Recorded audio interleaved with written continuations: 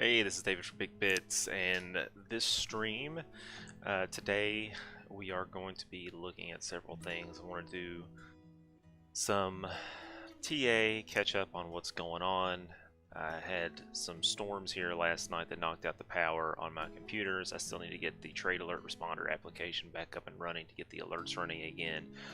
But I'm going to use this as an opportunity to adjust those to where they're not quite as quick, and then maybe also apply them on multiple different securities. So instead of just Bitcoin, hopefully we'll have Ethereum and some others as well that we like. I'm going to do a couple things today. Starting out, going to catch up on TA. Then we're going to take a look at some stuff that's going on. And after we look at that, I wanted to look into a couple crypto projects. I've been reading some things lately, and I wanted to look a little bit closer at a few projects that are out there right now. So if you have any questions, just leave a question in the chat. I'll get back to you as soon as I can. I'm going to be checking. Do you think it's possible to automate a TradingView strategy, Connor? Yes, you can. There are bots out there that allow you to connect to them using the alerts, and it will trade for you, if that's what you mean.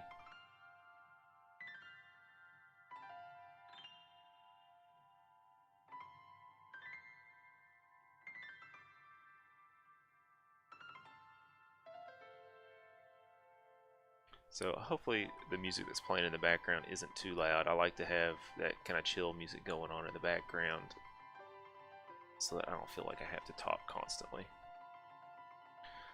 Connor, there are a few out there.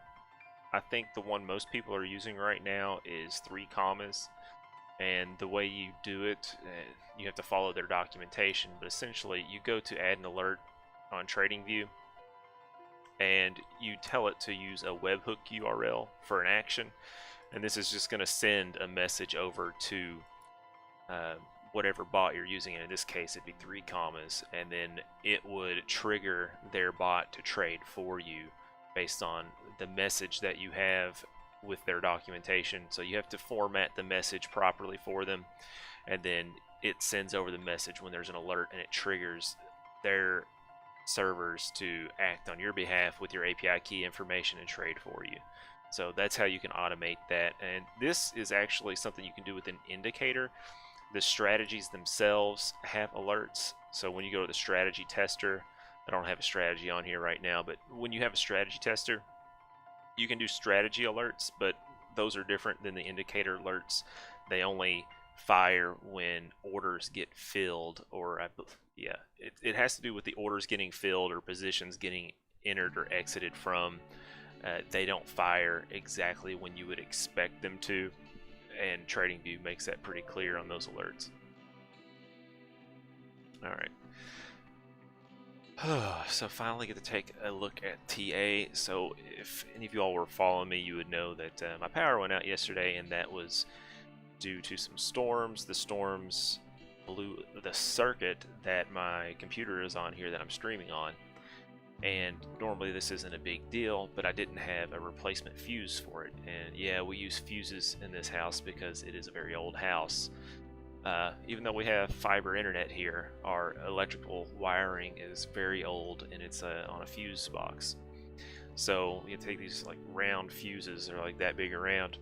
You have to unscrew them from the electrical box and screw the new ones in, and it's not like a breaker box where you just flip a switch back and forth when your power goes out. Once these fuses blow, they're gone. You have to replace them entirely. So I actually went to Lowe's this morning and replaced it, but there is a mini breaker fuse, so it's essentially a breaker, but it's shaped as a fuse. So now the fuse that I had in there is a breaker, so hopefully from now on, if that fuse would have blown, now it'll just trip the fuse breaker and I can reset it. And hopefully this won't happen again, because for some reason we've got like 4 different areas of the house on the same circuit. It was kind of ridiculous. But anyway, back to some TA here. Bitcoin daily chart still holding the mid Bollinger Band. This is Sunday, this is the end of the week, so it's going to be interesting to see what exactly is going to happen here with the price action. It is green on the weekly still. That's good. I have a feeling it's probably going to close green. None of the indicators are really showing us too much on the weekly. What is interesting, as I've mentioned this earlier in the week, is that the mid-weekly Bollinger Band is going to cross up above the 50-week. So you're going to have pretty much everything in line to start a huge run, hopefully, and we will be ready for the next bull run, hopefully. So if you go back, and this isn't the best chart, I wanted to share this again with everyone. So the last time we had all three of these, to where you had the the mid Bollinger Band, the 50, 100, and the 200 week all moving up, you can see this started a heck of a trend in 2016 all the way up through 2017, and the scale gets broken because of the Bollinger Band. But you can see once that happens, it's usually a very good sign that we're going to have a sustained trend there for a while. So definitely looking forward to seeing what happens here, but it's looking pretty good. None of the weekly indicators look bad, and zoom out to the monthly and take off the Bollinger Bands here. Nothing on the monthly looks bad either. Nothing looks great. It's like everything kind of is in the neutral zone now. So it's so hard to say, but once we can break out, I think everything's going to be really good. The altcoin market, of course, is doing good right now, so hopefully that's a good sign that everything is going to turn around. In fact, we'll take a look at that next. Get that chart back up. So this is the altcoin cap. Hopefully it's going to come up.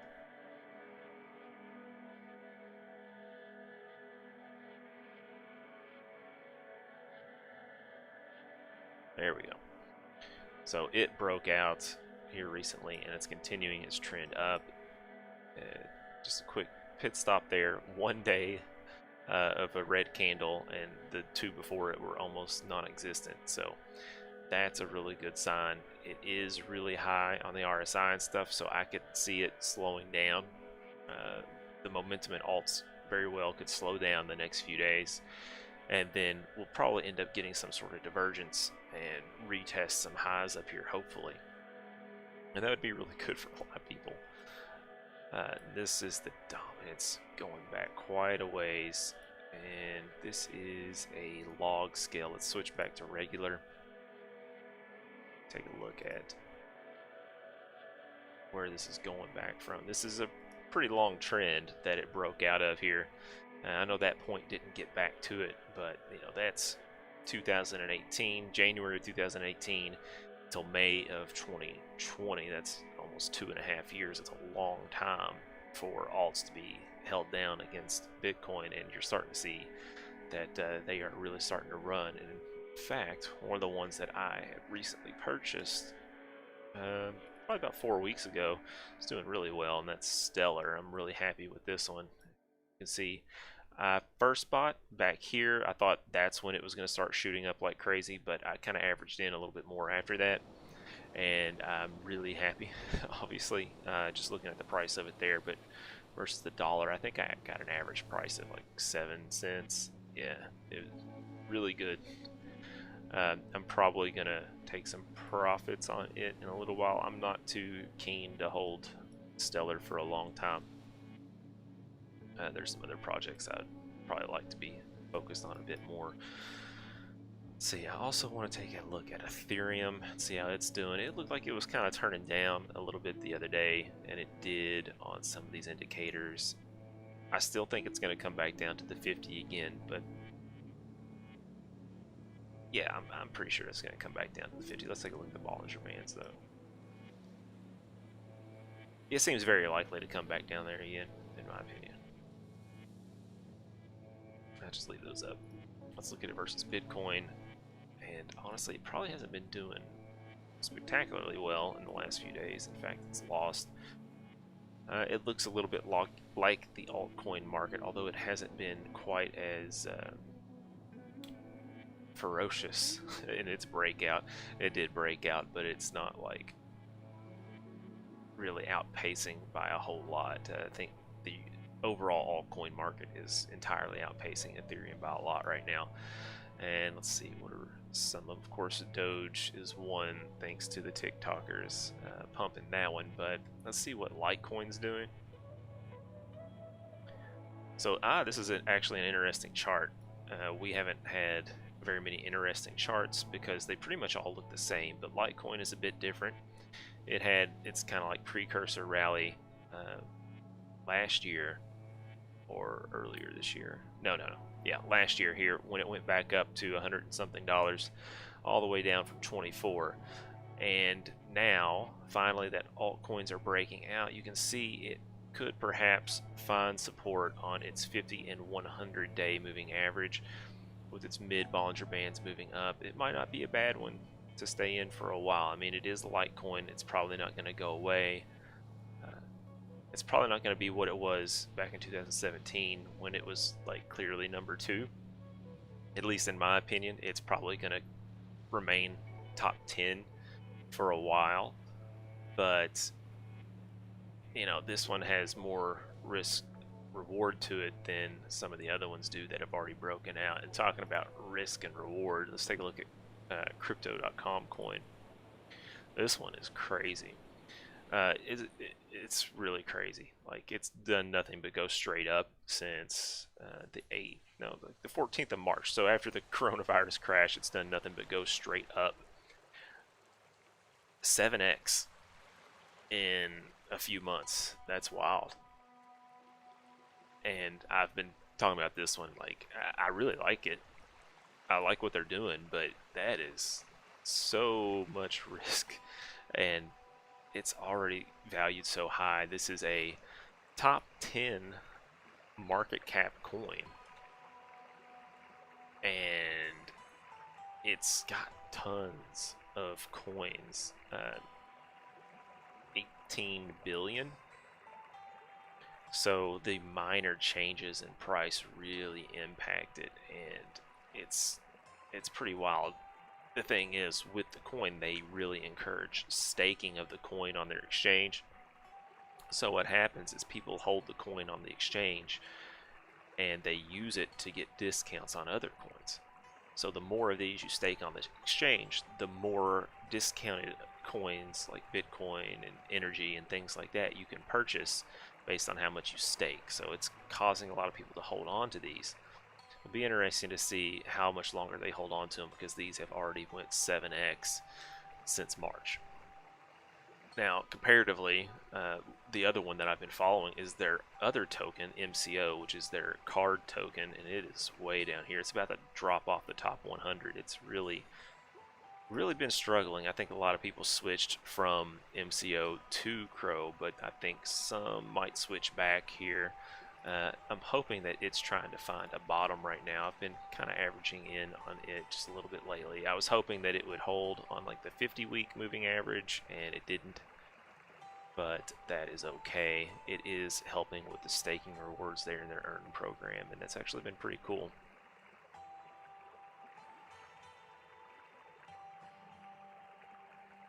See, daily chart is testing mid Bollinger Band as resistance. Get above this, it's probably not going to come up a whole lot just because those bands are coming down really quick. It'll probably do a slow bottom if this is the bottom, but it could very well just be the start of another run down, considering the angle of all the moving averages. And it's down to $4.22. It spent quite a bit of time below this. The lowest it looks like it's been is about $1.50.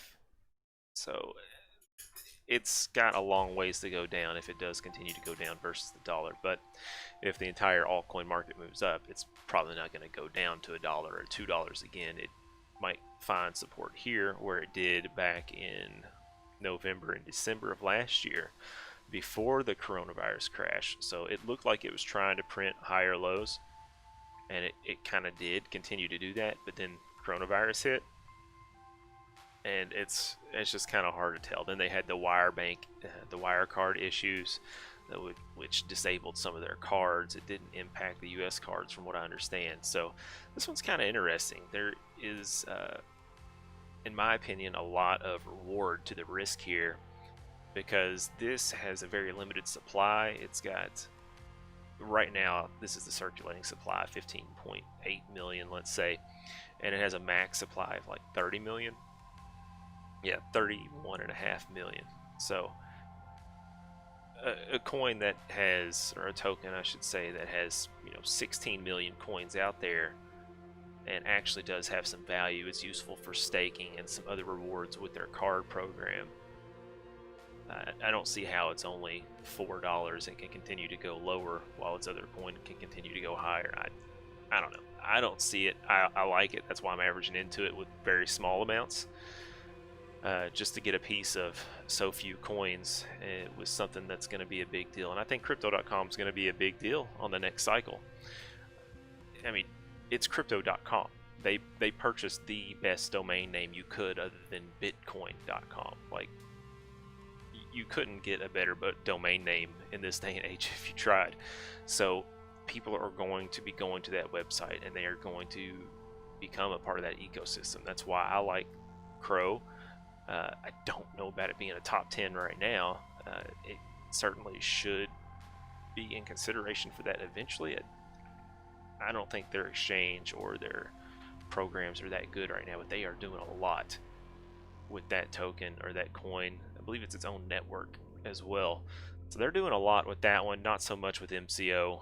So we'll see, but I do believe there's value with MCO, and to see it with such a low market cap is kind of surprising. And to get this one to $8 is only 66 million in market cap, and that's nothing.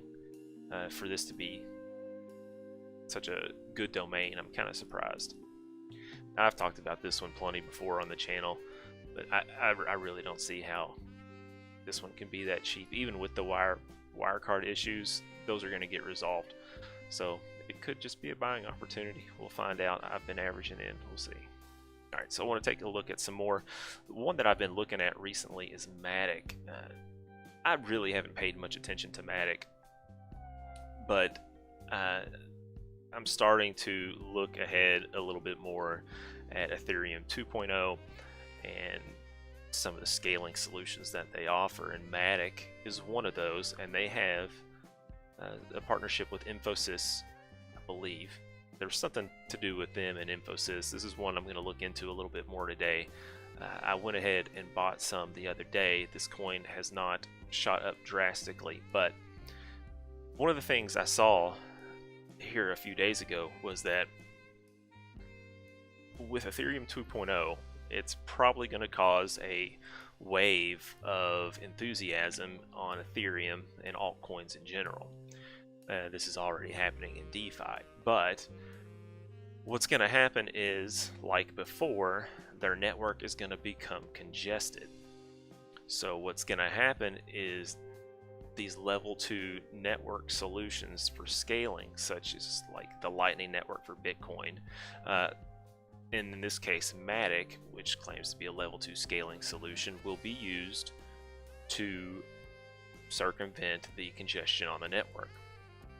So at that point, once the network gets congested, these projects, and this is what I was reading, is that projects like this will get a lot of attention because they are relieving the pressure from the network.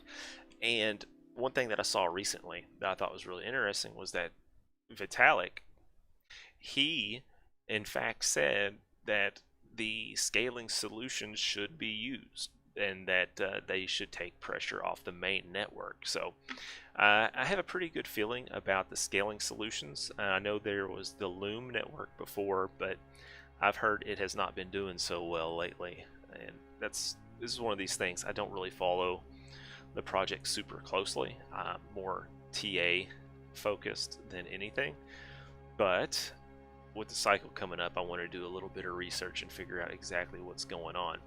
And Matic essentially is going to make these blockchain games function much better. Nearly instant transactions, much lower fees, etc.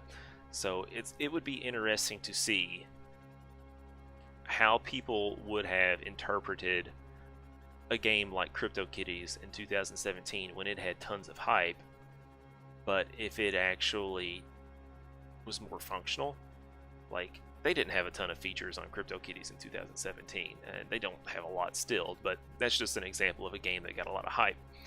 If a game gets that kind of hype, a blockchain-based game gets that kind of hype in 2021, it's going to have a ton more features and it's going to work a lot quicker. And if that was what people saw in 2017, who knows how high that bubble could have went. But what I'm really focused on right now is that once these things get implemented, people are going to like it. I don't see why you wouldn't like a blockchain-based game at that point. You can pretty much use it for the entire back end.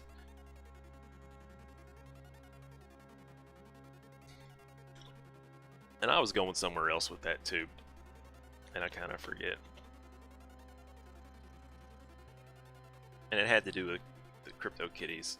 Oh yeah, it was the fee on CryptoKitties. Like, I knew a lot of people at the time who were bugging me about crypto because I was like the crypto guy where I lived, and they would come ask me about these things, and they would ask, and eventually somebody asked me about CryptoKitties, and I didn't even know anything about it, so I looked into it, and it's like, okay, so you can buy this little digital cat, but you know, once you bought it, you could breed it.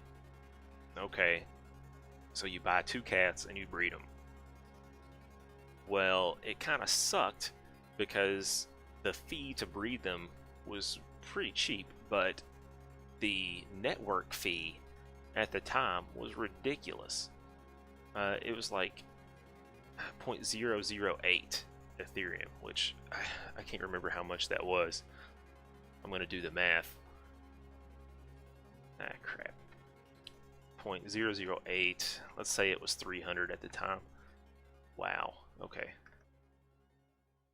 It was like 2.5. I think I remember it being about $2.50 to $5 just to initiate the transaction. And like, that was everything with the game. To move anything around, to transfer ownership, to, you know, withdraw your token, to do anything with the asset you purchased, it was $2.50 to $5. It was ridiculous. So with these level 2 scaling solutions, when the network gets congested in the next hype cycle, people are going to be able to use and leverage the level 2 scaling to avoid issues like CryptoKitties had, where you had to pay $2 to $5 just to do something with your digital asset. So you're going to be playing these games, and you know, I'm following Lightning. That's a Bitcoin layer 2 solution with the Lightning network, but there's tons of games on the Ethereum network, and if they use the level 2 and they do good marketing and they get popular like CryptoKitties does, they could actually be something that gets used and something people continue to use because it's not going to cost them a lot of resources like it did just to use the game with CryptoKitties. So that was my point. That was probably my main point with that, and one of the reasons why I'm looking into projects like Matic and other ones. So I kind of rambled on. I'm going to take a quick break. I will be right back, guys.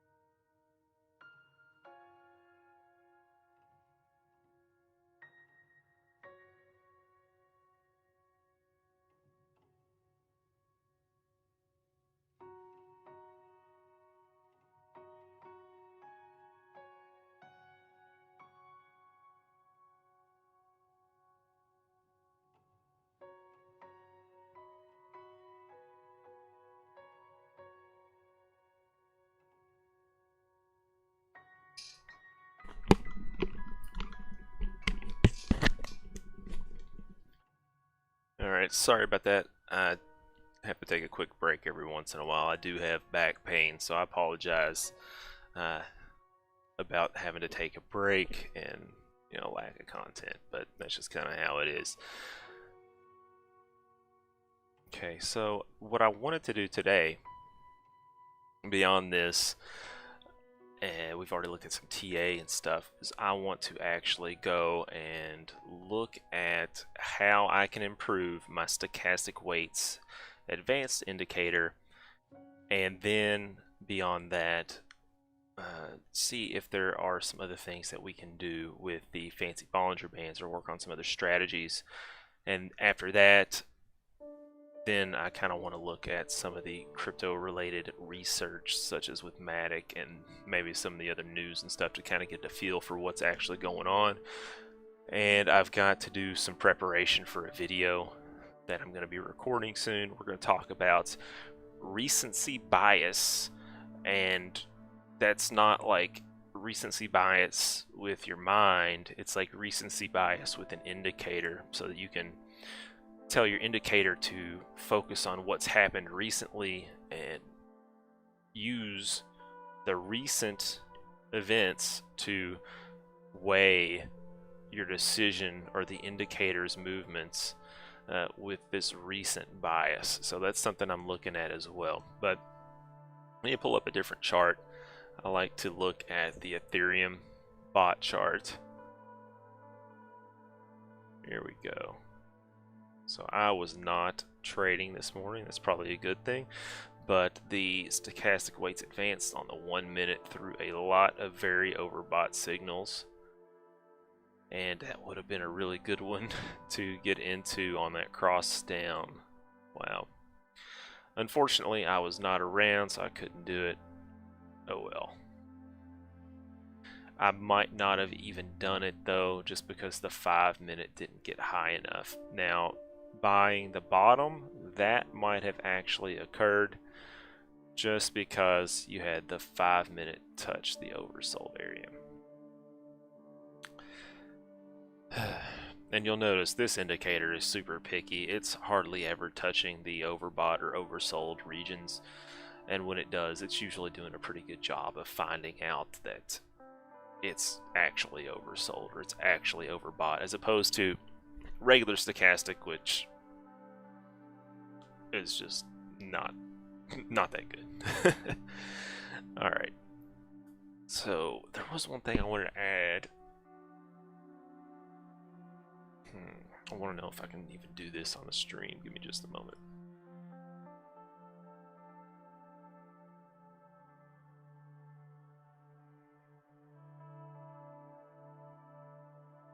Yeah, we can do some of this on the stream. I need to update some of the code on the stochastic weights advanced.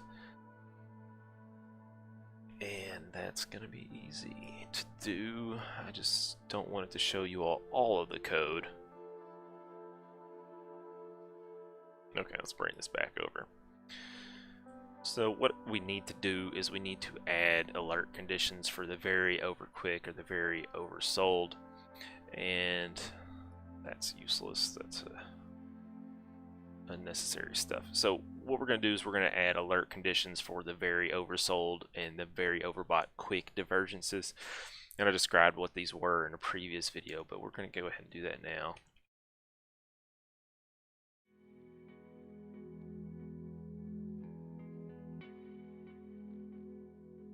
These will get their own numbers.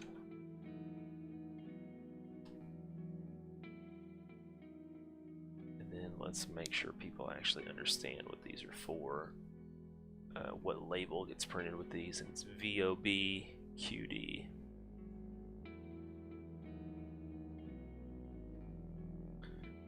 And with the message, we're just gonna do the plot. This is the K value. Then we'll just copy this and do it again for the bull. Actually, we usually do bull bear, so we're going to change this to 8. Well, actually, we'll copy it first and then we'll change this one to 8.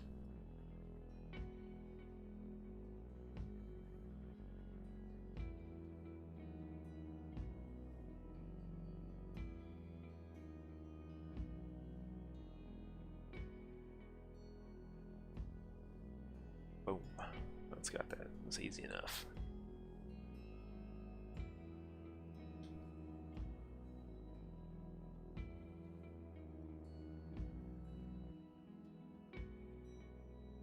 And that's the default settings, so you can see just how big of a difference the default settings are than what I have. They're okay, particularly if you're trading the 1 minute candles. They're decent at finding those divergences, but I like mine much better. Of course, once you get the indicator, you can choose BigBits IO settings. So I'll give you my settings. You can see I think it did a much better job of finding the top than it did the bottom there. And I think if you were trading manually, you probably would have seen that this one very oversold. And since your 5 minute was still up here, then you probably wouldn't even consider anything until you saw a potential divergence and another crossover on the 5 minute. At least that's how I look to trade them.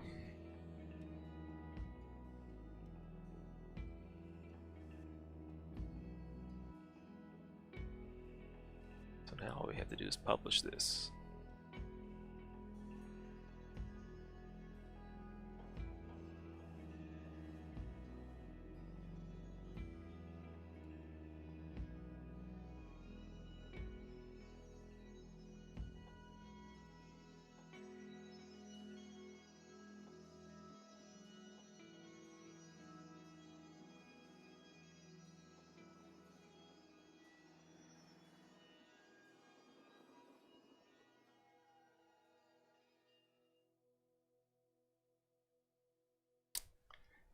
I forgot, I need to only show the stochastic weights. Oh well.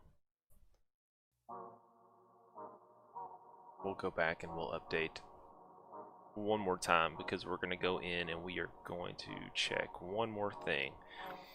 So what I really wanted to do, I've been talking about trading the 1 minute and the 5 minute kind of together based on the values of each of them. So once we get our 1 minute to go overbought, I don't want it to sell unless the 5 minute is also very high or also very overbought.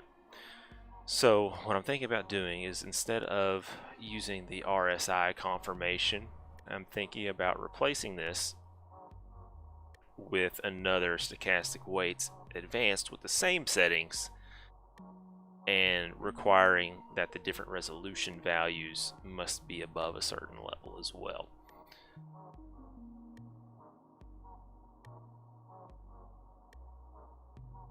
And it's going to make it much more strict, so I'm not sure I want to do it. But if I want to automate this to where I don't have to touch anything, I kind of need to.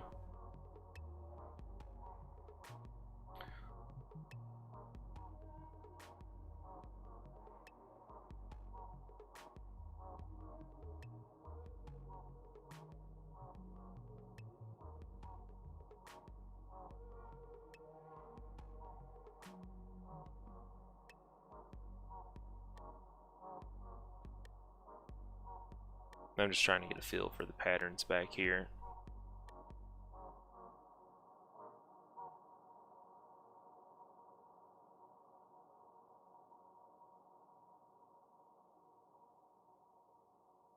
So that not have bought then.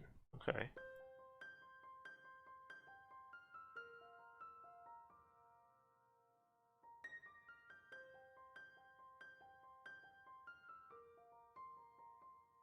So our K value here was only 23, which on the 5 minutes wouldn't have been low enough. But what I'm thinking is that anything below 30 with an oversold crossover would be a good buy here on the 1 minute. Or, you know, just requiring that there was a value oversold within the last 10 candles or something on the 1 minute, or a very oversold on the 1 minute in the last few candles on the 5 minute. So there's a lot of ways you can really go about doing this. I'm not really sure the best one right now. Honestly, using this indicator to trade manually has been best for me right now.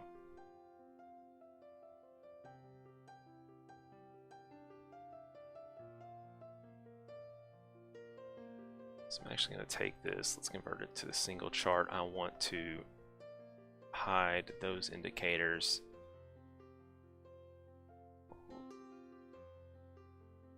And then I want to republish this one. So we got to change a little bit down here.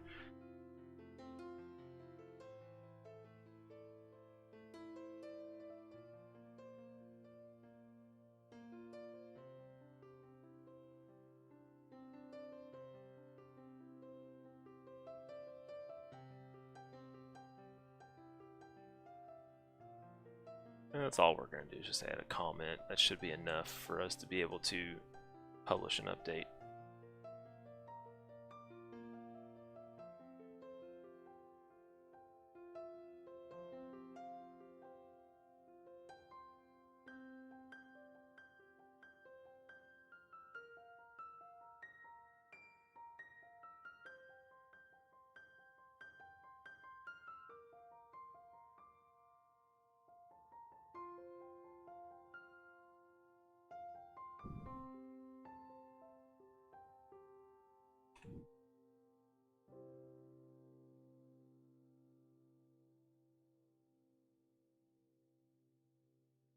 Okay, so we've got this. What I really want to do is I want to go and work on the fancy Bollinger Band strategy that we have.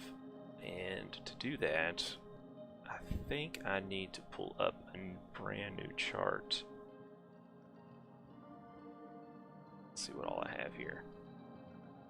I'll just pull up one of these old ones. Pull up my oldest one. I used to record using this chart. I haven't touched it in forever. It's the old volume effectiveness indicator, which I don't use at all anymore. And we can add in the fancy Bollinger Band strategy that we started working on.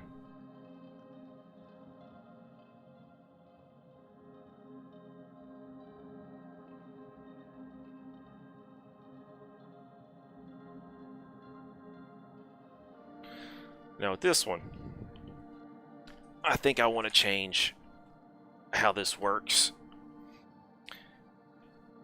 because right now the way the settings work, it's got all the fancy Bollinger Band stuff up there, but when it comes to the strategy, you can choose like a defined strategy and where the crossover points occur. But what I think I'm going to do is change this to where you can select individual elements and whether or not they are required for being used for a buy or a sell signal. I think that might work better. So we'll have an individual crossover upper band, cross under upper band, and crossover under for every band as their own choices. And then we'll also have price crossover under and then price above below. Probably do percent B. Yeah, there's a lot we can do to require these things here. And we can also do, you know, like middle band moving up, things like this. So actually, let's go ahead and get to doing that. Bring up our Pine editor. I know you can't see this very well. We are about to zoom in just a moment.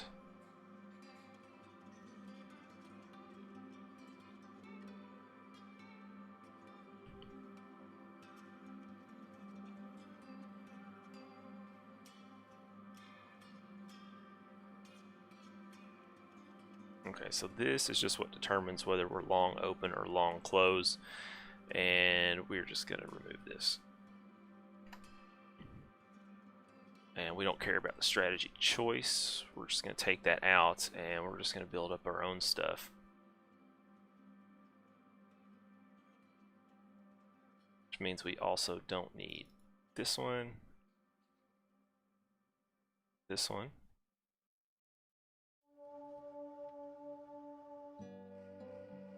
or that one. So we're getting rid of inputs here, and we're going to start adding some other things. Let's make sure this one will actually save though, so that we can continue working. I don't want to miss anything and then have to come back and work on it again later.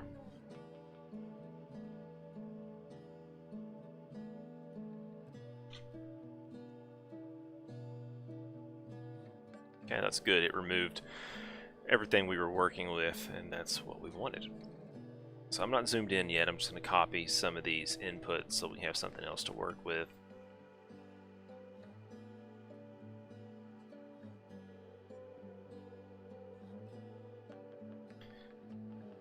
Okay, so we actually needed to copy some options.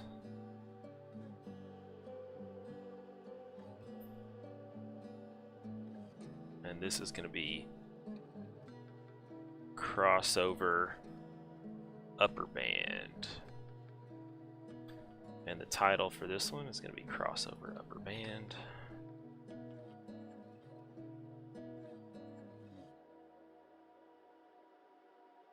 Okay, so our default value is going to be none, or not used. We're going to go here and we're going to define some different conditions that we can use. And let me zoom back in, my apologies. We're going to define some different conditions. My head's probably in the way. So we're using not used right now. Switch to some different conditions, and we are going to use not used, obviously. Then we are going to use long entry, long close,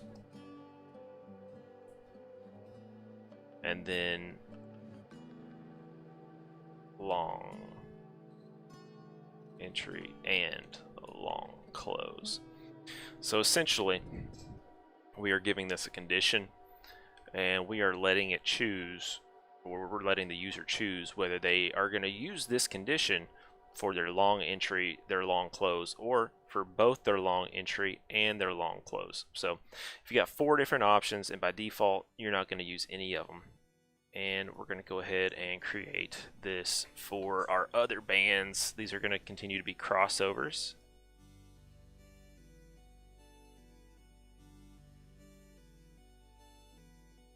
And it needs to be middle and lower.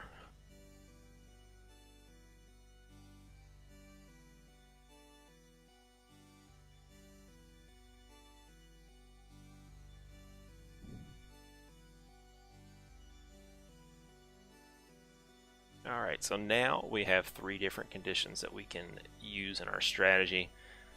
We're going to go back. We're going to add 3 more, except now we're going to change the crossover to under, and this is super simple. I should have used the keyboard shortcut. I don't know if you all know about this one, and I got to try and remember. There you go. So if you hold down Alt and Shift and you move your mouse, you can actually type on different lines at the same time, and I did not realize that was even an option until recently. And in fact, to make this easier, I'll do that. Alt Shift. Oh no, I didn't do it right. Alt Shift. There we go. Now I can realign those. Perfect. Cross under, perfect. So essentially what I'm going to do on the stream here is I'm just going to recreate what we had before using the crossover methods to determine an entry. And what we're going to do is we're going to require that anything that you've selected as a long entry must be true. So any combination that you use must be true, or we can even go back and we can change it to where you can use all must be true or any must be true. But for now, we're just going to require that all are true. Let's save this before we get too far along.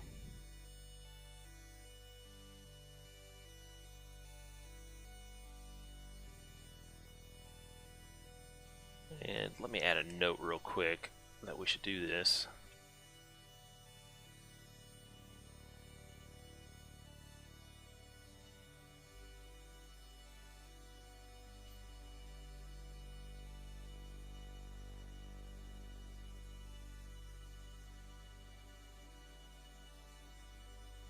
And here we are.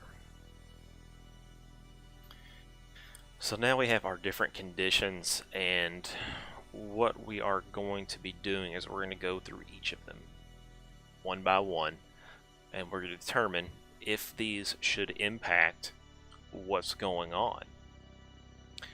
And I'm tempted to say that right now it's going to be easier to do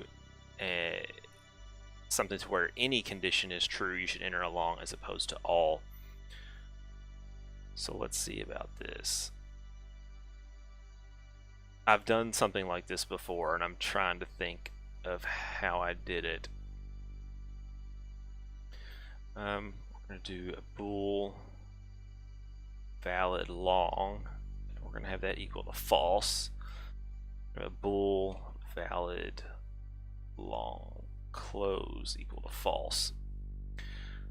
So now we can require either any or all as well. So if our crossover upper band is equal to long entry, or our crossover upper band is equal to, what was the other one? Long entry and something else.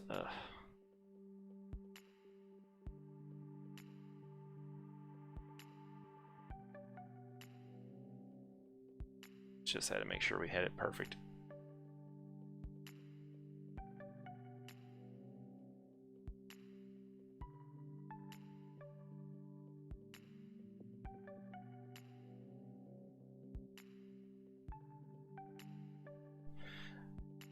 Actually, these need to start out as true.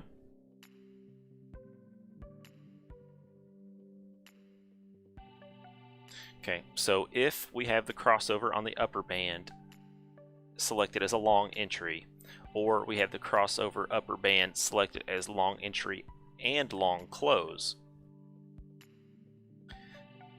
what we're going to do, and this is just going to be for the long side of it, the long entry I should say, we're going to check to make sure that the condition actually exists. So check for crossover, close, and I forget how I defined this. It's probably upper band. Let's go up here and check.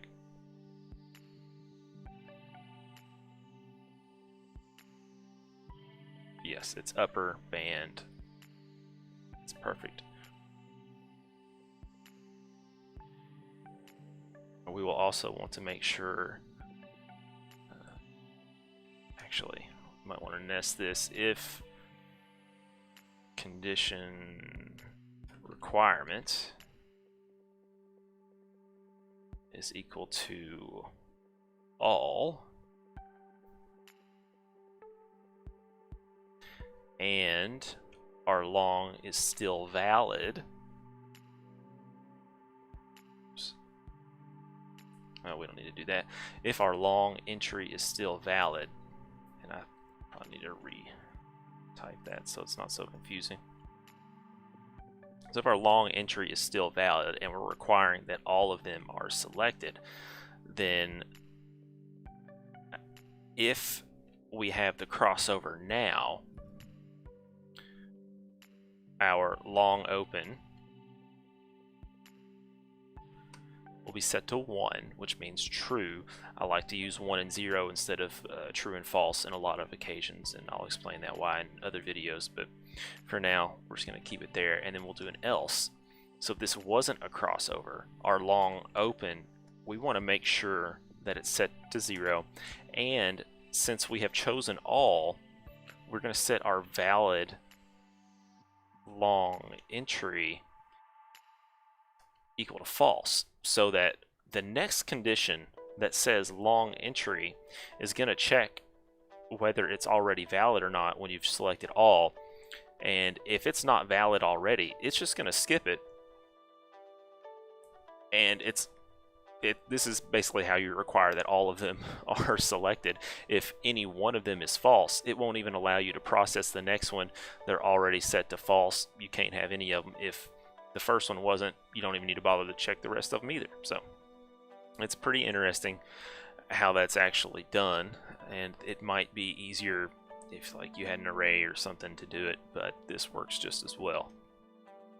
So now if our conditions requirement is equal to any, and we have a valid long entry.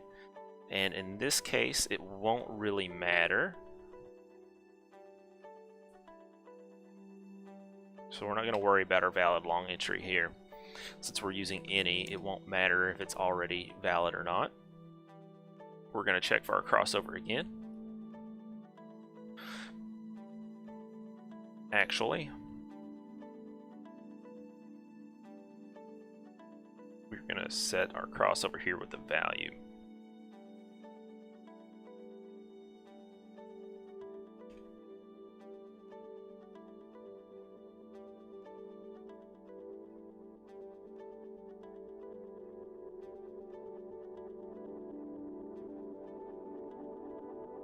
I'm trying to think of the scope on this one to see if it'll be worth it, but we'll do it like this. So if it is a crossover upper band, we put our condition there and it'll tell us if it was a crossover there. Now we can just replace the other stuff with this. So now if it is a crossover on the upper band, it makes more sense now. So if now we have our crossover and we have any condition, then our long open is equal to 1, and there is no else statement to where we will set the long open to 0, because if we do this further down on more conditions, it'll just disable the long open, and it doesn't matter. At that point, we want any condition to trigger it, and none of them can cancel it out.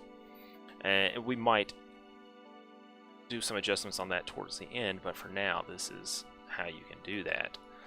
And this is just the long entry on the crossover. We haven't even touched the long close. So we're going to take the same code. We're going to copy that, paste it. And there might be a better way to do this, but right now I'm not thinking about it. So we're going to place entry, close. So now we're just checking to see long close conditions. And this can be up here because we're going to have to use it in both if statements. And let's see, is crossover upper band? We've already done that. And our condition requirement, we'll call this entry condition requirement. This will be close conditions requirement. So if it's a valid long close, so essentially now we're just replacing open and close.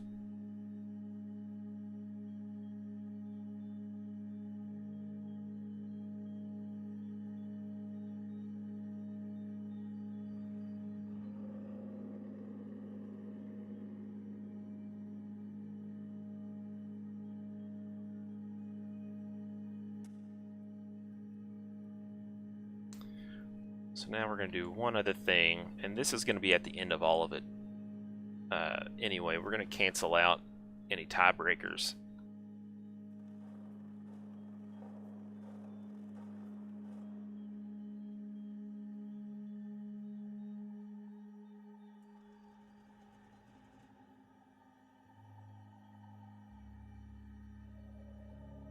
So if our long close and long open conditions were both true, we are not going to open a long if both of them are true. And that might cause some issues if for some reason somebody wanted to close on the same thing twice. It probably would help on a strategy, but for an indicator it might throw some things differently. So this is going to work just fine for us. We need to go back and we may need to make our inputs for this.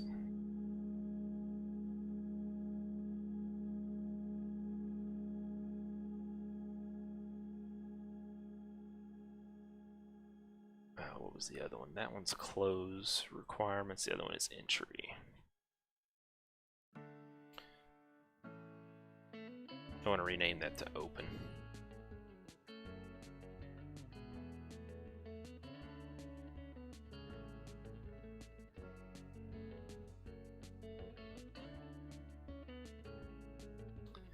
this will be titled this, but of course with spaces.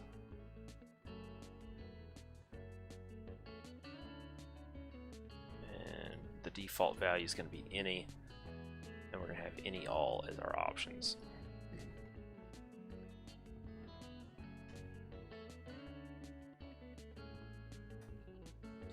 Now all we have to do is copy this and paste it for the next one.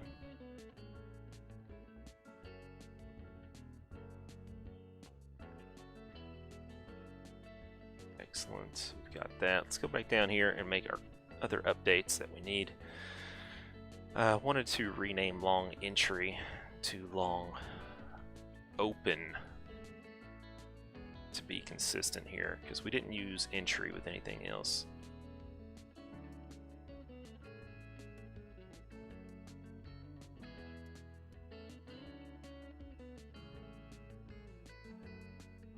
Open conditions requirement.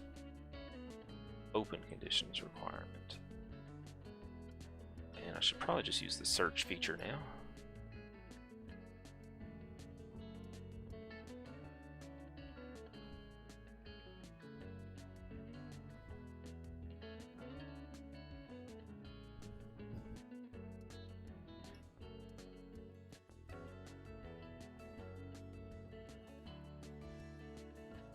So we are just going to replace all instances of entry with open. And we'll fix the one at the end that is on the strategy call.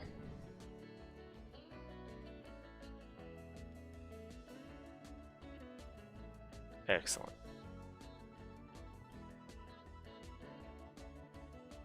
So now let's test this out and see if our conditional stuff works, and it'll at least enter a position. It should enter and close position whenever there's an upper band crossover. Hey VJ, what's your question?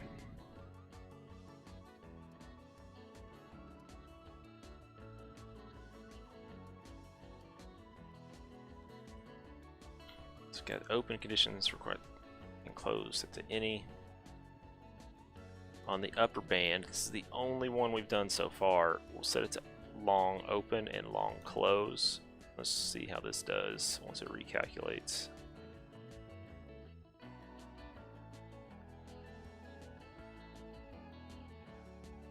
If it works.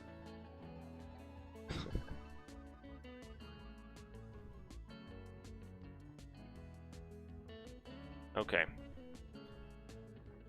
Yeah, that makes sense. It would never enter into a long since it was used for both. So that makes sense. So this is actually working. It's obviously not a good strategy, but it's showing that our logic is actually working. And you probably wouldn't want to close a long when you're crossing above the upper band, when that's also how you enter, and it breaks your tie. So I would never do that. That's just kind of weird. But we have this updated, and what we're going to have to do, and I'll probably do this in another video, is we're going to have to come back in here, and for all of the other conditions we can think of, we're going to have to do this, and we're going to have more inputs for all of these. We're going to have to do crossover for middle and lower. We're going to do cross unders for all three. Then we're going to have to go in and do price crossovers. Well, no, these are the price crossovers. What we're going to need to do is moving average changes. So band moved up, band moved down. I think we can do like Bollinger Band width, Bollinger Band percent. We can probably do a couple of other things that we can require. Some of them might require multiple settings. So like the Bollinger Band percentage, we might require that it's above a certain percentage. And you're going to have to obviously select that is one of your conditions, but then you're also going to have to specify the percentage above or below to use as well. And this is one of the things I've been mentioning to the TradingView team whenever I get a chance to talk to them or put in some input on things I would like to see, and I would like to see input groups. So right now this indicator or this strategy has tons of inputs, and we're gonna add tons more. And what I would like to be able to do is group these. So, you know, eventually I'd like to see it to where you can just expand or collapse a section for the conditions and the take profit strategy specific things, or the middle band specific things, upper band, lower band specific, just groups of inputs, so that it doesn't take up so much screen space and you don't have to scroll to get to everything. All right, VJ, I don't see any question, so I mean, I'm still willing to answer it, or try to answer whatever question you have. Just put it in chat. But I think I'm going to take a quick break right now. I'll be back in just a minute. Oh, okay, VJ, I see. Can you suggest me good bots for trading with cryptocurrencies compatible with Binance Exchange? There are a lot. If you're wanting to use the webhook alerts, like on the alerts on TradingView, I know a lot of people use 3 commas using the webhook alerts. It's somewhat complicated for people who don't know what they're doing. That would be the same for any sort of alert-based trading. You know, if you're going to use their built-in software, that's fine. I used to work with, well, I still kind of work with some people who built a bot that works with Binance. It's called Wolfpack Bot. It is very full-featured. I'm not sure if it's better than the other ones out there that you're going to look at for what you're wanting to do, but that's an option as well. I can't not say their name. Those guys are still friends of mine. And there are also some other ones out there as well. I think AutoView is the name of one of them. Yeah, there's several. A lot of people use Crypto Hopper, and I'm trying to think of another one. Gunbot. There's just a lot of them out there. It's probably not going to be that hard to find one that'll work with it. It's just finding one that works the way you want. You know, do you want one that's super easy and has very little options that you have to configure, or do you want one that's super advanced and you have to know what you're doing and know what each setting does, and so forth? So there's some different things you got to look for when you're looking at different bots for trading, as opposed to like just the exchange and how you trade, but how advanced it is and how much work you have to put in to configure it to actually work. Alright, but like I said, I'm going to take a quick break. I'll be back in just a minute or two, and after that I want to do some research on Matic and probably look into a couple of other things. I want to say there was something else, but if you all have any questions while I'm taking my break, just put them in the chat. I'll check back on them when I get back, and I'll see you all in just a minute.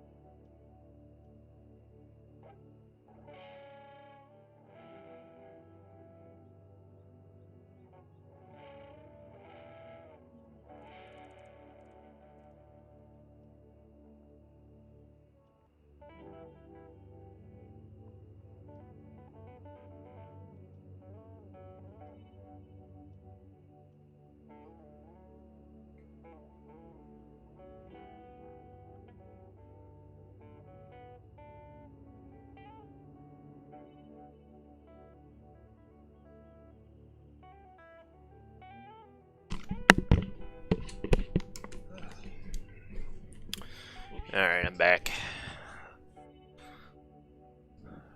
My family has been a little sick lately. We thought my son might have coronavirus. It turned out he just had some sort of minor infection that just caused him to have a really high fever and just about every other coronavirus symptom, but he's fine now. It was amazing. It was only like 2 days long and he's completely fine now. Alright, we've got kind of a framework done here on the fancy Bollinger Bands strategy, and what's going to happen with this is I am going to make this one of my private ones. So if you all want this, just kind of stay tuned to the channel. It's going to take a while for this one to come out. I'm not going to be able to keep up with who all has access. It eventually will be available, so if you want this one in the future at some point, just kind of follow me on Twitter or on YouTube here. You'll get notifications when that comes out. But VJ, you want the bot to be reliable and easy to operate. All right, so if you want the ones that's super easy, let me search for some. We'll look for one. Oh, you got some you're looking into.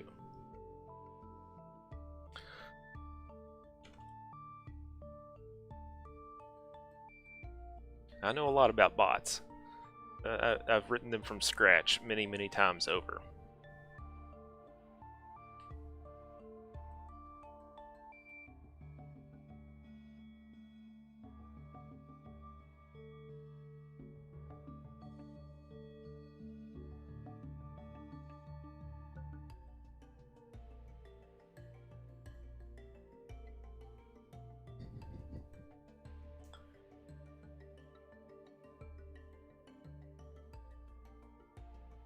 Alright, I'm trying to find ones that are just for Binance right now.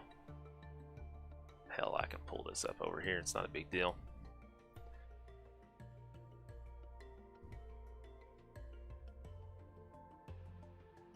See, I don't know too much about them because I don't use other people's. Like I said, I make my own. So I don't really know too much about what's going on here. But let's take a look. This is Gunbot. Crypto Hopper, I have looked at Crypto Hopper in the past because I've worked with people who've used it and they've shown me some about it. So let me pull that one up and I'll show you a little bit about Crypto Hopper. I might even still have an account there. Hell, I don't know. The last time I saw this one, it wasn't too bad. But it also depends on if you're wanting to trade with TradingView alerts. I'm not sure you can do that with Crypto Hopper. I haven't even looked at their website in like 2 years. But they were decent back then. A lot of people complained that they had bugs and stuff at the time. Hopefully, by now they're a little bit better. At least for your case.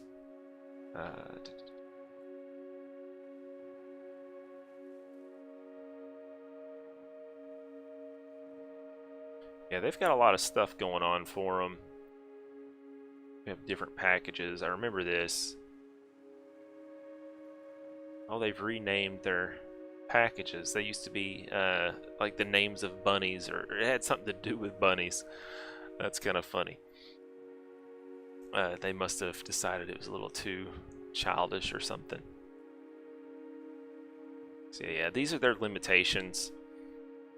You're limited to a certain number of positions and other things that you can do. But that one does trade. It's free, apparently. Probably, yeah, it works with Binance, I'm sure. Depending on the TA you're wanting to use, it'll probably work for you.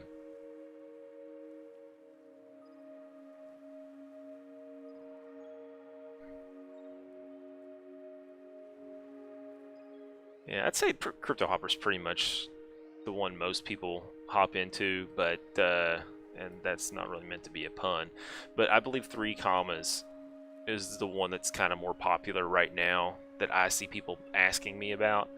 Like I said, it's kind of difficult to set up if you're using the TradingView alerts with the webhooks. Some people don't really understand it though. All right, so Autobot and Gunbot. I know nothing about Autobot or Gunbot.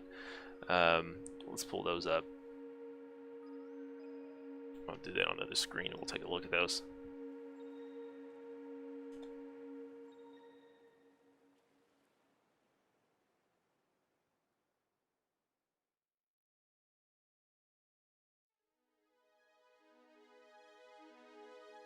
I'm not even seeing anything for Autobot. I'm not even gonna bother with them. I know Gunbot. I've heard of them before.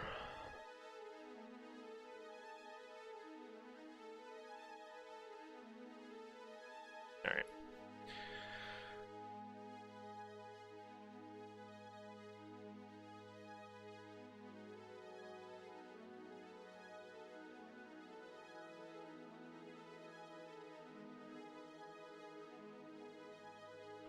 It looks very similar to Crypto Hopper, and honestly, I think a lot of these all have the same back end, which I don't care for how those bots were written. I believe the ones that I made are better. They never took off because they weren't web-based, but that's part of the issue. People want web-based, but web-based is a lot harder to do the automated trading with. I think for a lot of these people on these bots, they try to set up their own instances of bots running on the background on their own servers. It's just too much going on as opposed to a client application, which is a lot easier.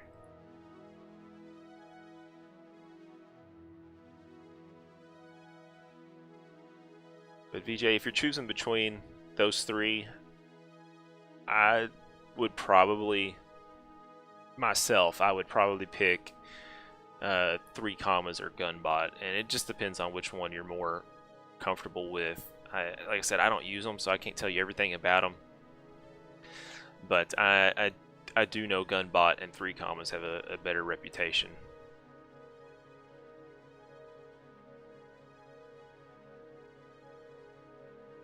Let's see.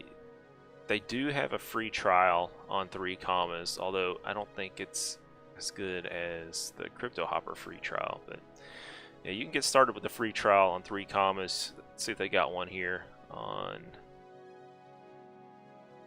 Gunbot.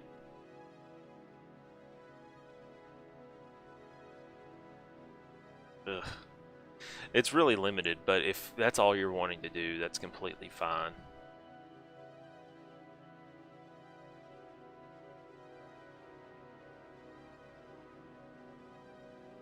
Like if you're just going to trade Bitcoin automatically, you don't need all this other stuff.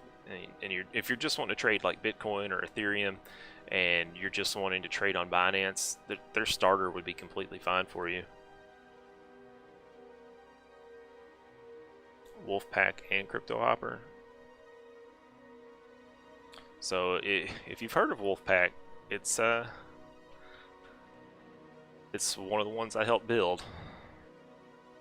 I don't know if this is the one you're actually talking about or not, because it's not too popular.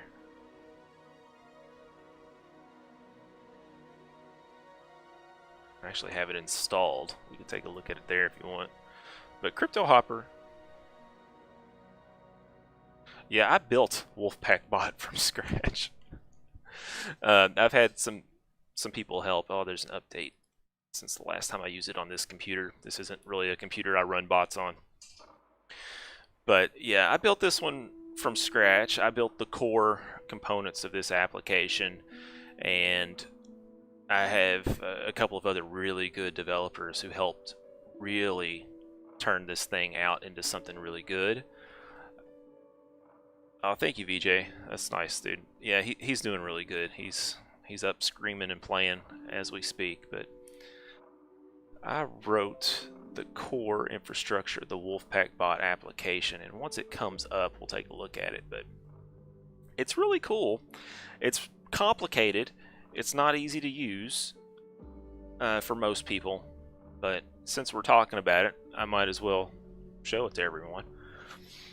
So yes, this is the Wolfpack bot. It's pretty much everything that you get on these other ones, and there's a lot going on, so it does kind of load slow when you repaint it on the screen. But once you have your subscription, you get a dashboard, all this information about what you've got in your account. The configuration screen, it only works with Binance, but it does a lot. And like I said, it does kind of load slow. It's doing a whole lot in the background. It's using the Binance API to trade all the different base pairs that they have, and I don't know what's going on with this. This must be something new. I don't remember there being these many base pairs, but it does this automatically, programmatically in the background. It determines what base pairs are there, and once you turn the exchange on, you can then put in your API key, and you can select your strategy. You can override strategy settings, and there's a bunch of built-in indicators. You can choose your candlestick sizes, turn off buying, selling, short closing, auto shorting, put reserve amounts. I mean, there's tons of options here. Showing a notification on position close, day and night mode, strategies. This is the strategy builder, and this one, let's actually just do a new one. Failed to create it. That's probably because I have something else here. Where was it? We'll just open up new strategy. That's probably the new one anyway. Okay, so these are all your different options that you have. You got your position settings, which there's general options, buy and sell signals required, and scanning candles. This the Wolfpack bot, it was designed to scan the market constantly. Like, it could run TA like TradingView can run TA every second.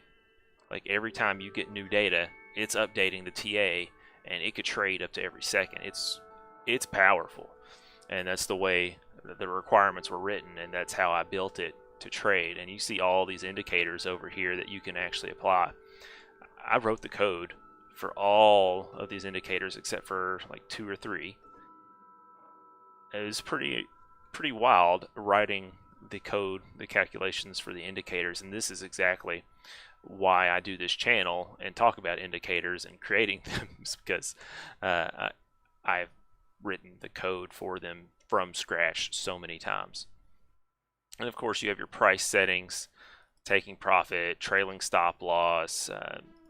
One of the cool things I thought was that orders have expiration. You can offset the orders by a percentage. You can use a price tick offset. Like, literally, there are probably too many options on this bot, and that was probably the downfall of a lot of the issues. Well, I should say it's just a lot of the issues with it. There's just so much going on with the bot itself. But yeah, you can see a lot of stuff here. It's actually got back testing. I wrote the back testing feature here. Some of my other developers that worked with me on this helped a whole lot with the visual stuff, but I wrote the back testing module that actually went through the old the old exchange data step by step and simulated trading. And it's cool to have went through and done that yourself. I don't think people understand how to actually do that, and like the consequences of back testing when it comes to data and how your trades are executed in back testing. So it's not as easy as people think to do. I mean, you would think it's super easy. And there's the coin selector tool. One of our other developers made. They did a really good job on this one. Looks at all the coins on Binance at the given time. You can set some parameters here on the filters, and it'll update them. So let's actually do that. Let's choose 10, the top 10, volume. Yeah, let's just do top 10 volume. Let's see how that goes.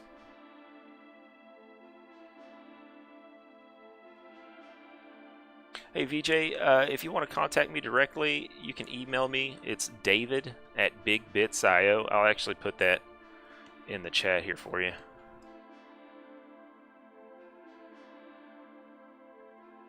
You can email me directly there. But if you want something easy to use, I'm not sure if this is the best option because it can be overwhelming. It has been overwhelming for a lot of people. See, these are our log messages and about information. There's just a whole lot going on with the Wolfpack bot. I really enjoyed it. Got it set to where it runs in the background. Regards queries. I'm not sure what you mean. But yeah, you can send me any questions or anything you want to the email there. I get several a day, so if you want to chat or you want to send me any information to look at anything, you can. I'm pretty busy a lot of times anymore, so it might take a while to get back to you, but I'll definitely see it. Alright, so I wanted to look at Matic before I get too far along here. I need to look at Matic because that was the coin that I was most interested in when we were doing TA earlier, as the layer 2 scaling solution for Ethereum. And this is something I need to do more often, is go through and actually research some of these projects before I get too into them. I know with Brave and Basic Attention Token, I did quite a bit, and honestly, just using their product for the first time was more than enough to get me to buy into their project. It was just, their product's really good. It's not perfect. There's a lot of issues with Brave, but the ad blocking, the shields are well worth any of the hassles. I mean, you already have to switch to like Internet Explorer or Edge for certain things, so I might as well use Brave if I'm having, as long as there's no issues with the website.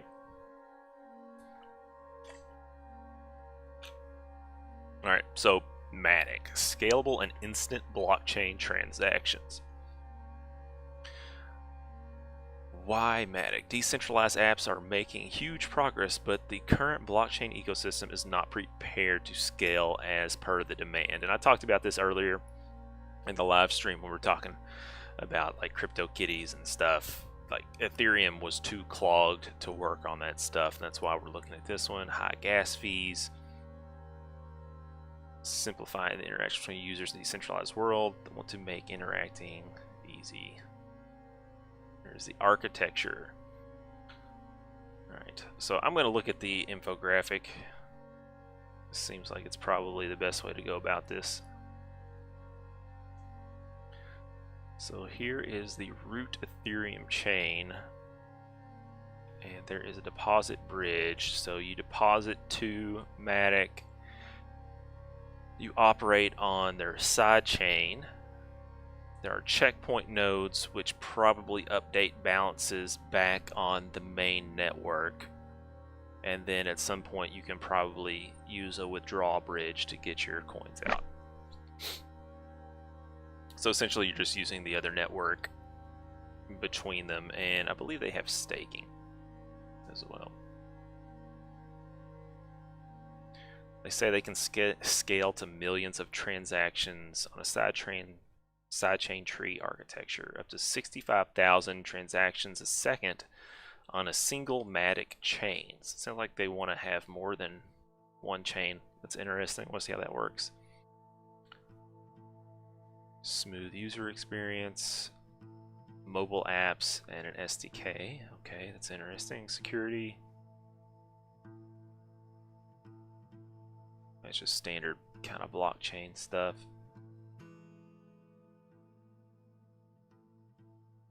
They plan on making assets on different side chains across various blockchains interoperable on the Matic network in the near future. That sounds interesting. So like if you had a token on, let's say, the Tron network, I believe they do tokens. I'm fairly certain they do tokens. This just shows how little research I actually have. But I guess this means you could use a Tron network token, make a transaction with it on the Matic network. I don't know. This is interesting. A one-stop DeFi platform. Multiple protocols enabling extensive decentralized finance applications can be hosted on Matic solutions. So Matic is not DeFi itself. They want the buzzword on their website, so they tell you you can use it for DeFi. Some toolkits to making dApps on there. I have written a few myself. I have some partners, that's great. Let's reset our scroll here. Let's look at the use cases. payments. That's obvious. Decentralized exchanges. This makes a lot more sense that a decentralized exchange would happen on a layer 2 solution, because as we mentioned with CryptoKitties, whenever you try to do anything, there's a huge fee when the network was congested. And in the future, if you're wanting to use a decentralized exchange, if the fee is really high just to perform an action on the network, why would you use a decentralized exchange, which is going to cost you more in fees than a centralized one, other than for the anonymity? And if you can have one on a layer 2 network, then it would probably be better than one on the main layer, so you can save money on your fees.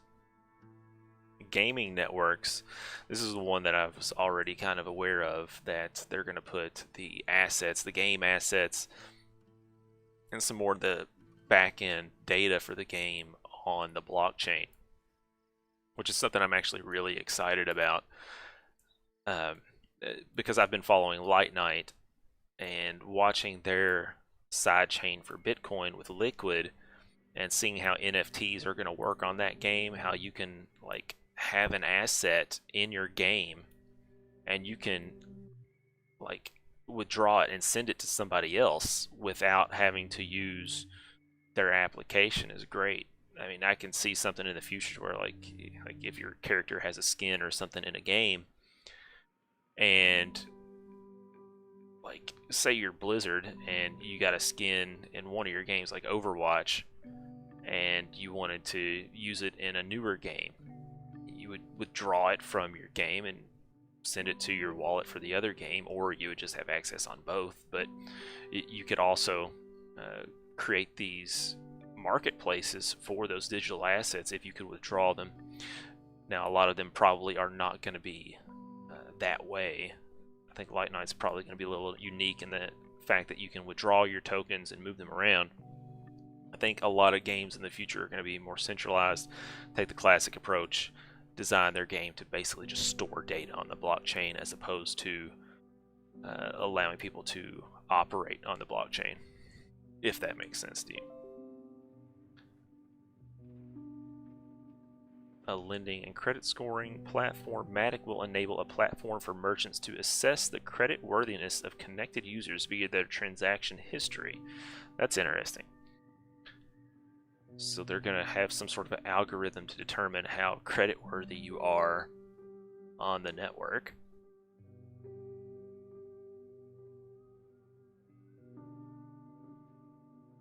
So you got proof of stake sidechains, an adapted version of Plasma, atomic swaps, Infinity.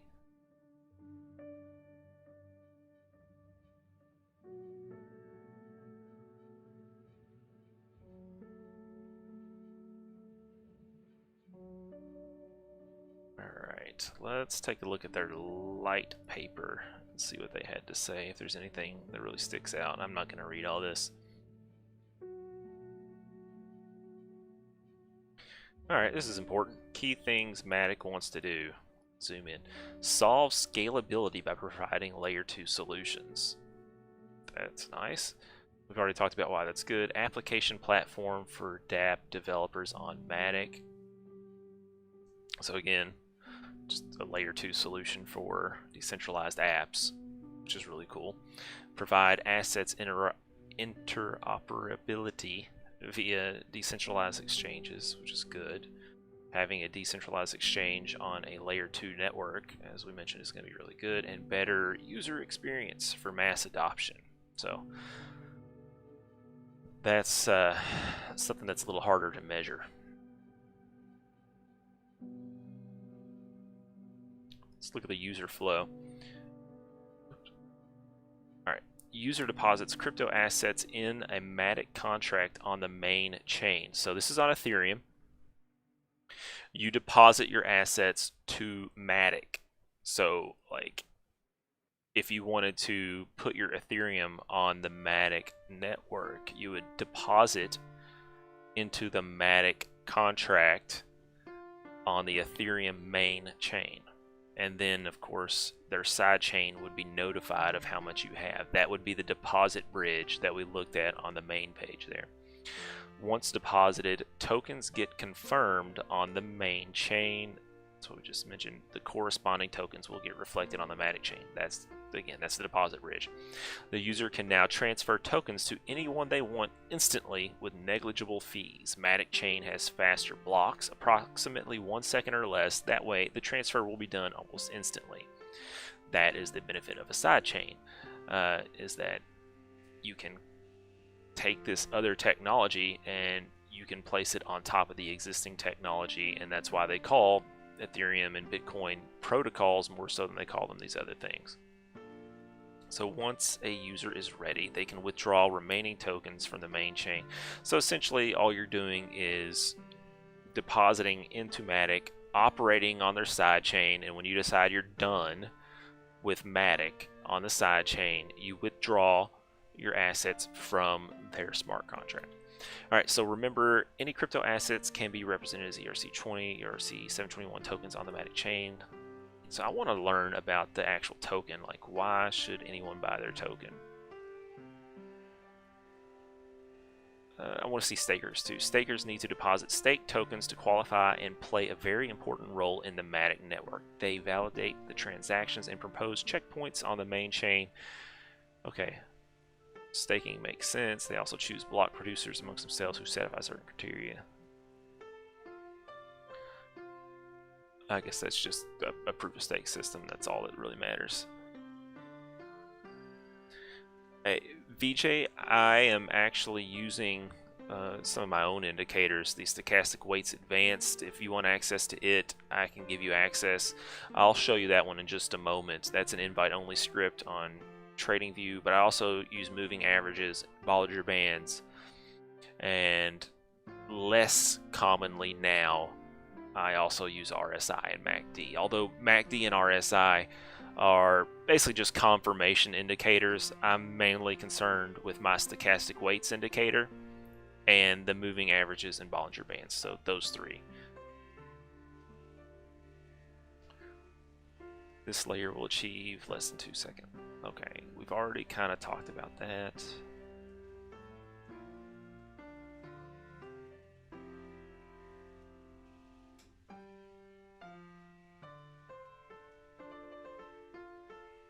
There's a lending platform. I don't know. Person access. Oh, that's their credit worthiness that they're talking about.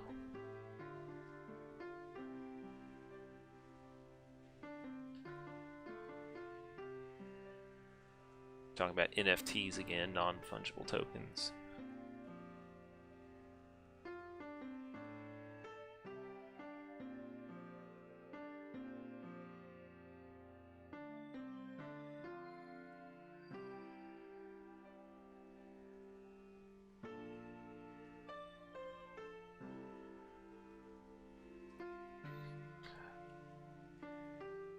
Alright, Matic Wallet.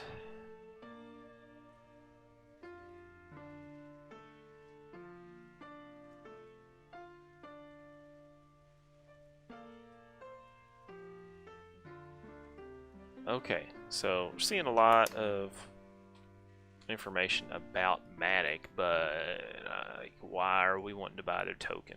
What's the point? I want to know the tokenomics.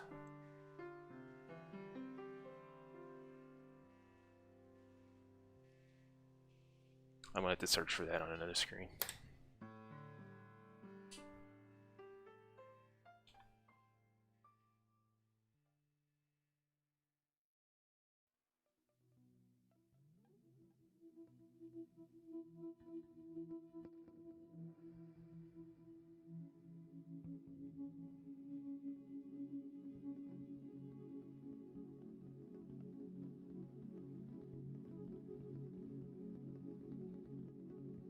Okay, I'm just going to look at this one. Tokenomics and token sell. They had $5 million on their launch pad. I'm not too worried about all of this stuff. I want to see how they're actually going to use it. So Matic is going to be an ERC20. Utility token, unit of payment and settlement between participants who interact within the ecosystem. So this is their own currency on their side chain.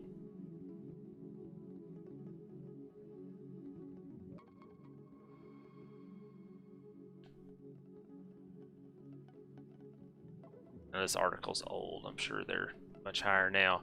Pull them up on CoinMarketCap and look at their information. I want to compare.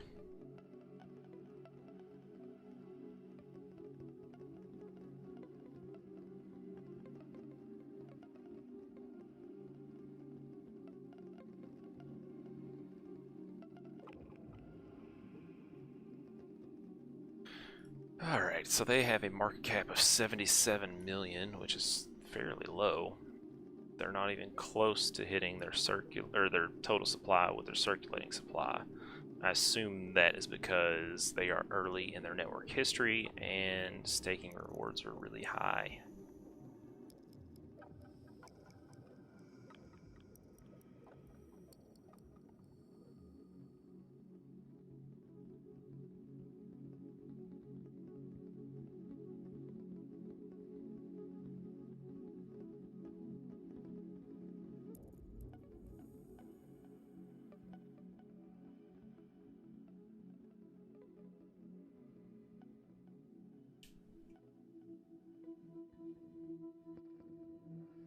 So let's just say Matic reaches its total supply.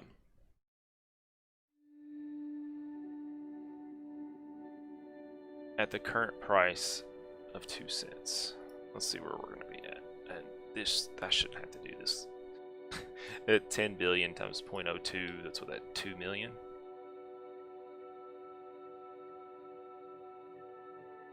$200 million. So a $200 million market cap. So at this rate, if the price stays at 2 cents, their market cap would be at about 2.5 times where it is. So you can essentially say, if you're trying to compare the price, that they're at like 5 cents right now, essentially.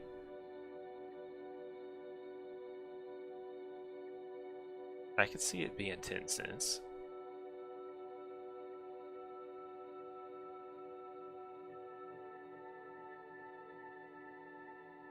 So 10 cents, it would be, what's 400 million market cap? That's nothing. If it's all it's wrapped up to be. Let's see what's at 400 million. NEM, hedge trade, basic attention token, which by the way is getting very close to reaching its total supply. There's not very many left to hand out. Soon they're going to be having to purchase from the actual network. So VJ, I'm going to go ahead and grant you access right now. I'm going to do that on my other screen.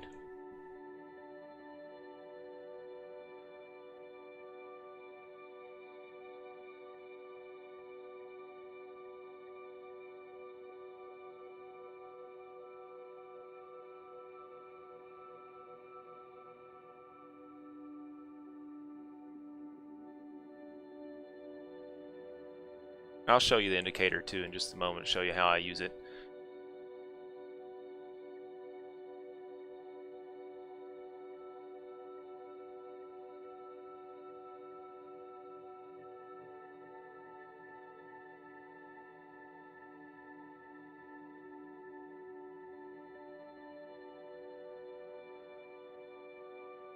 Hey VJ, you already have access to this through the 17th. I think I've already given you access to it, but I'll show you how you can add it to your chart.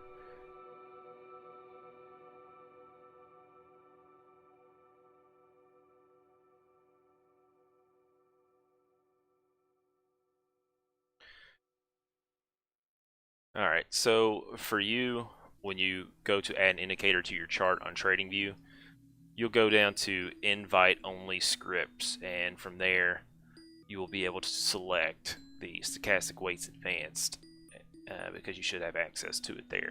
Now the other ones that you're going to be able to I use are the fancy triple moving averages, as well as the fancy Bollinger Bands.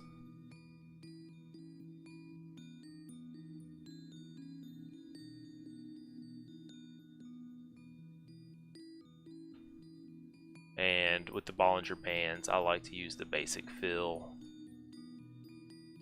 It's a little easier to see. So these are the ones that I use, minus this one that we're adding as well. These are the indicators that I use, and I also like to look at multiple time frames when I'm using the stochastic weights, look for divergences as well. But I'm going to take another quick break. Getting kind of tired. We're probably about most of the way through all the things I wanted to cover on the stream, and once I do that, I'll start replaying some of the old tutorial videos so that people can stop by and watch those, and then hopefully once they see those they can sub on the channel. And for those of you watching right now, if you haven't seen my channel, we do a bunch of TradingView tutorials on PineScript and creating your own indicators, and this is one of them. Well, all three of them on my chart are custom indicators that I've created. But like I said, I'm going to take a quick break. I'll be right back.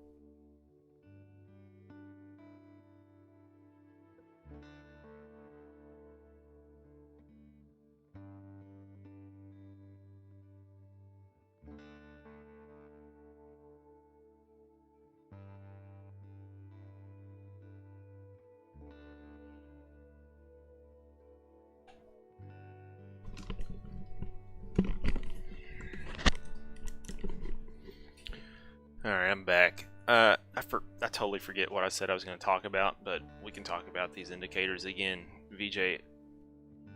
So, this is the chart I was showing everyone earlier on how I use the Stochastic Weights Advanced. Like I said, I use my own settings that I've created for this that are pretty strict. You can see it did a really good job earlier today of calling out the top on that kind of fake pump. What I like to do, and I'll show you here, I'll get these aligned on the chart. What I like to do is when you get a period of very overbought price action on the stochastic weights, if it is not also aligned with a high value on the 5-minute chart versus the 1-minute chart, I would not consider this. So like if it occurred back here, I wouldn't look at it. But essentially, the only way I trade is if there is a very overbought or oversold signal, and also the higher resolution that I would typically trade is also at least very close to the same side signal. So this is the 1 and 5 minute. Let's take a look at the 15 and 1 hour and see if we can find anything like that as well. Whoops.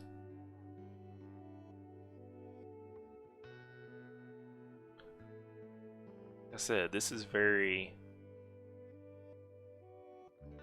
strict settings that I have.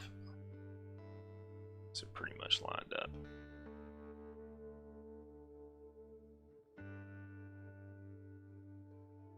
So the 15 and 1 hour, probably not a good combination.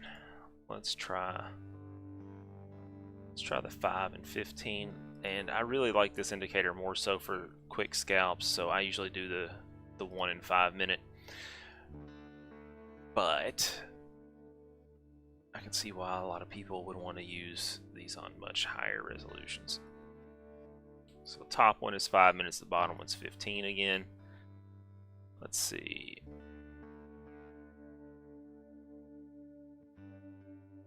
Let's go back to there. That'd probably be a good one.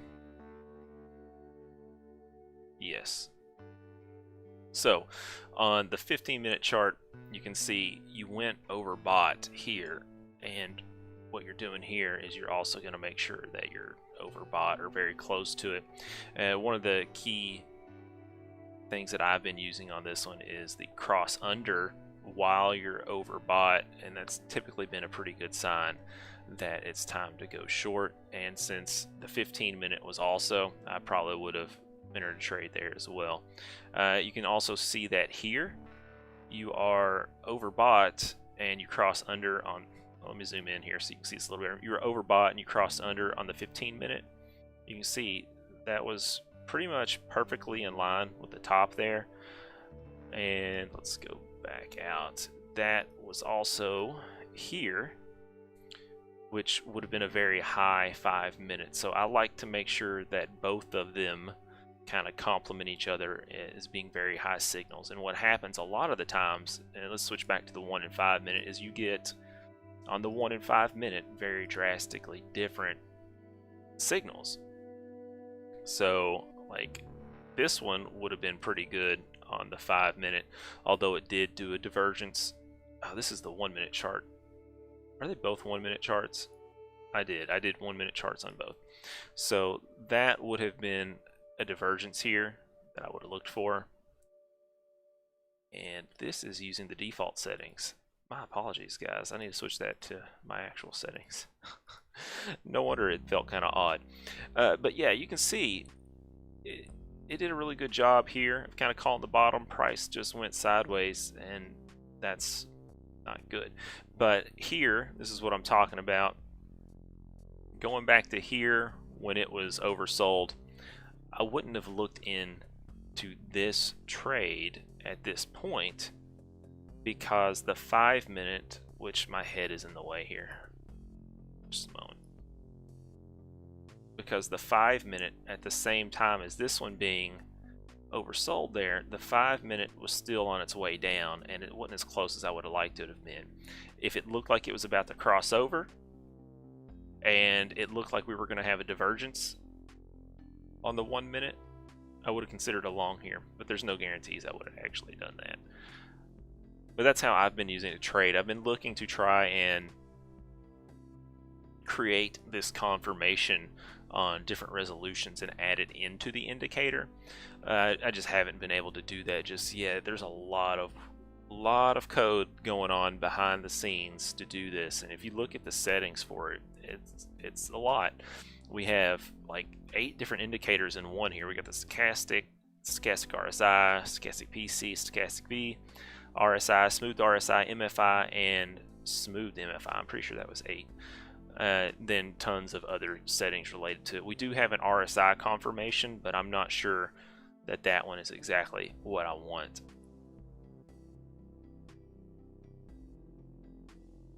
But if you have any questions when you're using that one, like I said, you can email me, or you can reach out on Twitter or Discord, and I'll try and help you out as much as I can. Like I said, I'm pretty busy right now. I'll definitely see whatever you send me and try and help you out if I get the time in.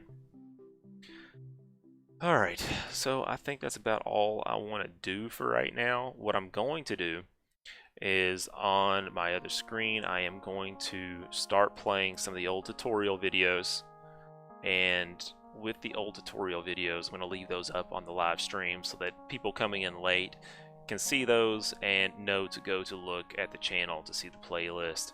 So if you're wanting to hang around, that's fine. If not, you can go ahead and duck. I'm going to just switch over to the tutorials now. I'd like to thank all of you all and just tell you have a great day. We're just going to switch that over, and that's it for me. Thanks, everyone.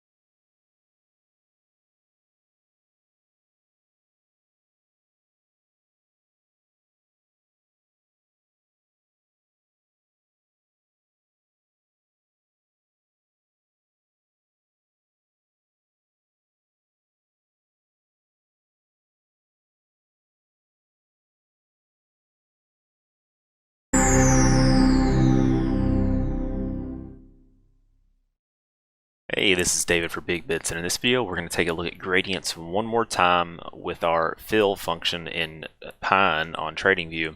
And this time, instead of just creating a nice pattern, in this video we're going to be giving them meaning or some importance to the gradients so that you can actually look at the chart and tell that the gradients actually are showing you detail or information about the indicator you're working with, instead of just looking nice like the repeating gradient pattern in the last video, which if you haven't seen, we'll do a very good job of explaining how we get the gradients on the fills, whereas this video we're going to focus on the importance of the transparency and the colors that you're actually seeing on the chart itself. So I have pulled up right now the color gradient framework, and I referenced this in the last video as well. This is the Pine Coders account, their mod on TradingView. They have several scripts that are very good to reference when you're looking for these sorts of things. The color gradient is really nice. The framework that they did has two different modes, and I'm going to be showing you a different mode for the actual gradients. Now, the first one they use is an advance and decline. Now, that would be this particular fill method. And you can see here that when the difference between the two moving averages is increasing, the gradient gets more opaque and less transparent. And you can see when that difference between the two moving averages decreases, it continues to become more transparent. And similarly, we have these gradients on the RSI, I believe that is down here. I forget what they said it was with. It might be just the histogram on the MACD though.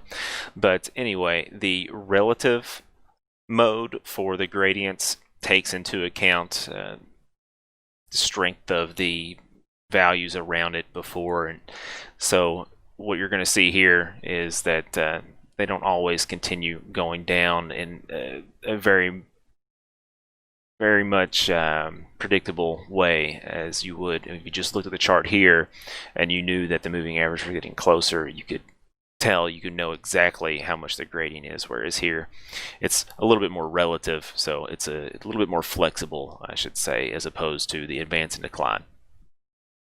Now, I should say you can take a look at their code. If you are new or an intermediate programmer, it's probably going to be challenging for the new programmers, but if you're intermediate, you'll probably be able to figure it out once you look at it for a little while. But for those of you who are more advanced programmers, it's going to make complete sense if you go through the entire script and you get down to where they're actually plotting things.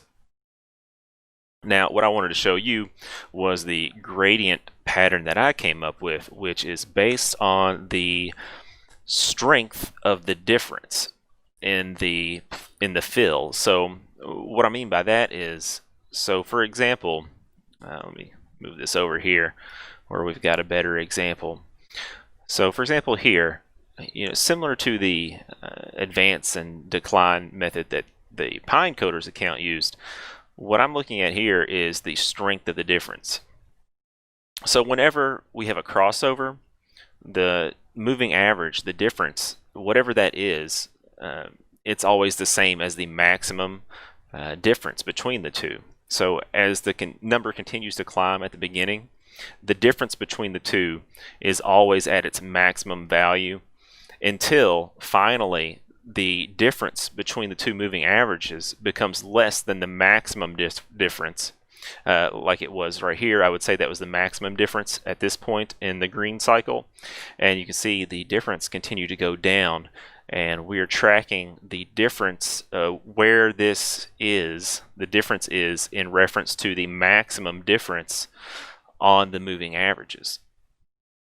Now you can see here it continues to widen and it approaches the maximum difference, which was back here, and you can see it starts to get less transparent and continues to become more transparent here as it narrows. And you can see here it sets new maximum differences as it gets very wide on the fill here, and it quickly approaches the transparency, full transparency, as it gets ready to cross over.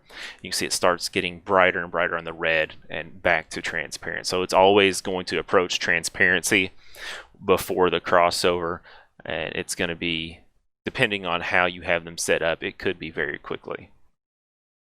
Now let's actually take a look at the code, and I've actually kind of set up our code here to where we're using a bit more of the coding styling guide that they have on the Pinecoders website, and we're going to try and stick to that going forward, just to make sure that we're following their standards, so that if somebody in the community is also following their standards, we're also going along with it, so when people look at our code they can also read it as well. So it's going to take a little bit to get used to, and I'm going to have a video coming out soon about that, so just look out for that. But for the most part, if you followed along through the whole tutorial series at this point, you should know what we're doing. It's just basically changing where we are doing certain things in the script and how they are being named, essentially how we're declaring the variables. That's about it. Okay, so we've added a couple of inputs since the last video. These are just for our moving average length, and I haven't bothered to give them a title or anything.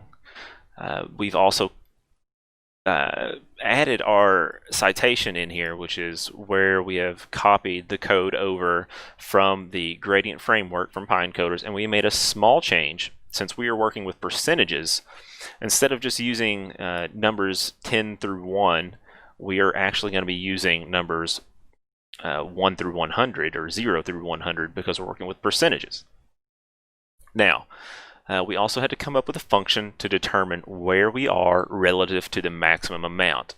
So in our fills, our maximum amount, let's look at this one. This stands out a little bit better. Our maximum width is right here. We're fully opaque. Now, when we're here, our current distance between the two, let's say is 5, just for an example, and our maximum distance is 10 back here. We're getting the percentage difference like relative to where we were to the maximum. So if our distance here was 5 and our distance here was 10, our difference would be 5, which is 50% of 10. So what we're going to be doing there is we're actually going to be returning this number, because the G value is greater than 40, but it is not greater than 50. So it's going to return this value, which is pretty much in the middle of our alpha gradient that we're using based on that function. Now, if that was confusing at all, please go back and watch the previous video where I explained that a little bit more as to what all of these numbers mean here. Now, we do have to declare several variables as well. We have to keep track of the maximum difference since our crossover. So whenever there's a crossover, we start keeping track of a new maximum difference. And then we also have to keep track of our current difference. We don't actually have to keep track of it to reference it in the past, but we do have to instantiate that variable so we can use it later. And then also we have to have a variable to calculate and store our current percentage difference. That would be the 50% value here. Now, the logic on this is very simple, and that is just that we are going to check for a crossover. If there is a crossover, we're actually just going to reset our maximum difference since equal to the current difference. And I skipped over this, my apologies, but the current difference is always the absolute value of the MA1 minus MA2. So you're always going to get a positive value there because we're measuring a distance or a length. And those are always positive values. Now, of course, when I say we have the crossover, we're setting our maximum difference equal to our current difference because this is the first difference we've had in this new series with the crossover. And the same goes with the cross under as well. And unlike the previous video, we don't have to keep track of the direction we're going. We can know that just by knowing that we haven't had a new crossover and we are still under or still below, and we do that in our plot down here. But otherwise, if this isn't a crossover and this isn't a cross under, the only thing left to do is check to see if we have a new maximum. So while these numbers are getting farther and farther apart, we continue to update the maximum difference. Say it was 6 back here, 7, 8, 9, 10. It continues to update. So our maximum difference here was still 10, because it didn't increase anymore, but our current distance was 5, so that's how we got our 50% difference we talked about earlier. Now, that is really about all there is, because then we called that function that I mentioned for the percentage of, which returns based on our current value and our maximum value relative percentage to where it is on the maximum amount. So on that 5 and 10 example, it was 50%. That function is going to set our current percentage difference equal to 50 in that instance. And then all we have to do is plot. So this is actually very simple to do. The logic is very easy to read in my opinion, especially compared to all of the functions in the gradient framework, and that's very good work and it's very advanced and it looks a lot better than what I have here. Let's be honest, this is mostly just green all the way and a couple of bars that aren't so green. But if you're wanting to capture strength relative to the maximum value, this is a very easy way to do that.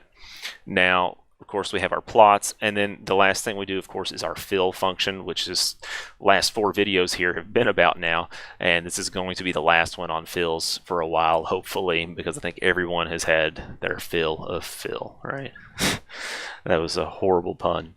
Okay, so we have our fill, we're plotting 1, 2, and of course we know the color based on whether or not MA1 is above 2, and then we return green if it is and red if it isn't.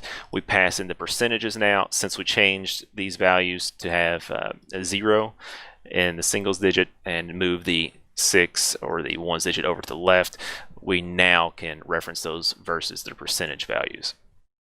So really, that's all there is to this particular video. And I do want to go back to the pine coders example because it does look much better than what I have here. And I'll probably end up publishing this particular script so you can see it and you don't have to copy it by watching the video. So keep a lookout for that on my profile. You can always check that out. It's in the description of the video below. So if you haven't checked it out, please follow me there. That'll help you out to keep up to date with what I've posted. The color gradient framework, let's go back to that and check that one more time. You can see, I think it's a little bit nicer because our value stayed much more opaque for much longer here in our moving average differences. So I believe this looks a little bit better, although it would still kind of be nice to have it somewhat opaque because it kind of completely disappears here. So there are drawbacks and benefits to both methods, I would say, but it's all very nice. It makes your chart look a lot nicer. And one other thing that I wanted to mention before the video is over is that you should consider thinking outside of the box here. These gradients, we are working with what we see. We see a moving average and another moving average. But what you could do is actually use another indicator to give you your gradient values. So for example, let's take the relative gradient. You could use this relative gradient from the MACD or the RSI, whatever they chose to use, and you can actually put that gradient between the moving averages. So you kind of combine the two into one particular indicator. Now, if you all want to see that, I can do that, but really all there is doing exactly what we did, but instead of plotting the difference for the moving averages, you just plot the differences for the other indicator, the MACD or the RSI. So I hope that helped. If you like this video, please leave a like and check out the profile, of course. And while you're down there, hopefully you're giving it a like. If you haven't already, please subscribe, because if you like this video, there are plenty of other videos very similar to this where we cover tutorials for TradingView and PineScript. And we also talk about some other things on the channel, such as crypto and crypto related projects, because that's something that I like. Now, you can also please check out, if you're considering a paid plan on TradingView, please consider using the referral link in the description of the video. That will help you get $30 and myself $30 towards an upgraded plan. And that is really nice to have, in my opinion. So if you're considering that, please look at that. But other than that, I think that is it for this video. We'll have another one soon. Like I mentioned, we'll talk about the styling guide or the coding style guide in another video soon. Hoping to have a few other things out in the meantime, and it may be a week or so before we get another tutorial video out. We'll see how that goes, but for the most part things are moving very well, and I appreciate every one of you who are watching all the new videos and have kept up with everything so far. I really appreciate that. But other than that, thanks and have a great day.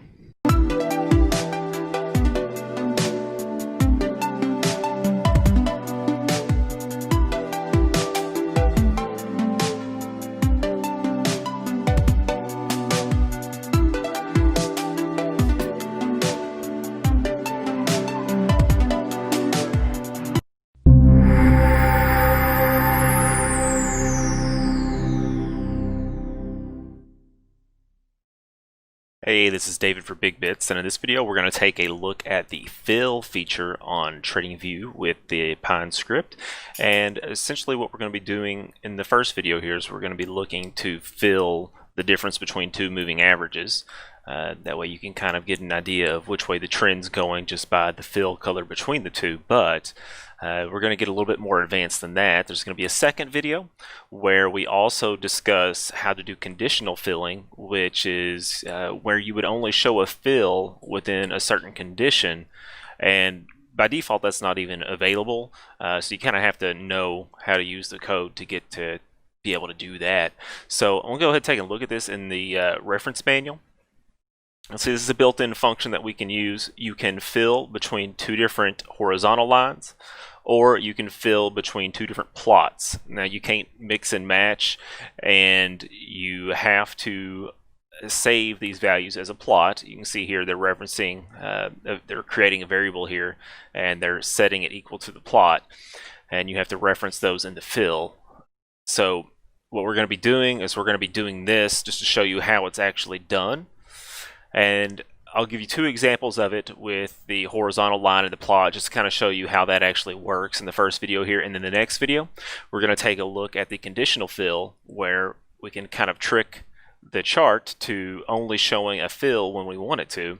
And then there might even be a third video where we'll go into even more than that with the fill. So stay tuned and keep up with all this. And as always, please subscribe and like the video if you do like it. So let's go ahead and get started. I've already plotted a moving average here. This is the exponential moving average. This is the 12-period EMA on the closing price. Now this is Bitcoin on Coinbase. And we have calculated our EMA here, and we have saved our plot for the MA1 here. Its color is set to lime. And that's pretty important because this is going to be our fast trend, and what we're going to do is we're going to fill the difference between this and another EMA green when the fast moving average is above the slow moving average, and we'll fill it red when the fast moving average here is below the slow moving average. So let's go ahead and make our second moving average, which we'll call MA2. Call our EMA function here, and set this to 26. I use 12 and 26 because that's what's used in the MACD calculation by default. So now we have those two values. Let's go ahead and make our second plot.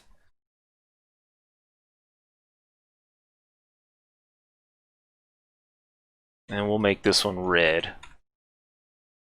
And when we hit save, you'll see another line show up here. And you can see the green line is our 12-period EMA, and our red line is our 26-period A. This should all be very simple for you if you followed the tutorial series up to now. If you haven't, please go back and check out the videos where we talk about moving averages. That will help you a lot. That's one of the very first ones. Now, when it comes to using the actual fill, what we're going to do is we're going to set a fill color conditionally, because if you look at the reference manual, it calls for a static color. You can see it says set the color to this. Well, our colors can be variables. We can use them as inputs when our settings. So for example, if you were to click the settings, we could make an input here on the settings for it, and it would be constant to that, and you could change it.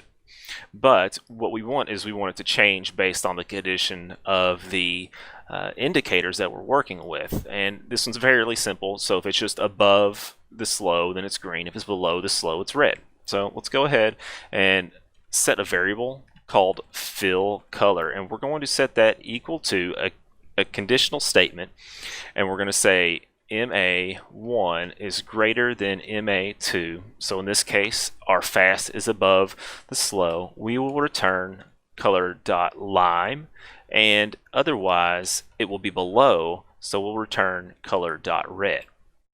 So again, this is a conditional statement. We've covered this in previous videos. As always, go back to the other videos to check this out if you don't understand what's going on. Now that we have our fill color, we really have all the information we need. We have our first moving average, our second moving average, and now we can fill the gap in between those on the chart with an actual color. So let's go ahead and do that. We'll call the fill function. The first thing we're going to put in is our moving average 1 plot, not the moving average value, but the plot that we saved it as. Then we also need the second moving average plot. And then finally, we're going to pass in our fill color, and it should change colors based on which direction or which one is above the other. Yeah, so it did exactly what we wanted. And let's actually minimize this for just a moment. Now you can see, let me move the chart over just a bit. You can see that when the green line is above the red line, it is filled between the two with green. and when the green line is below the red line, it is filled with red. So generally, if you're looking for trends using moving averages and comparing two different ones, you can see just by looking at the chart and looking at the fill, it's very easy to tell that you're in an upward trend when it's green and a downward trend when it's red. So that's one way to use the fill method. Now we're actually going to go back and we're going to do something a little bit different since we've used the plot, and I mentioned there's two ways to use this, with plots and with horizontal lines. We're actually going to go back and we're going to use the horizontal lines. That way you get an idea of what that's actually about. So I'm actually going to go back. I'm going to erase all of this. We're going to set our overlay to false, and you might be familiar with this if you've seen some of my other videos where I talked about my smooth RSI indicator. And in fact, I'll go ahead and show you what that looks like in just a moment.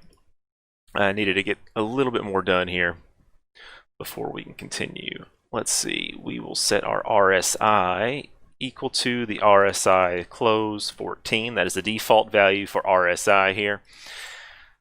And what I have to plot something. My apologies.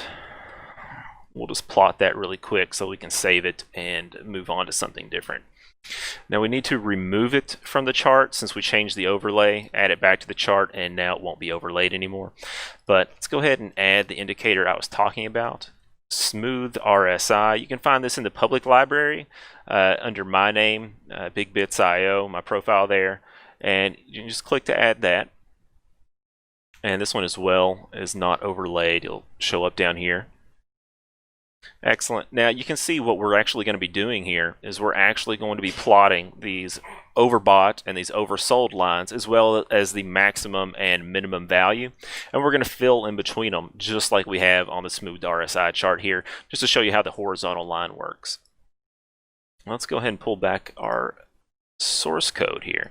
Now we've plotted our RSI, and we actually need to save the RSI plot like we did with the moving averages earlier.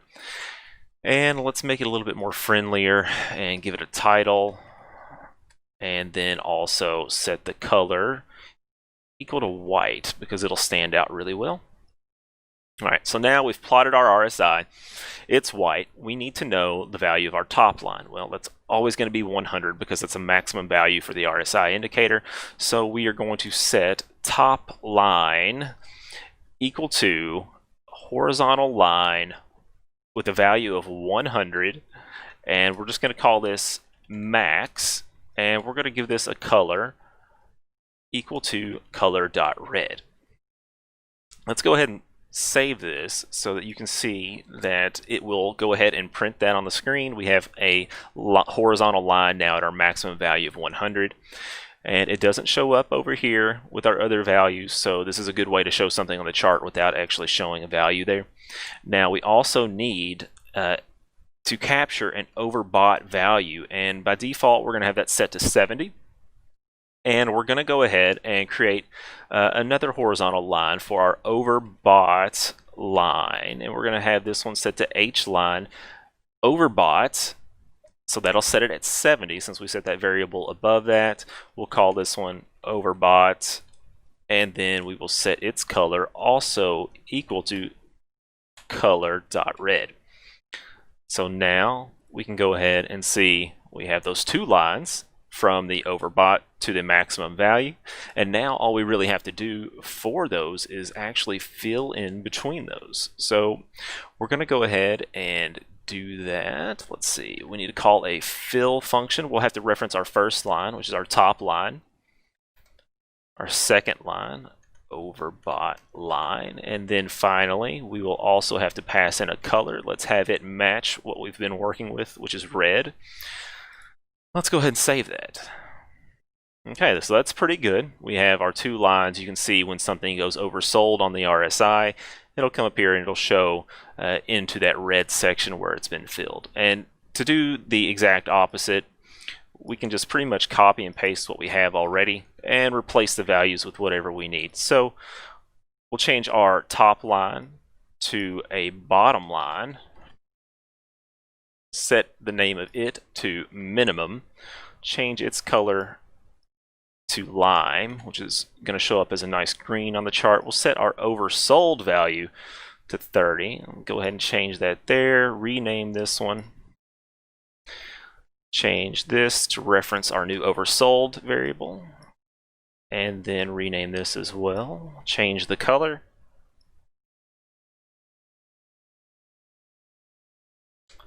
Oops.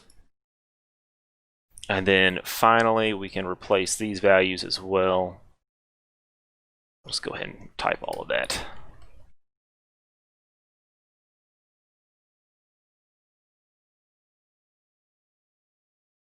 So now we should have our oversold and our overbought areas filled and highlighted nicely on the chart so that you can see very easily just by looking at the chart when you go into oversold and overbought territory on the RSI. And what I like to do, and what I did on my smooth RSI indicator, was I set an input to where we could change this oversold and or the overbought and the oversold values to where this would be variable and the horizontal line would change based on your setting. And that's another option you can do. You can go back and look at the videos for the inputs on how to do that. But I think that's going to be it for this video, and in the next video we're going to talk about that conditional fill to where it'll only show the fill between the lines when you really want it to, which is going to be something really neat because that isn't something that's built into that fill function that you can actually do like that. But other than that, I think that's about it. Please like the video if you liked what we've covered here, and if you want to watch the next video, please subscribe. It'll give you a notification when the next video comes out where we talk about the conditional fill. And as always, check out the reference manual if you have any questions on how to actually do this stuff. Check out my TradingView profile where you can get access to all of my ideas, scripts, streams, and all of that on TradingView. And of course, if you have been following the series, I would really appreciate it if you are considering a paid plan on TradingView to use my referral link. The link is in the description of the video. This will give you $30 and me $30 to go towards a renewal on the plan. It'd be really great if you could do that. But other than that, we are actually done now, and that's it. So thank you and have a nice day.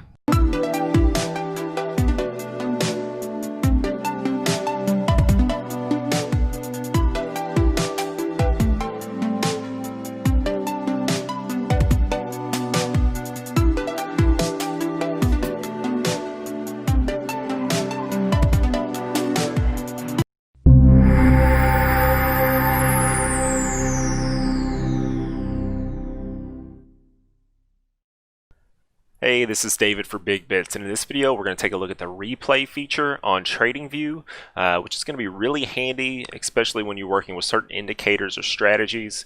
One of the big things you'll need to understand about many of the strategies that are available on TradingView is that they are based on indicators that repaint, and that essentially means that the indicator starts with one value and actually changes.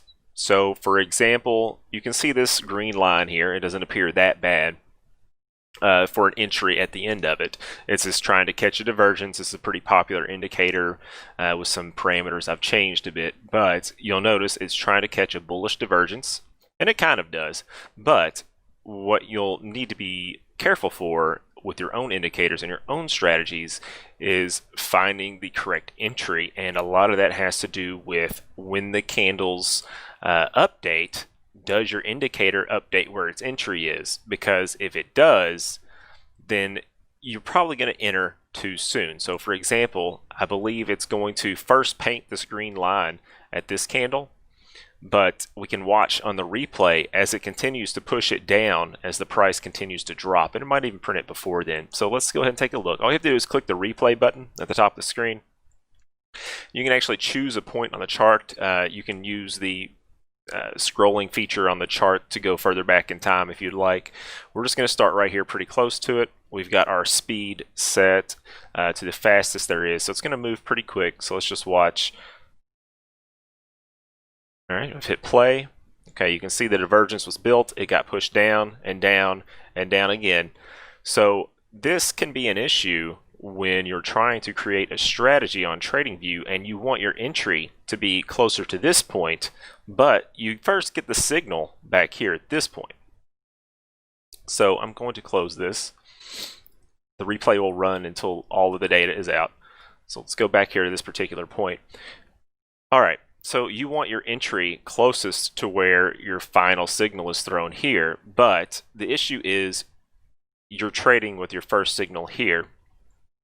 And this is something that's pretty common that you're going to have to adjust for with your conditions. Now, I can't tell you how to do that, but you're going to have to find a way to try and capture a better point than the first divergence that it showed here, or whatever you have in your strategy. If it keeps repainting or re-updating whatever the line is, then you need to find a point in that life of the indicator when it's showing you that it should be a buy signal when you actually want to buy. Because like I said, if you set it to where it's going to trigger a buy here, whenever you see the green line, it's first going to buy back here, which obviously is not very good. You can see the price drop pretty significantly compared to the time frame you're working with here. So what we're going to do actually is I'm going to show you an indicator, and what I'm actually going to do is we're going to be hiding some of the labels, which is essentially what this is. This is a line object, but we're going to be using labels, and I'm going to hide some of them. But alternatively, what you could do is use the same method that we used to hide it to make sure that on the third or fourth one that you would be sending your buy signal.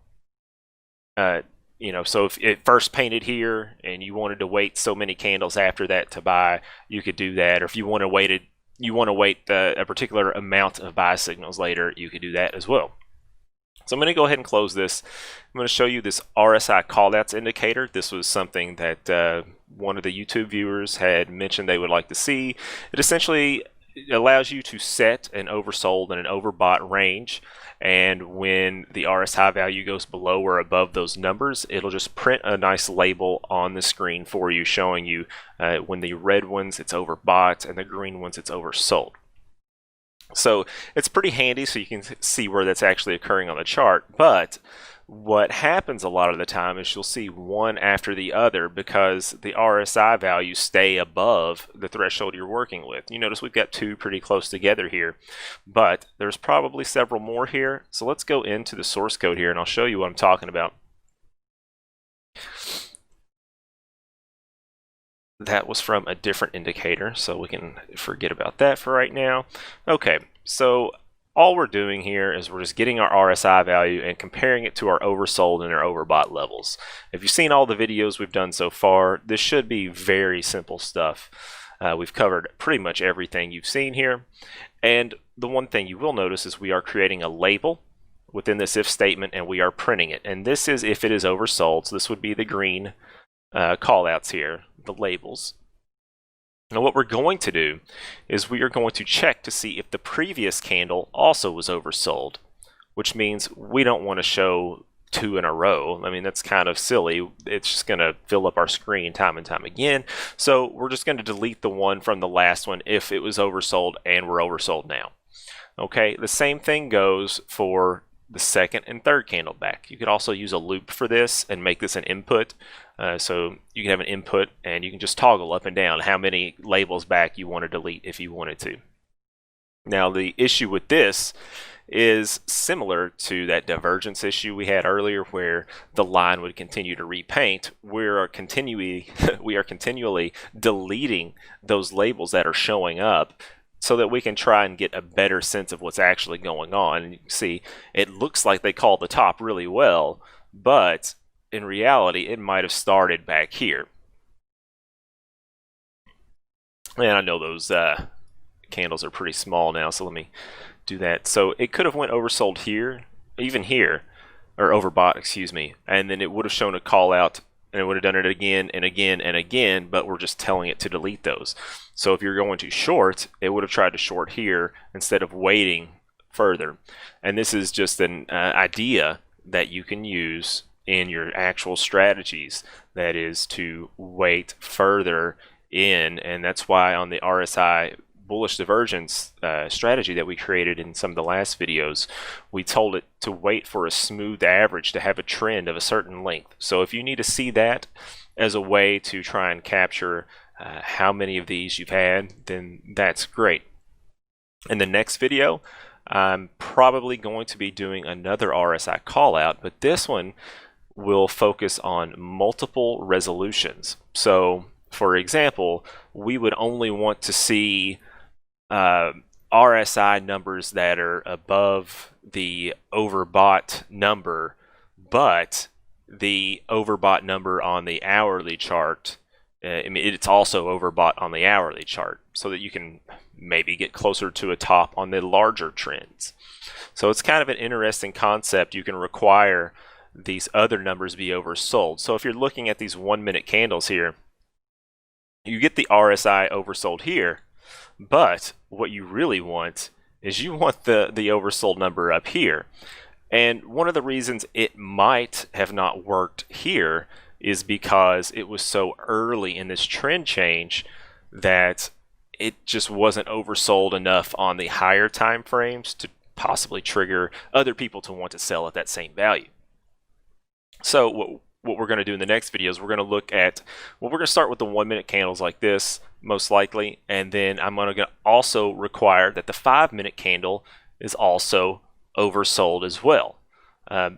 A lot of times the 1 minute candle, of course, moves a lot quicker, so it can go oversold or overbought a lot quicker than the other resolutions. So we're going to wait until a larger time frame also goes overbought or oversold, and then we're going to look within on the 1 minute here, and we're going to find the oversold or overbought and make our call outs then and only then when both of those conditions are met. And we're actually going to do more than two.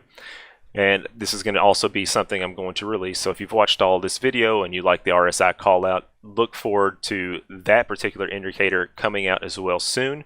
In order to do that, please be following my TradingView account. You can see when scripts come out. I've got them sorted by popular right now, but the newest ones, I believe if you're following, you get a notification that I had created something. I believe it shows up here on the, no, that's the ideas, but perhaps a notification.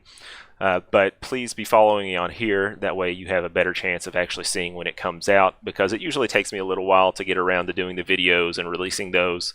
I may also post on Twitter or Discord about these new strategies or indicators that I'm publishing, but probably the quickest way is obviously to check TradingView, because when I publish them, they're available immediately.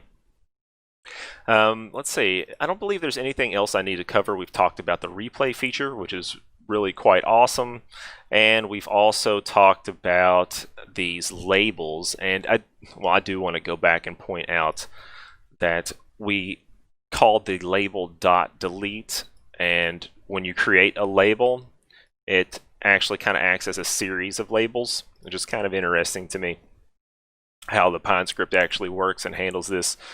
Pine script is a pretty unique language for me. I mean, it's very similar in a lot of ways to other languages, as most of them are, but some of the ways it handles things are a bit odd, but you realize that they kind of have to do these things so that people can't really take advantage of how they render these scripts. But that will do it for today. If you liked the video, please leave a like. Of course, follow me on TradingView. If you like these types of videos, please subscribe. I've got 20-something videos before this one in this particular series alone. I've got other series. I keep up to date on crypto projects and do some TA every once in a while and some live streams as well. So please subscribe to the channel if you haven't done so already. We also do giveaways. But that'll pretty much do it all for today. If you're looking for your own TradingView account and you're going to decide to switch to a paid account, please consider using the referral link in the description of the video. That will get you $30 towards an upgraded plan. It'll also give me $30, and they're quite expensive. So if you use a referral, kind of help us both out. And really, that's about it for today. I know I've said that before, but I mean it this time. So thanks and have a nice day.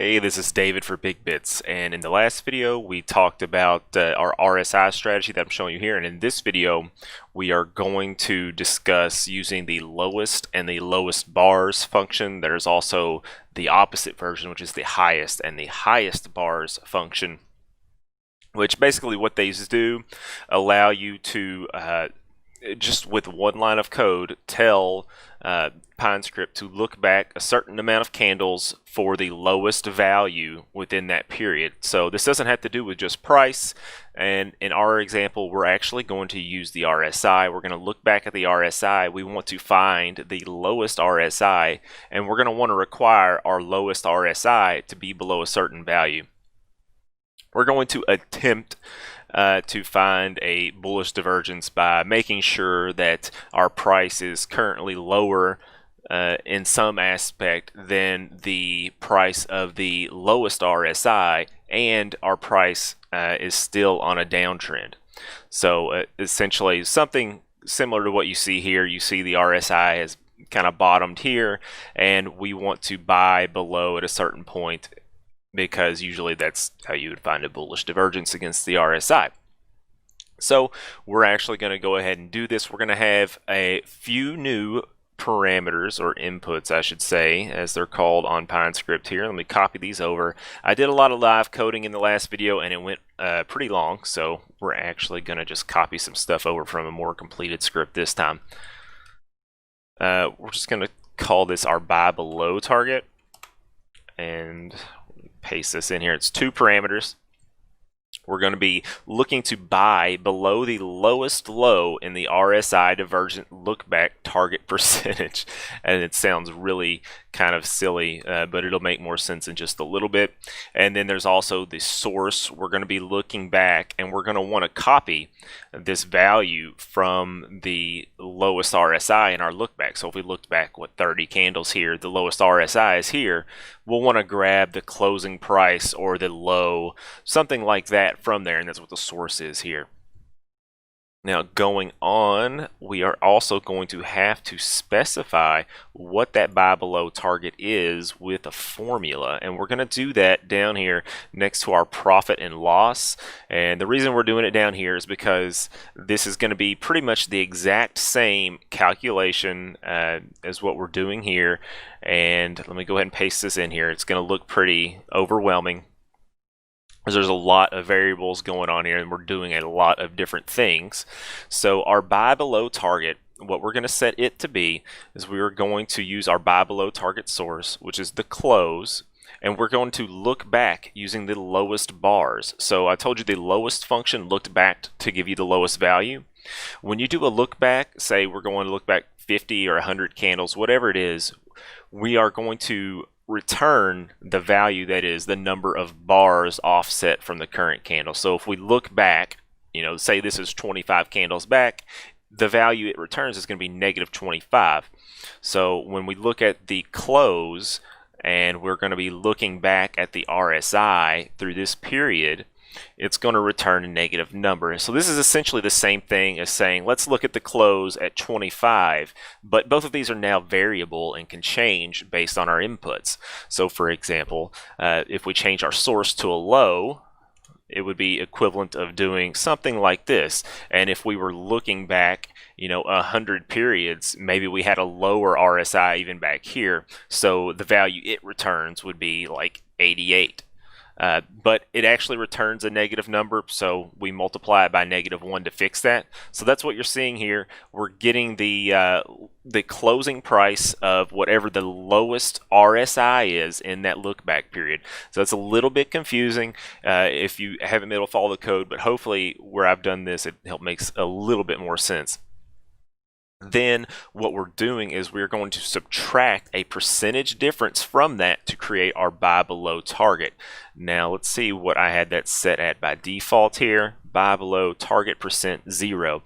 Now this is something that can kind of give you a little bit of buffer. So if the value it plots is here and you wanted to buy when the price dropped below that, when the RSI was going down a certain amount in the trend, you might want to give it a buffer. So if you had it set to where it would plot here initially, maybe you want to give it a little bit more room to drop, and you would want to buy further down.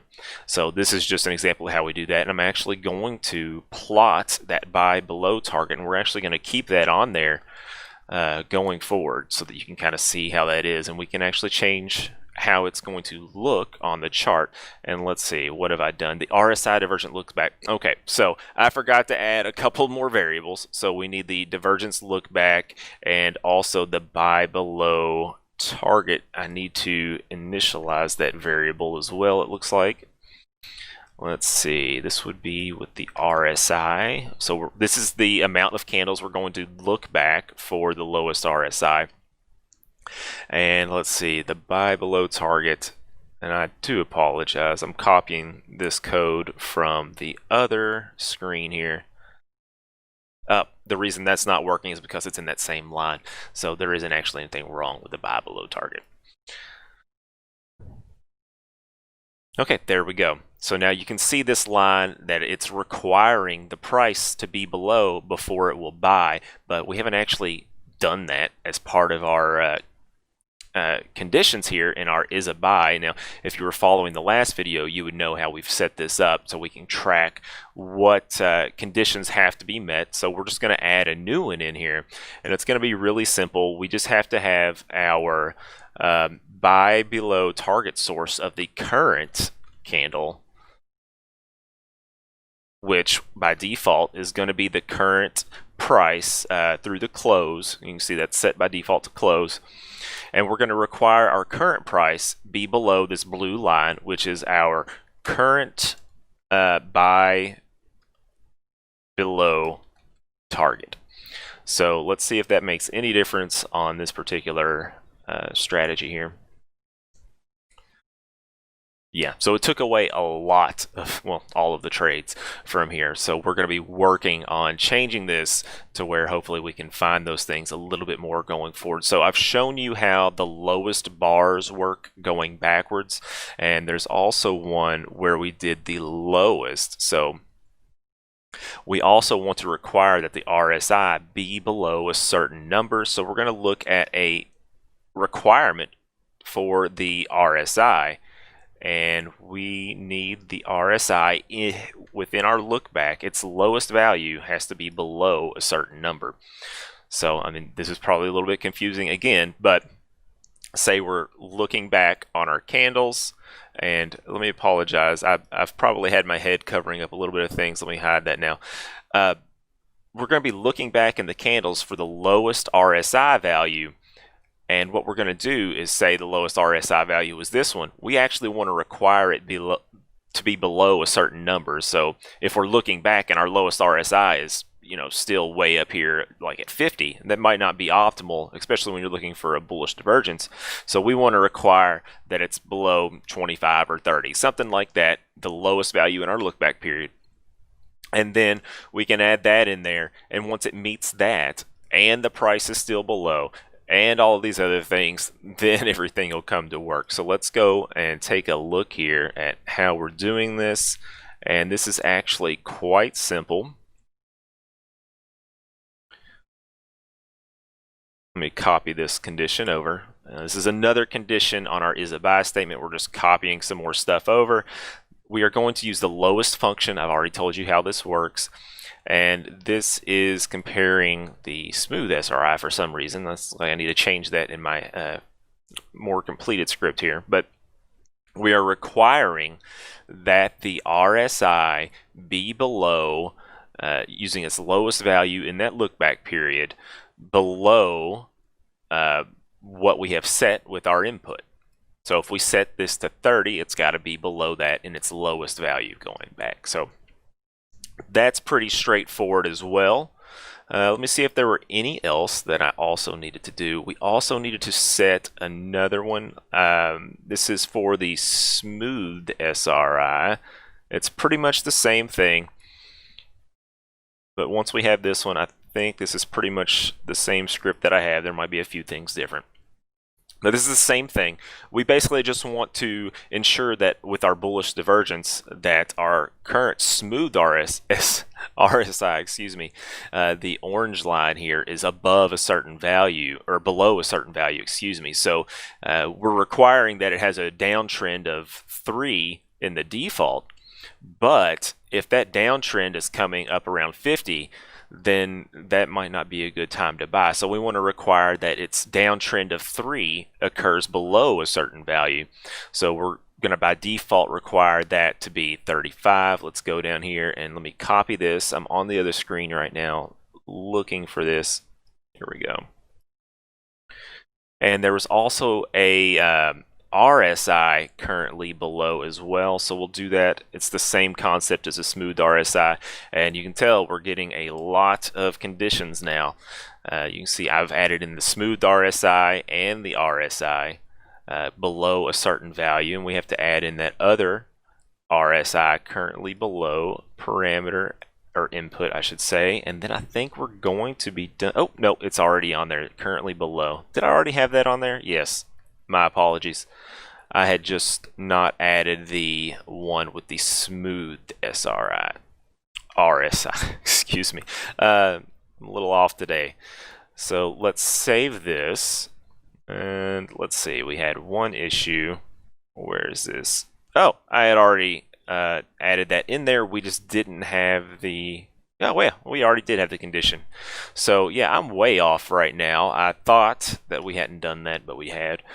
I think the thing that really threw me off was on the lowest here, it used the SRSI when it wasn't supposed to. So that completely threw me off on everything we've been doing since then. Okay, you can see we still don't have any trades, so let's try to change these numbers around to where we can get something. We're on a 5-minute chart here. Let's see, I'm going to use, I'm trying to copy some of these from the other one here. Well, let me just copy some of these over from my default script. I'll actually just type them in here. It'll be a little bit easier, I believe. All right, our RSI curve is 14, currently below was 30. All right, our divergence look back period was 25. Our RSI lowest divergent look back period, let's see, which one is this one? Oh yeah, that's that one. It was set to 25 as well in the completed script. The SRSI curve is, let's see, where is this one? 10. The SRSI currently below I have is also 30. And then the minimum SRSI downtrend is 3 as well. Let's see, there's another setting here. The SRSI currently below 35. So what did I say 30 for here? My apologies here. That was the RSI currently below. So I was looking at the wrong one. Let's save this one and see if that makes any difference to the strategy tester here. Okay, so you can see it's actually making some trades again. So let's take a look. They were all profitable except for one. We had 13 trades now. I think before we had 11 or 12. So we're actually doing pretty good. Let's see. Let's see if we can go back and find one of these trades so we can get an idea of how they're occurring. I think these two are really good examples of what we're actually trying to accomplish. And let me pull this up to where it's much larger here for you. So you can see within our look back period, we were looking for the lowest RSI value, and we were setting our minimum buy target to a certain value here, and we wanted the price to close below this line with a minimum SRSI downtrend of 3 below a certain value with the current RSI below a certain value. And it kind of caught a bull divergence here. You can see it bounced pretty well from there. And the same thing here. I'm actually pretty impressed that it actually caught this one, because that's an extended period of dips one after the other, and it caught it pretty much right at the bottom. So I'm really happy with how this is turning out right now. This one I think caught it a little too soon, obviously, and it hit its stop loss. We have one here, and you can kind of play around with the stop loss and the take profit to maximize. I think the settings I had, I forgot to update these. I used 3 and 1.75. Let me see if that was actually any better or not. Go back to the performance summary. No, it wasn't any better. So yeah, you can play around with these. the settings that I have on this video, it might have been slightly better. Let me change it back again. Yeah, so it was better. So you can play around, adjust these numbers up and down with the toggles here to try and find something that'll result in more returns on the performance summary. But that pretty much does it for this video. I hope you've appreciated. We've went over the lowest function and the lowest bars. So just keep in mind that the same thing is true for the highest and the highest bars function. And if you're ever confused, you can always just kind of hover over it in your Pine script editor and hold down the control key and click that. It'll take you to the updated Pine script language reference manual within a modal pop-up on the screen, so you don't have to actually go to another page, and it'll kind of tell you what it's actually doing. But yeah, I hope you appreciate this. I'm going to work on getting this and publishing it so everyone will have access to the code, and you don't have to try and copy and follow along with the video itself, and you can actually play around with all the values yourself. So keep an eye on my Twitter, also my Discord. I'll probably try and update on both of those places when these things are completed and published for everyone to see. I really hope you all appreciate me doing that. If you do, please like the video, please comment, subscribe, give me comments please on what else you would like to see. I've had a few people make some suggestions. There's some really good stuff coming in. I've got a lot of content planned. The hard part is getting time to do it. I've been working on a utility for myself that's going to automate a lot of things, and I can't wait to share this with you. If you've been following my Twitter, you've probably got a really good idea of what it is, because I've been making some test posts with the utility I'm working on, and it's going to be sharing a lot of information automatically, and it's going to be pretty cool. So definitely stay around on the channel to check out that video coming up soon, because we're going to be sharing a lot of great stuff when that comes out. But other than that, I've already asked you to like and comment. You can always also check out my TradingView profile if you like what we've been doing here. You can always check out the TradingView profile, see some of the ideas I've posted. I haven't really posted a lot of ideas lately, mostly because I've been so busy working on this utility and also the content for these videos.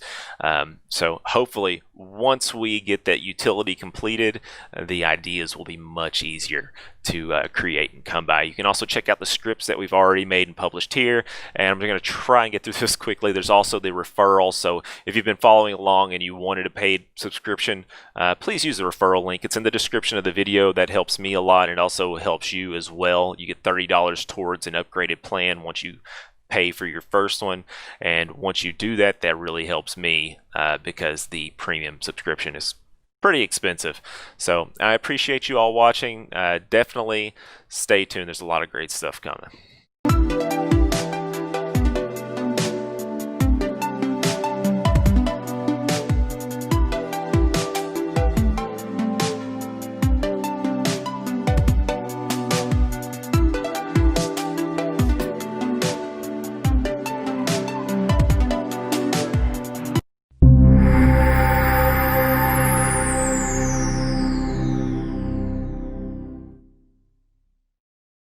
Hey, this is David for BigBits, and in this video we're going to go over a function we have not covered yet, and that is the alert condition. And if you've seen the video title, you know what we are going to do is we are going to create a custom alert message. Now, if you're not familiar with alerts in TradingView, you can use them to simply alert you with the pop-up on the screen. They can send you an email, and they can also hook into webhooks. Some people also use alerts for trading bots. There are some extensions. I can't really say anything about those. I don't really know too much about those, but this this particular script was a request by one of the YouTube commenters, and I appreciate that, because I haven't really looked into the alert conditions too much, but we've got it figured out, and I'm going to show you exactly how this works. So first of all, as always in the video, I'm going to show you our end result first, especially for those of you who don't know how to make an alert. This might be helpful. First thing you need to do, in particular, we need to add this indicator, and this is on my public scripts. It should be in the public library soon once it gets indexed. And what we're doing is we're adding this indicator, but then we have to add an alert. Okay, you open up the alerts tab here, and make sure I'm not in the way on the screen here. Then click here to create a new alert. You can do that, or you can hit the little plus button here. Let's do this one. Now on the condition, it's referring to what indicator or what part of the chart you're looking at. So we want to actually select our custom alert message, the indicator that we're working with here. If you've created your own with this code, you would select whatever you named it and saved it. Now, it'll give us all of the different options for the alert conditions. Now, these are built in. Number 1 and number 2 here are ones that we've created in this particular example. And we're just going to go ahead and select custom RSI. I'm only going to have it show a pop-up. You can see the message that it has set here. And it's going to pop up immediately, well, relatively immediately because of how I've got it set up. We'll go over that later. But once you're ready, make sure you've got everything that you want selected for the actions on the alert. So you can set an expiration time if you needed to and how often the alert can actually occur. I'm only going to do this once because this is just an example. Let's go ahead and hit create. Should take just a moment and we should get a pop-up in the middle of the screen. There we go. Our RSI is 55 and a bunch of decimals. And we can look here, it's 55 and a bunch of decimals. So the alert worked. It showed us what the RSI value is. And there's plenty of documentation on how to do this. If you click on create alert, there's a little plus button down here, and if you haven't noticed, you can actually click on that and it can give you more information about the placeholders. And the placeholders are those custom messages that we can put in using the indicators that we've plotted. So if you want to put a custom value in there, you have to plot it on the screen to get it to show up.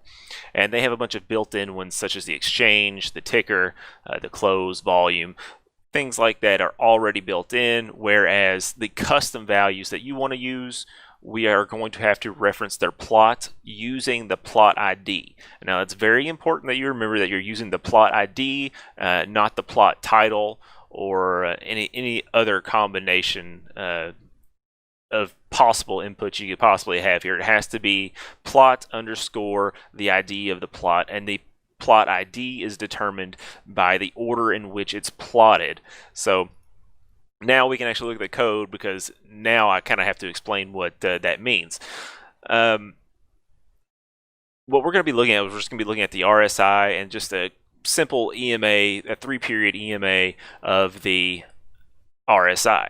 And I have got this set to where it's always going to be true.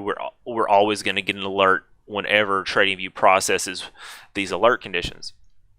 And that's just because we're doing this example. And I've made sure to comment in here, remove this line if you're going to copy this code, because this will always make this create the alerts constantly, no matter what you're doing. Ideally, what you would do is something like this, creating a Boolean and assign that true or false based on some sort of conditions. And in this example, it was, I wanted the RSI to be less than 30, the RSI of the previous candle to have been less than 20, but the current RSI is greater than the last RSI. So basically, the RSI was really oversold and it's moving up now. It's a really simple example, but it just kind of gives you an idea of what you can do. You can even compare different indicators, all kinds of stuff. If you want ideas for that stuff, please go back and look at all the other videos in this series so far. We've covered a lot of different stuff, and if you want to combine different indicators, there's a lot of great resources in those videos. Now, we are always going to have an alert, but I told you we need the plot IDs. So the first thing we're going to be doing is we're going to have to plot this information on the chart. Now, we are going to plot our EMA, our exponential moving average of the RSI first. And we're going to call that the plotted smooth RSI, and it is the blue value on the indicator here. Now, that would be plot ID 0. And I probably should have added this earlier, but that gives you the idea. This is a 0 indexed based array that they're using to do those custom messages when they're looking at the plots. Apparently they add the plots to the chart as an array, and the first plot is 0 indexed, so it starts with 0 when you're trying to reference it.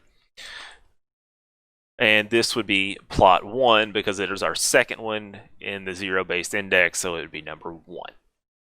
Now, just to further illustrate that, we're going to call our alert condition. We're going to tell it whether or not it should be triggered, and we have it set to our Boolean value, our alert, from back here. We have it set to true right now, but ideally, like I said, you would have this set to some sort of condition, multiple different parameters that you would use. Maybe you're just looking to see if the price went up from before. Something like that, you need to be watching for whether or not your conditions are true or false, and you place that true or false value here. Then you can create a title. Personally, I like to order those by number so that when you do look at them from the drop down, you can actually have those populated first. I haven't tested this yet, but if you started it with the letter Z, they might show up at the very end of this list. So it's, in my opinion, a good idea to just number them for yourself. Now, like I said, to further illustrate this, plot 1 is our RSI. You can see that here. And you can also see we're referencing plot 1 with the placeholder in the string. Now, you don't concatenate strings here. In the previous video, we concatenated strings in functions so that you could change securities. With the message, if you try to call a function such as toString and the RSI value, it won't let you save the script. So don't waste your time. I tried that plenty of times to figure this out for the first time. And you also can't put in the values themselves. So this is how it has to be done. You have to call the plot. If you wanted to, maybe reference something that you didn't want to show on your indicator, you could actually plot that value and just make it set to its transparency, having a 100 transparency, which means you can't see it on the screen, but it's still being plotted. And you might still be able to interact with it when you hover over it, and you could probably see the values over here on the indicator. But if you didn't want to see it on the indicator, but you still wanted to reference it in the message, you would just create another plot, a plot 2 here, set its transparency to 100 on the plot. You wouldn't be able to see it up here, but you would be able to reference it in your message as plot 2.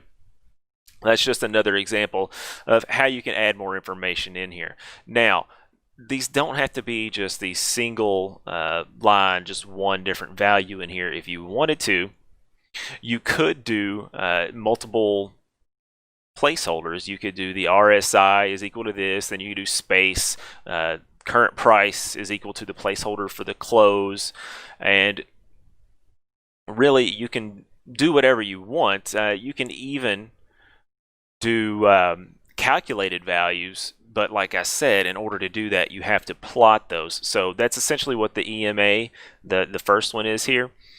That's another calculated value based off of the RSI. So maybe we wanted to see what the absolute value of the MACD was for whatever reason. So if it was a negative number, it would actually be positive now.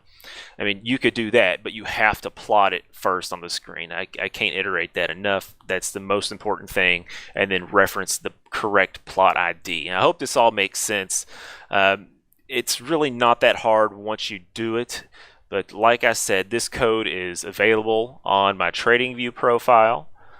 And you can see that here. There's a link in the description of the video. Go check that out. You can click that, and I'll probably update the code just a little bit with some of those comments I added during the video. But I hope you appreciated the video. If you have any questions, please leave a comment, or if you have any other indicators or functions or anything related to TradingView and PineScript, please leave a comment and let me know what you'd like to see. Otherwise, please like the video, subscribe. All of those things help me quite a bit. And definitely, if you like these videos, you probably do want to subscribe, because there are going to be plenty more. There's going to be other video series coming up. Lots of things coming up on the channel. So thank you very much for your time, and have a great day.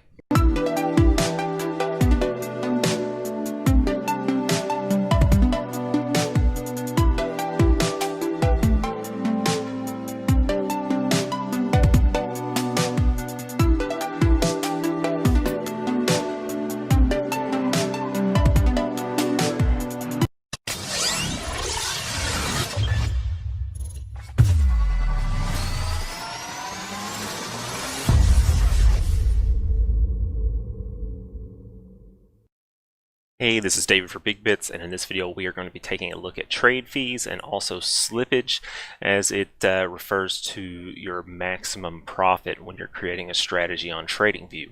The default strategy that we are working with is going to be the Bollinger Band strategy, and by default it does not include trade fees or slippage in the price, so that's something to be very mindful of. Now, you're probably aware of what trade fees are. Is whenever you make a trade, there is an associated fee to execute the trade. So with Bitcoin versus the US dollar, like we're doing here, a lot of times it's a percentage based fee, so we're going to be looking at a percentage based fee and comparing the results of the strategy. And then we are also going to be looking at the slippage and how that actually impacts your trades here on your strategy. Now, you will also want to know that when you're dealing with a strategy such as this on TradingView, whenever you see the entry on these default strategies, you're usually actually not going to be able to execute until after. It shows that it executed on this candle, but a lot of times your actual entry wouldn't be until the end or the close of the candle. So that's something to keep in mind, and that's also something to consider when you're doing your slippage, because when you're doing this, you're probably not going to get the most optimal entry like it shows a lot of times on these default strategies. Now, what you can do if you're developing your own strategy, and I do these Pine Script tutorials on YouTube here, so if you haven't seen those, go back and check those out. Show you how to create a strategy from scratch. But if you're doing this, you can actually set your strategy to look at the previous candle. So if this candle triggered the trade, this would actually be your entry, but in this case this is your entry. This is the candle that triggers the trade, and your entry wouldn't be until up here actually. So that's something to keep in mind as well. So the numbers might look a little bit off at times. So let's go ahead and take a look at some of the numbers here, and I'm going to move my head out of the way so that you don't have to see me and you can actually see some of the information on how the results are actually done.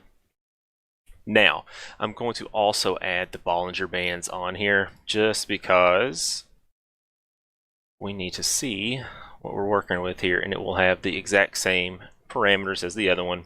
Now on this one, the strategy from TradingView and their default strategy here is just when the price goes under and then comes back in above the lower band, or when it goes over and comes back down. So when it comes back up, it's a buy. When it goes down, it's a sell or a close.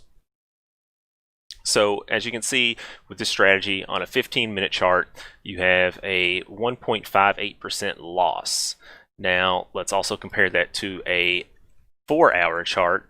You have a 23.5% loss on the 4-hour chart. So this is something, this strategy is probably not something that's you're going to be using, especially if you see results like this.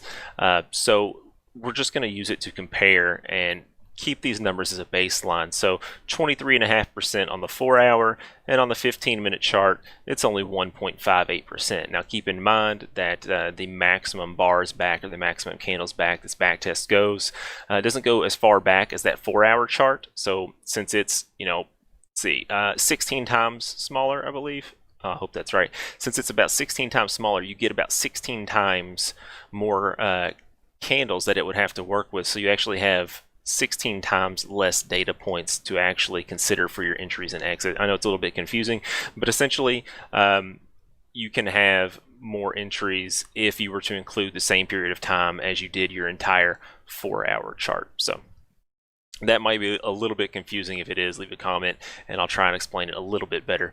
But now that we have that explained, we are looking at this particular chart. We have a 1.58% loss. So what I've done is I've actually added a couple of parameters into the strategy function to basically set our commission value and also our slippage. Now the commission value, we are going to be using this percentage wise, and we're going to be using the fees from Binance, which is 0.1% fee.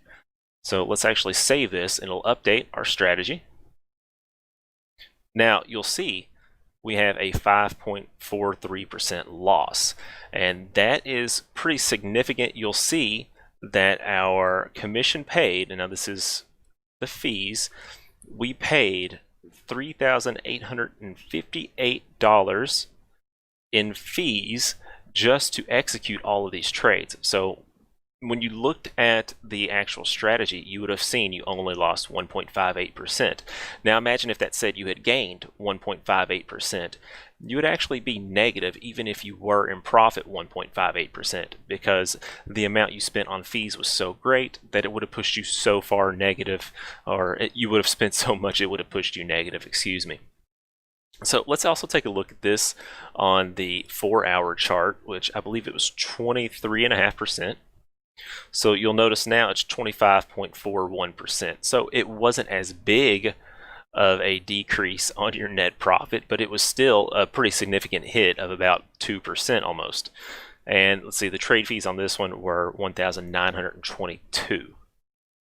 So you can see that when you're trading on these shorter time frames, that a lot of times it will trigger more trades, and that's something to be mindful of, and that's one of the main impacts that I wanted you to see. Not only are you working with these fees and you're having larger fee amounts, but because you're working on the shorter time frames, the reason you're having those larger fee amounts is because you're getting in and out of trades quicker, depending on your strategy. So if you have a strategy like this where you try to use it on a 15-minute and also on a 4-hour resolution, what's going to happen is you're going to be entering and exiting on your positions more often, which is going to create a lot more trade fees. It's going to make it harder to be profitable. So when you are doing your strategies in TradingView, make sure you set a commission value that's reasonable for your exchange.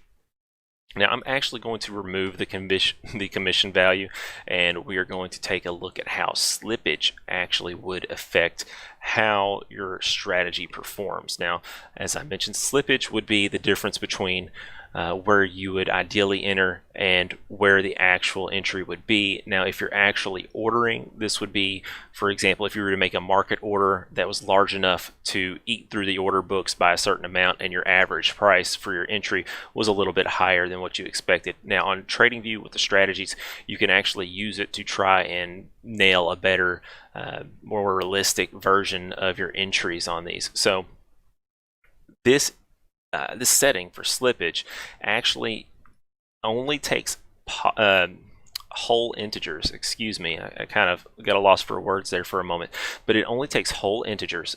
So how would you account for a slippage of 50 cents here? Well, it actually uses the minimum tick size for the chart. So on this particular chart, the minimum tick size appears to be I believe it's a penny, but let's see. Let's enter in 10 and let's save this. Okay, so you notice it didn't change things much, so it probably is a penny. So let's set it to 200, and it should be a $2 difference.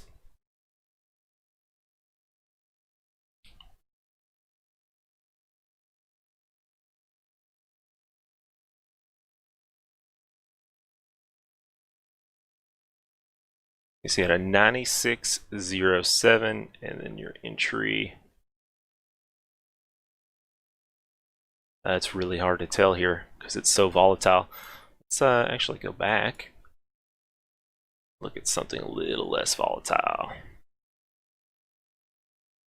Okay, so you see here the open was 92.87, and your actual entry was 92.89 or so. It's really hard to tell on this particular chart, so let's actually increase that slippage by about much more. So let's actually try and make it $20. Okay, so now you can tell your entry is 92.87 and your actual entry is 93.07 most likely. It's just kind of hard to get that precision on this particular chart. So you kind of get a feel for what slippage actually does. So for example, if you tried to enter on this particular one, your slippage would have caused your actual entry price to be higher on your longs and lower on your shorts by the slippage amount. And just remember, this is by ticks. So let's actually set this back to $1. So let's pretend every order we make slips the price $1. Let's save that. Let's go to our strategy tester. Okay, so now instead of losing 1.58%, we're actually losing 2.05% because our entries are worse due to the slippage. So that is also something to keep in mind. Now let's go back and, let's go back here and then let's go to the 4-hour chart. I thought I was getting ahead of myself, and I was. We are on the 4-hour chart. Now this one is 23.94%. Now remember, this one doesn't trade as much, so you're not having that slippage as many times, so it won't impact it as much on these slower resolutions like this. Now, what we're going to do now is we're actually going to combine the two and see how much worse it makes it. So we'll have $1 slippage, and we'll have 0.1 commission value. Save that. Let's go back to our 15-minute chart first of all. Let's look at the strategy. And now instead of losing 1.58%, it's losing 5.9. So the entries are worse because of the slippage, and then you're also paying this high value in fees as well. So this is something that's very important to keep in mind when you're using TradingView to create your strategies. And let's take a look at the 4-hour, and of course this shouldn't have as large of an impact, and it really doesn't. It's 25.85, so it's about 2.25% or so worse, as opposed to the 15-minute chart was about 3 or 4% more loss than this. So hopefully you've gained something from this video. And of course, this is not financial advice, although the principles of how this actually applies is true. The more you trade with the fees, the more fees you would have. And then, of course, with the slippage, you would have worse prices. And then when you combine the two together, it just makes things even worse. So please be mindful of that when you're creating your strategies on TradingView. And looks like you all got a Brave notification. I'll bring my head back on here. I was just about to do that anyway. But so now you should have a very good idea of how the trade fees and also the slippage impacts your strategies on TradingView, and how that will impact your total profit at the end of the strategy. Now, if you have any questions, please leave a comment in the video. If you have any ideas for other videos, please leave a comment. I've already mentioned the Pine Script tutorial series where we talked about creating these strategies entirely from scratch. But other than that, if you've liked this video, please leave a like. If you haven't already, check out the other videos, but also consider subscribing while you're down there hitting the like button, because I'm going to have other videos very similar to this one, and also more Pine Script tutorials coming up in the future. So I appreciate you watching the video. Thanks, and have a great day.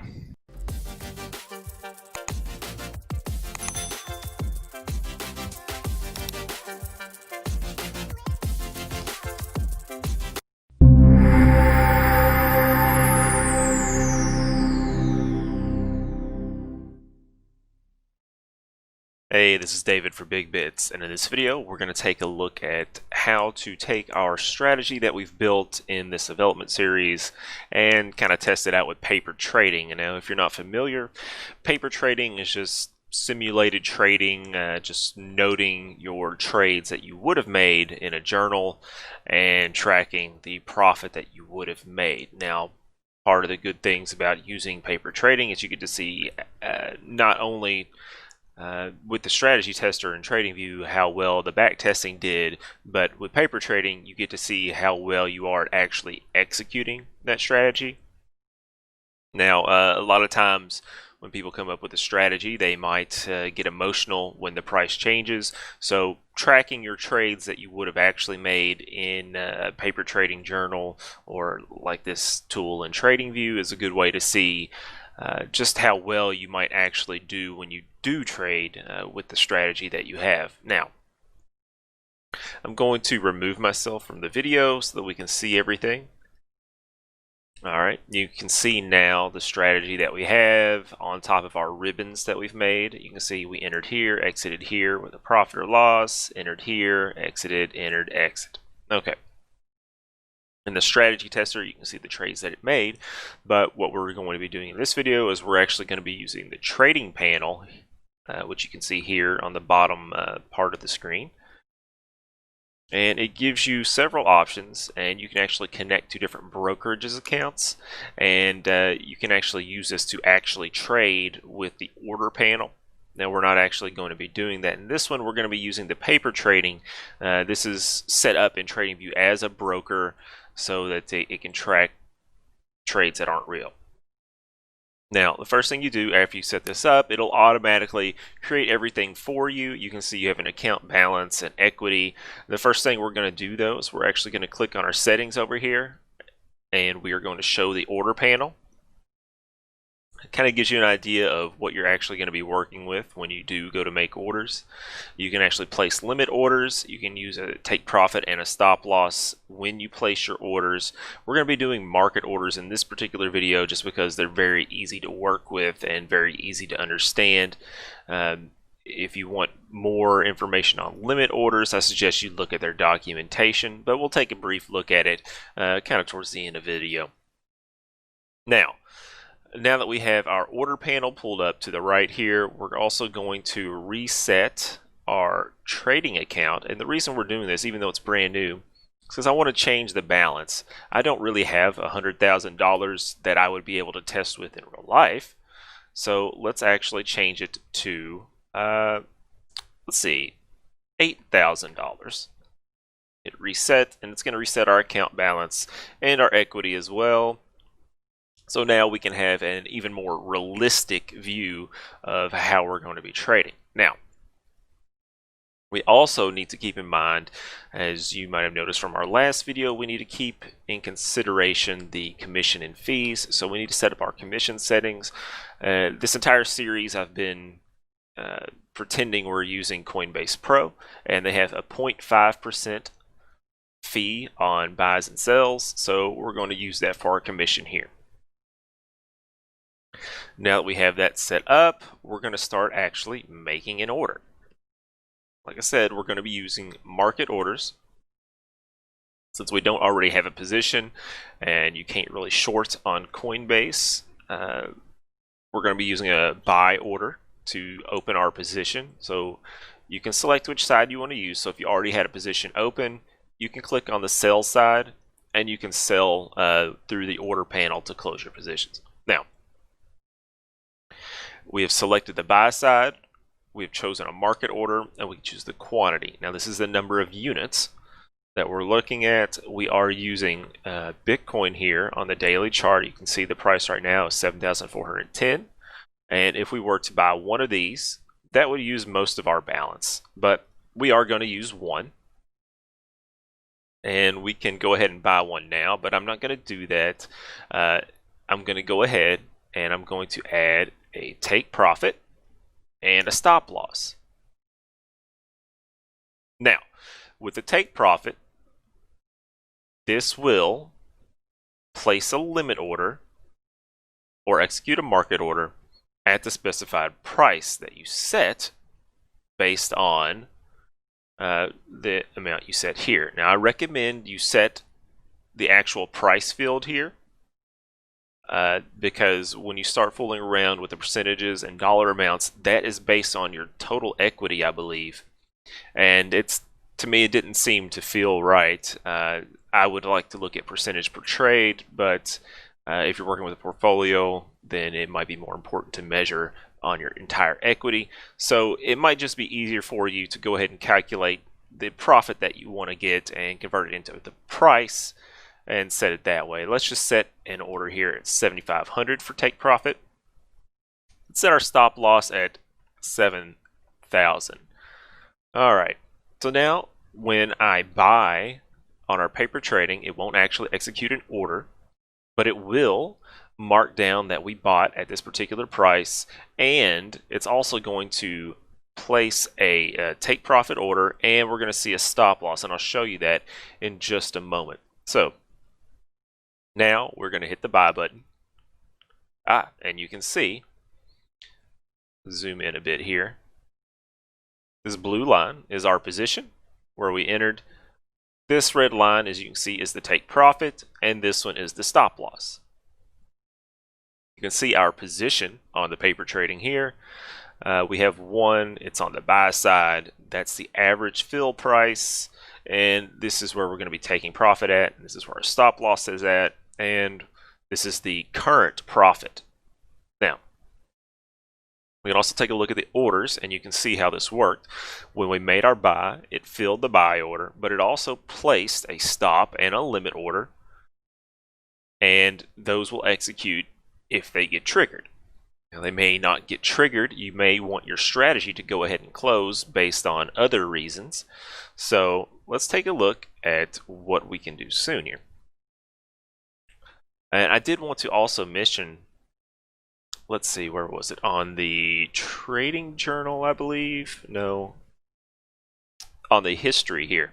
Okay, so you can also see the commission that you paid based on the fees as well on the orders in the order history here. So when you're doing your paper trading, it's also important to note your commission. So you'll want the price to move up $37 since you bought 1 Bitcoin in this example, in order to at least break even on the fees that you paid on the original one. But you also need to consider the commission on the sell order, which is likely going to be about the same amount.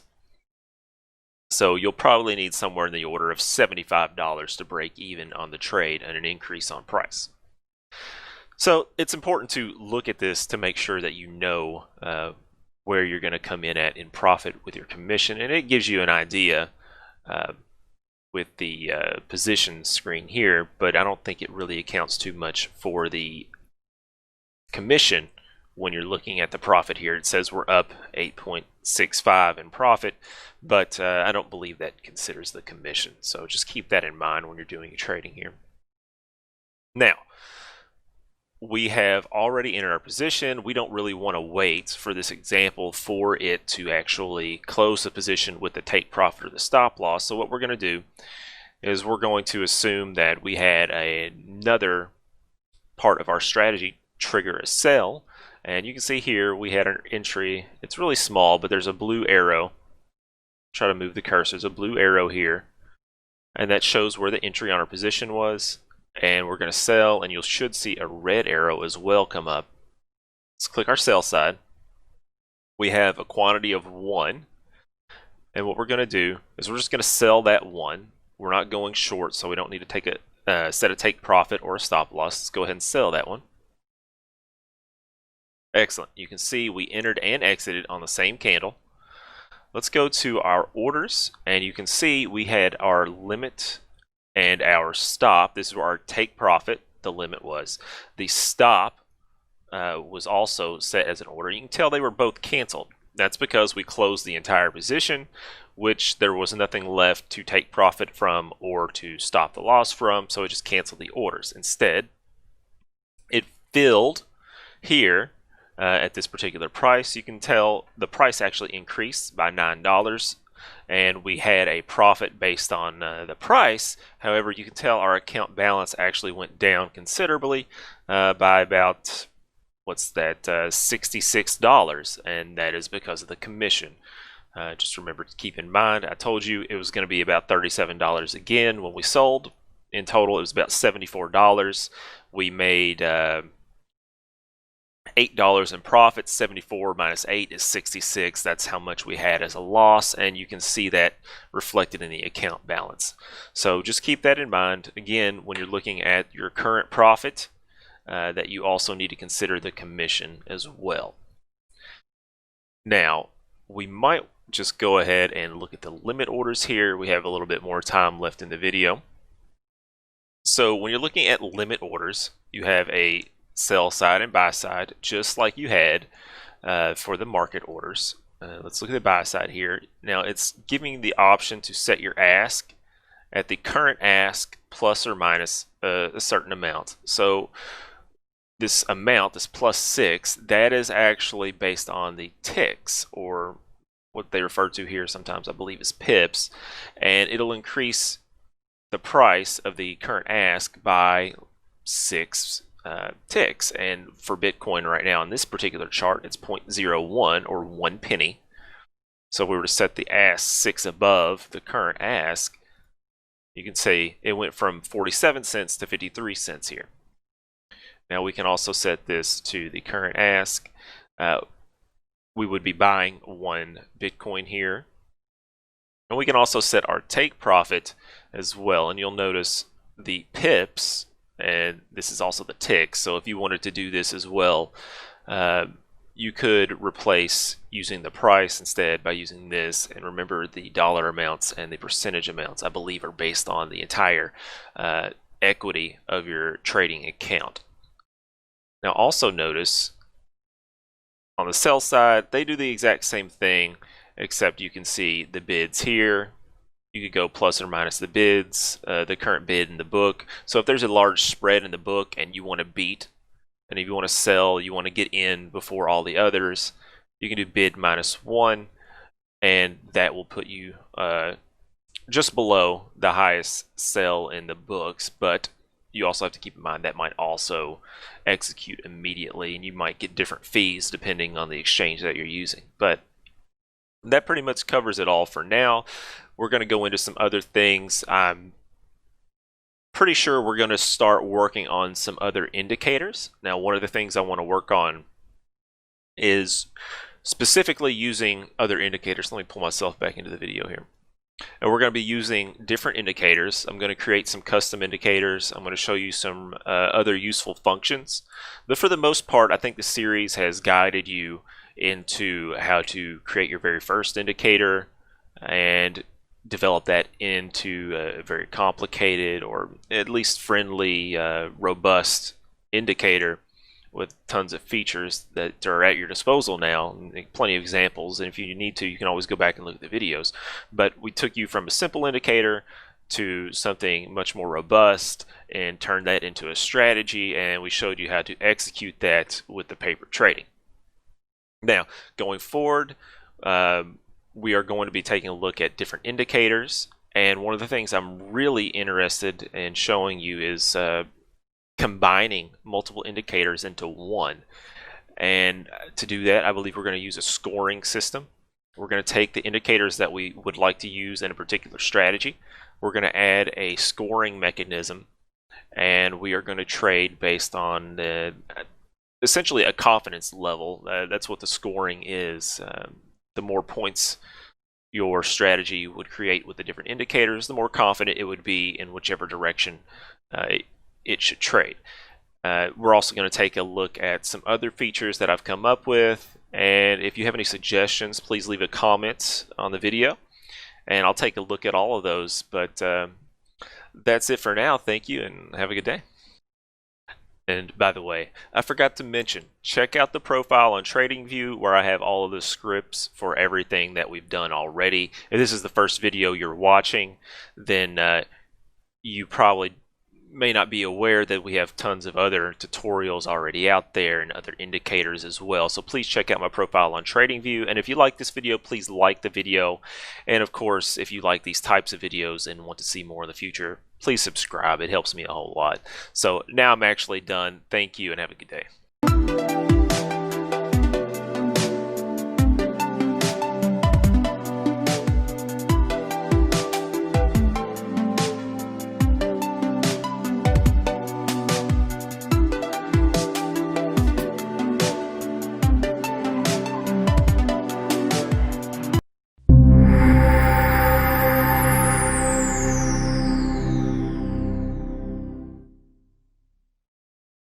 Hey, this is David for BigBits, and in this video, our 10th video in the PineScript development tutorial series, we are going to talk about percentage-based profits and stop losses. So these are actually going to be market orders with the strategy, and if you've been following along, you'll notice I've cleaned up the strategy quite a bit. It's very basic. If you've just joined in this video, it's going to look kind of dumb because the strategy is just worthless when you're looking at it, but that's because we've made it highly flexible, and this is just an example for the tutorial series. Now you can see the strategy has it buy when we have the crossover of our first moving average over the second one, and we've added in the new feature of the take profit or stop loss, which had it exit here with a stop loss of 15%.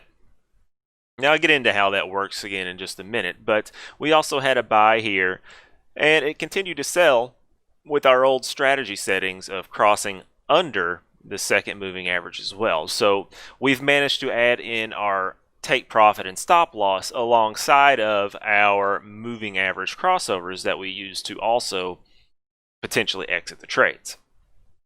Now, if all this sounds confusing and you hadn't watched the previous videos, it's probably a good idea to go back and maybe even start from the beginning. So let's continue on and let's take a look at how this is actually done. Now, the only difference we've made in our actual strategy entries or exits is we've added a new line. In every condition where we had an entry, we placed an exit. And what the exit does, it essentially triggers a market order once your profit gets hit or your loss gets hit. Now, these are all different parameters in the exit function. And let's take a look. The first one is profit or loss, excuse me. And that's the text you're going to see here on the strategy itself when it prints on the chart, and we've associated that with the 1/2 entry ID, and we've created a new variable called profit target and a new variable called loss target. These are used to calculate the percentage differences so that we can actually get the right numbers for it to exit at no matter what we are looking at. Now, I'll go over how we calculate those in just a minute, but let's go over how the profit and loss targets actually work when you're working with the exit. Now, keep in mind we are just doing market orders. There is an option to use a limit order to take profit. It's not a big deal to me to use the market orders. Personally, I don't trade very often with strategies. Might look at a daily chart and trade on strategies, so there's probably not going to be a lot of trades going on for me, so the market fees aren't that big of a deal. But if you're interested in using limit orders to trade shorter time frames, and in most cases you get better fee rates on limit orders, so you might want to consider using limit for your take profit instead of a market order. But we're going to use market. And when we do this, we have to give the parameter a value that it expects, and that value is based in ticks. Now, what a tick is, that is the interval between prices shown on the chart. And let's go back to our chart here. You can see the interval on our chart here is based in pennies, since we're using the US dollar as our base currency here. So each tick is $0.01 or 1 cent. Now, if we wanted to set our take profit exactly $1 above where our entry was, we would have to use 100 ticks. So to do this with percentages, we have to calculate it, and the same thing goes for the loss parameter. It's also calculated in ticks. Now, it's important to note that the loss isn't really a negative number that you're working with. The system knows that the loss is a negative number. The measurement in ticks is just that, it's a measurement, so it's going to be a positive number. So if you're going down, you don't have to use a negative tick number. It's just a measure of distance downward, and the system knows that, and I'll show you how we calculate that in just a moment. But before we do the calculation, and that's right here, I'll explain that all much better in just a moment, but let's take a look. We had to add some new inputs here. We added our take profit percentage and our stop loss percentage. We have the minimum value at 0.01, and once again, that's because they have to be positive numbers even though you're setting a loss below where you enter. And I set the step size, which is the interval between the values on the settings, to 0.5, which is 0.5%. If you need to tune that down, you can just change it to 0.25 or 0.1, whatever you want. But let me show you the settings here and show you how this is going to actually impact the chart. Now, I have some arbitrary numbers of 30 and 15% set as the profit and loss respectively. And this probably won't work for most people. It probably wouldn't even work for me.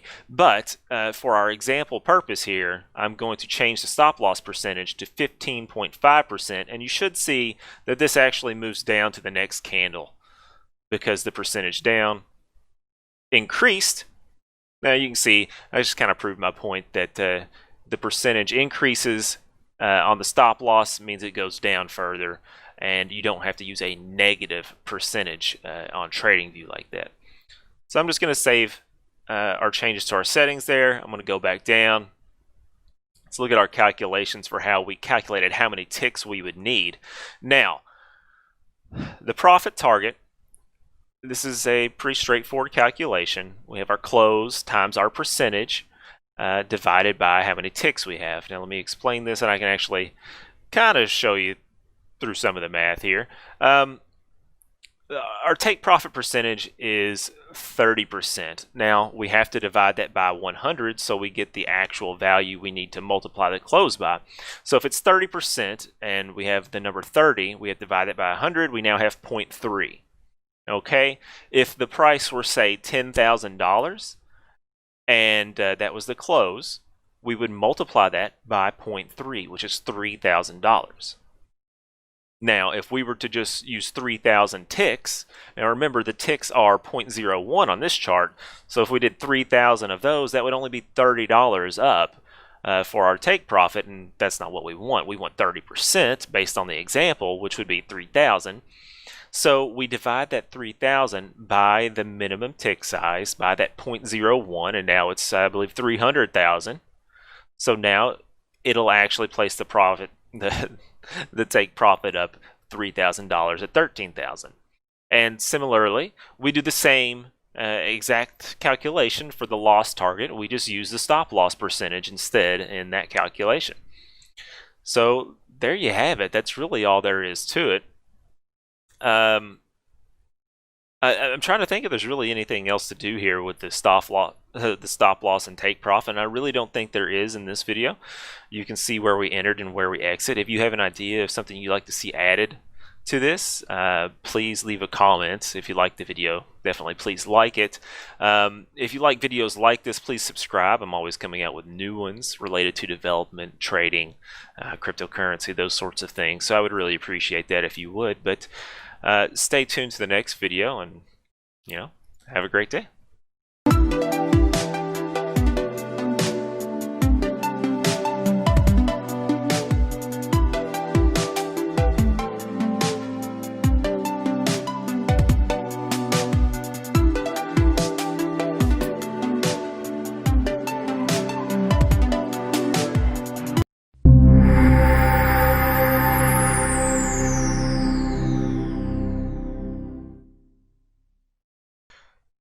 Hey, this is David for BigBits, and in this video we're going to continue our series on the TradingView development with PineScript for creating our own indicators and much more.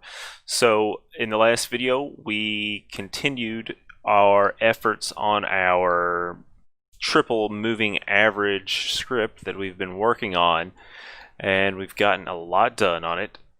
And now we're going to move on to adding labels onto our indicator. And the labels we're going to add are for crossovers, and it's going to give us quite a bit of information on what the crossovers are for. Here you can see the label shows the 50 SMA crossed over the 100 SMA. So we're going to be able to get a lot of information just by looking at the chart with the labels. And we don't have to really guess where the crossovers occurred. We're going to know exactly where they occurred because there's a huge X right here with all the information that we need. So, one of the other things I do want to cover before we go into this video, I think I mentioned in the last video, we're going to talk about functions. That's actually not in this video. It's in the next one with forecasting, where we really clean up a lot of the code as well. So if you're here for the functions and forecasting, that's in the next video. But let's go ahead and get started talking about this indicator. So it's pretty much the same one you've seen in the last one, except we've added some more options. Let's go ahead and look at the inputs so you can see kind of what we've added here. Now you can see also there is a checkbox to show whether or not the particular moving average should be visible or not. And you'll notice when you look at the crossovers here, if it's involved in a crossover, it's going to hide the crossover. It's pretty neat. If you aren't thinking about it and you aren't well prepared in your code, then there's a good chance the way the PineScript works, if you don't think about not showing the labels, you could easily forget to do that. So that's just something to keep in mind if you do your own indicators, is if you are going to be hiding and showing these things, make sure you consider that you should also hide any labels associated with those as well, if that's what you want. Now, if you still want them to show up, say if you wanted to hide this line and you still wanted to see where the crossovers would occur, you're perfectly welcome to do that. But for our purposes, our purposes, we're not going to do that. But the other option is, say we want to see all three lines, but we don't want these crossovers getting in the way. You know, maybe we just want to look at a nice clean chart, or maybe they're hard to read. So we can just uncheck this one and we can hide our crossovers. And I'm going to show you how to do all of this in the code in just a moment. Let's turn those back on. Okay, perfect. Now we can really begin on the code here. Now you'll notice I have added a couple more options on the moving averages. We've added the double and triple exponential moving average, which we'll show you in just a moment. And we've also, of course, added those inputs for whether or not the moving average will be visible. And we also added the input for whether or not we should show the crosses on the chart. Now you'll notice all of these new inputs are booleans or bools. Okay, the default value is true, which means they're going to be checked. If you're not a developer, a boolean is just a checkbox. If you're working with like Excel or something, it's either a yes or a no. It's just really one or the other. You know, it's either on or off. It's like a light switch. Okay, so going back into our logical statements here with the moving averages, you'll see the double exponential moving average and the triple exponential moving average. And if you've watched the last few videos, you'll know that whatever the last line is in the if statement is the value that's going to be assigned to the original if statement. So the MA1, even though there's two lines of code here, will only be assigned the value from this line of code. So I know I've discussed this before, but we didn't actually have two lines of code to show you that example. Now let's go ahead and actually change it to a double exponential moving average just to show you. There we go. So the double exponential moving average, you can see that it assigned it the value that was here, and we're charting our double exponential moving average now. Okay, simple enough. Let's continue on. Skip past all of the other moving average code. All right, so this is where we really have a lot of information to cover. Quite a lot, actually. So what we're doing is on the chart, we're showing our labels. The labels are there to show specific information. I think I actually have this up already. The URL here that I've added in the comments, I have that open here, and you can see information about the labels, and you kind of get an idea of what they're for and all of the different options and parameters that you can use to set with those. Now you can set specifically where on the chart to set them, so that's important to keep in mind for later on, and you'll understand why. In this particular video, I think we're only going to be working with the Y location. We're only really worried about where it is on the current bar. We're not worried with the x-axis, which would be a different bar in the future or in the past when you're looking at a chart. But one thing we do need to keep in mind for sure is the color, the style, the text color, and the size. These all have something to do with how they are displayed on the chart. So let's look at the style. Let's see, where is that? Oh, it's label.style. Let's look at set style. It doesn't give you that information here. So let's just go back to our labels. And I'll actually just show you on the chart some of the different ones. So for example, we are using the X cross, but if we wanted to change the style, we could. So let's see, this is the 50 over the 100. That would be the 1 over the 2. Excellent. Okay, that's this one. Let's change the style to arrow up. And you'll see this one should become an arrow that points up to it.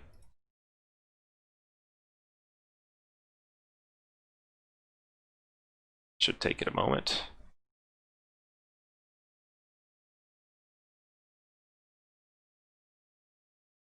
Oh no, that's the cross under. I was looking at the wrong one. I just sat there waiting for it to update. I was starting to panic that it didn't work. But yet, I actually did the wrong one. So that should have been an arrow down. It'll make a little bit more sense if it's an arrow down. Takes a second to compile these. Okay, there we go. You can see the arrow down, but our location is set on the crossover. So let's change that back to a cross.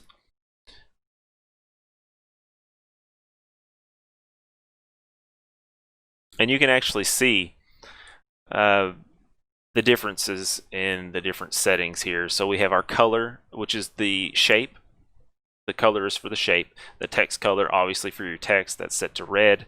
Our style is set to across, and our size is set to small. There is an auto size, but it looked like way too small here, so I had to set it manually. And you can play around with that as much as you need to. So let's go back into actually determining whether or not we should put one of these labels on the chart. So we have to determine when these crossovers occur. Obviously, we don't want to show a crossover when there isn't a crossover. So the first thing we need to do is we need to put a logical statement on here. Now, this is great because we can actually use logic to determine whether or not we need to place something on the chart. Now, we stored a variable on the input for showing the crosses. So we're going to check and make sure all these conditions are true before we actually place these on the chart. So show crosses is the one that, you know, every crossover has to have this be true because it controls all of them. Remember, that's make sure you can see that perfectly good.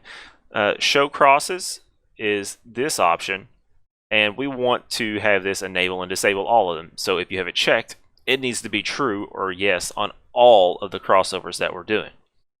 Now you can see there is also MA1 visible. So we also have to have not only show crosses, but we also have to have MA1 visible, true, or set to yes as well, checked. Okay, since we are working with a crossover, we need the second line set as well. So is the MA2 visible? Yes, it is. And there's more to it. We need to make sure it actually crossed over. So there is a built-in function for cross under, and we want to check if the MA1 here crossed under the MA2. And now if all of these are true, then we can create our label and apply it to the chart.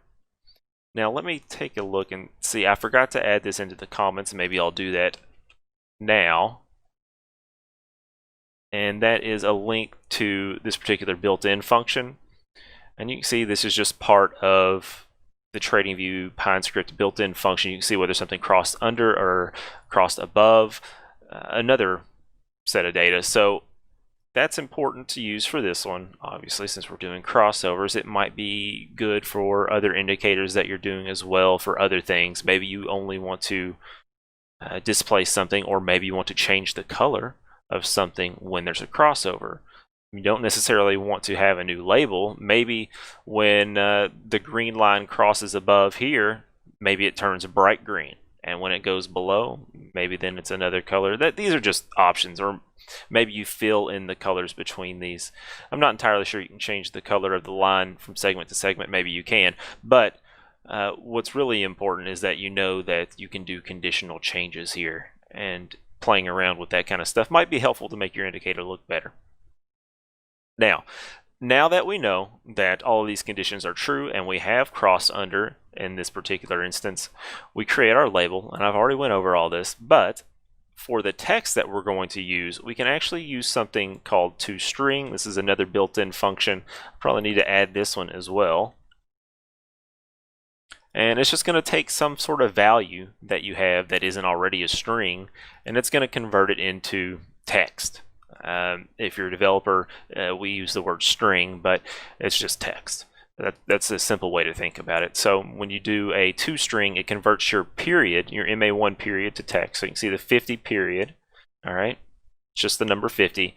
And then we concatenate the string, which means we add other text to it. We add a space, and then we add in the type. The type was already a string, so we didn't have to call that function toString. See 50 space SMA, and that's the type we had selected. And then, of course, we know that this is happening because it crossed under, because that's the function we used. And then we just do the same thing for the second SMA, and you have this wonderful text that tells you exactly what's going on this crossover. And this might be useful to tell you other information. Okay, so one thing that you'll notice is when you do this the first time, the label might get plotted at the wrong location. So it might be plotted on the close instead of on the actual indicator where you want it. So to make sure you get it where you need it on the chart, you need to make sure you specify where on the y-axis you want it if the default value that it gives you isn't okay. Now for me, I think the default value was the close, so it would have showed the crossover down here, but that doesn't make any sense. The crossover actually occurred up here. So what we had to do was, once we created the label, now we had to assign it to a variable so that we could access its built-in functions later.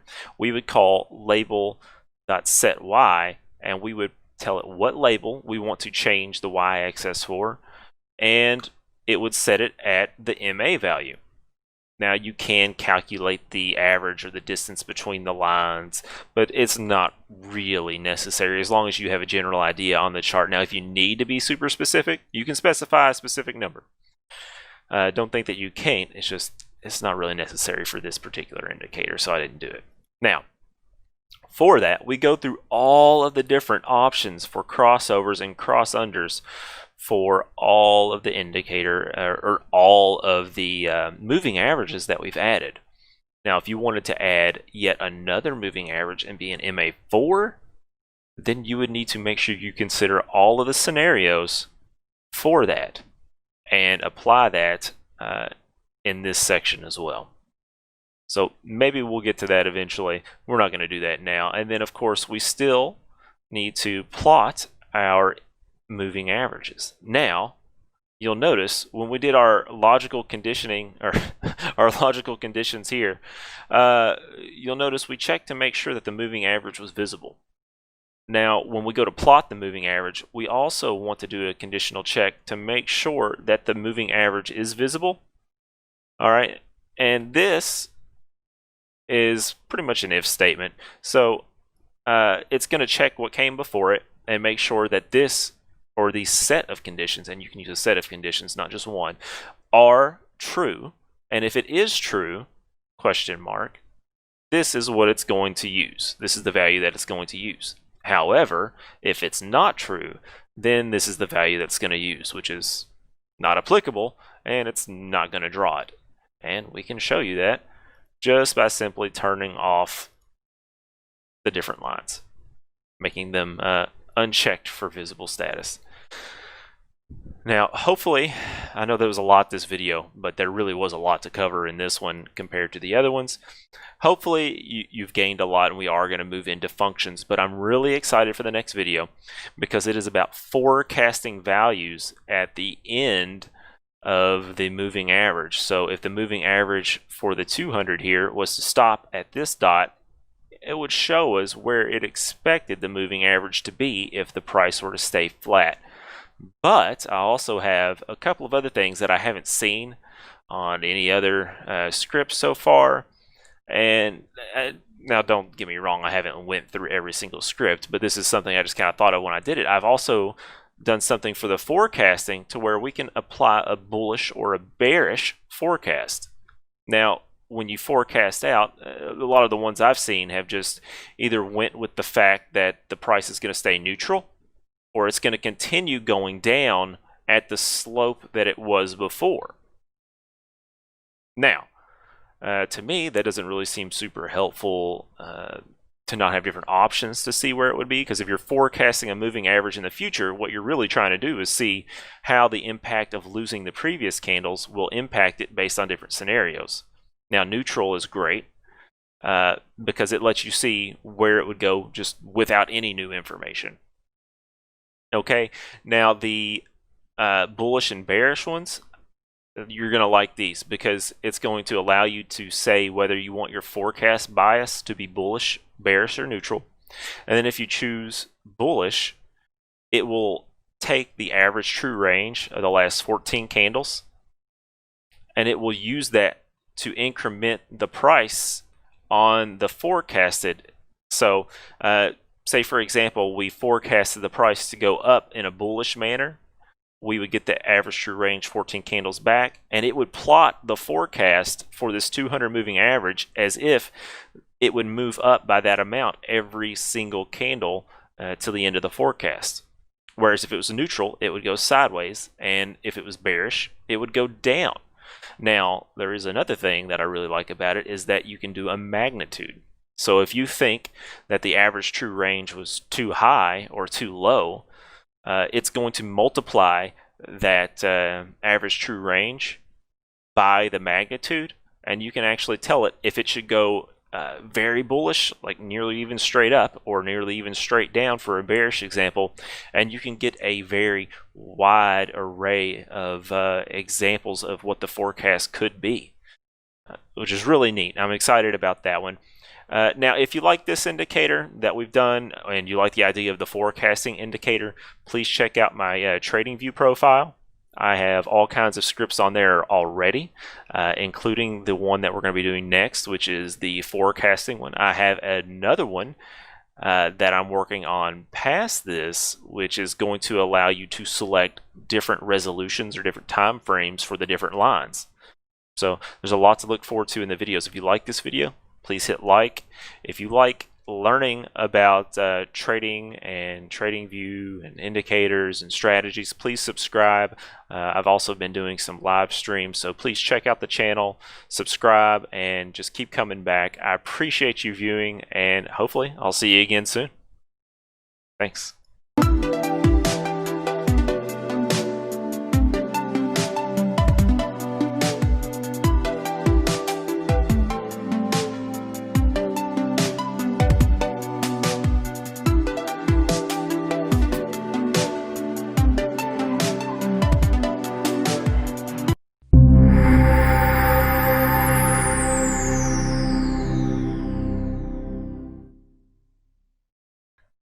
Hey, this is David for BigBits, and in this video we're going to talk about our 6th scripting tutorial, and that is for forecasting. Now, if you're curious what forecasting is, just look at the chart.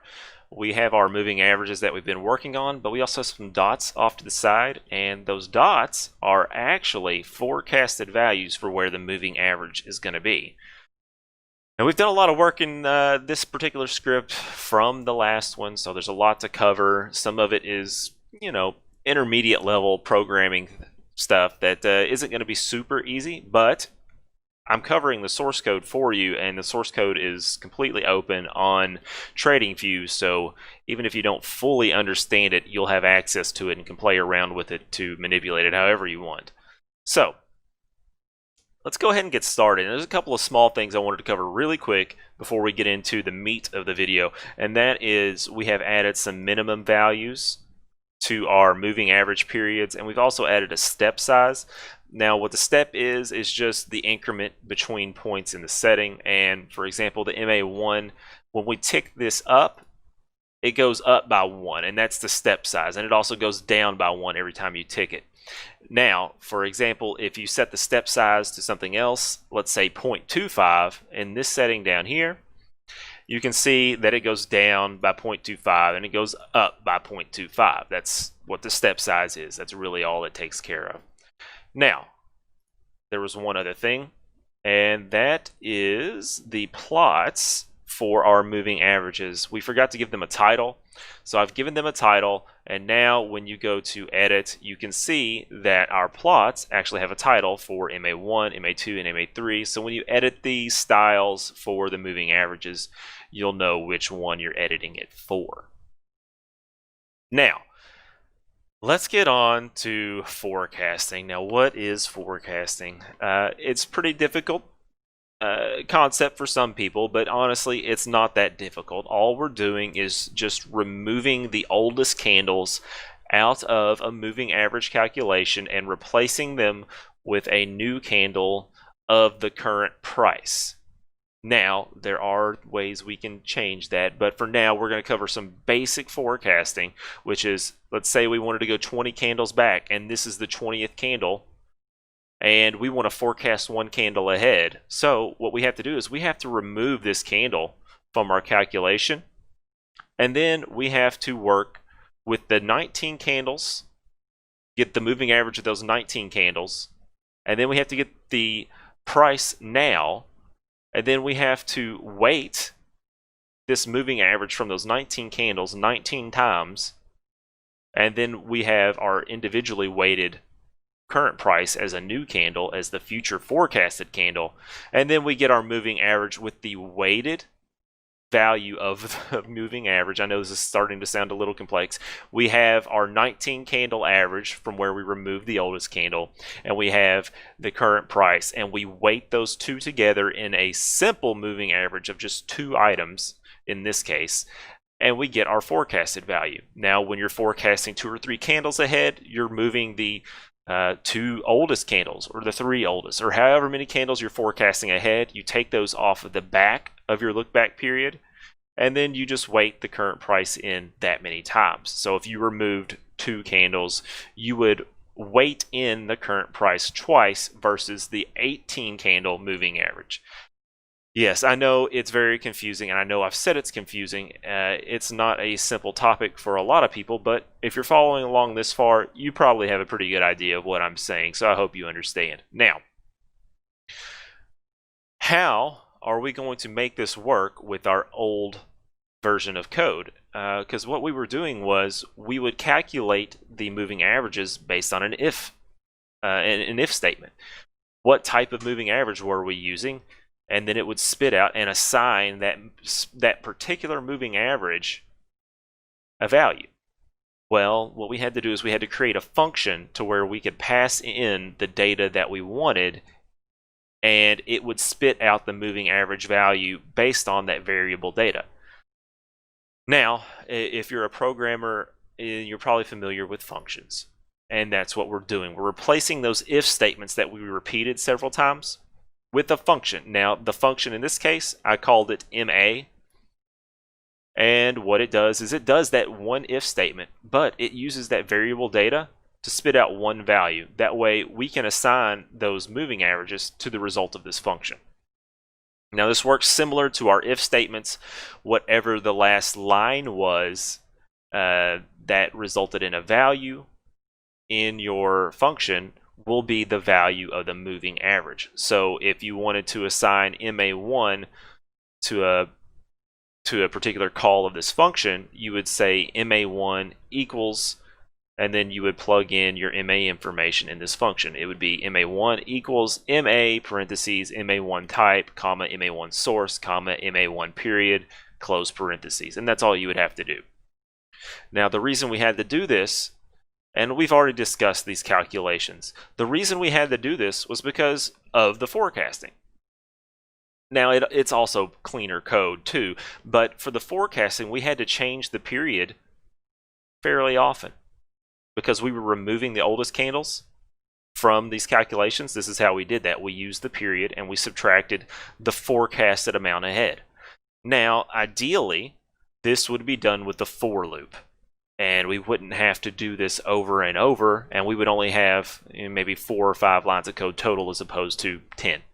Now, that's just a limitation with PineScript, is that it wouldn't let me plot within the loop. I think that's probably just protection on their end or something to keep you from plotting too much on a single chart if you had an error in your logic. Now, what I would have done in another language is I would have made a for loop with a variable starting at 1, and I would have incremented it up and done this calculation, but replaced the number 1 or whatever the number was here, our forecasted amount ahead, with that variable. So if you're more familiar with programming, that's probably a better way to do it. And if they change PineScript in the future to allow those sort of actions, then I'll go back and I'll change it. Or maybe you know, and you're aware of a way to do that now, let me know and I'll change it now. I'd appreciate that.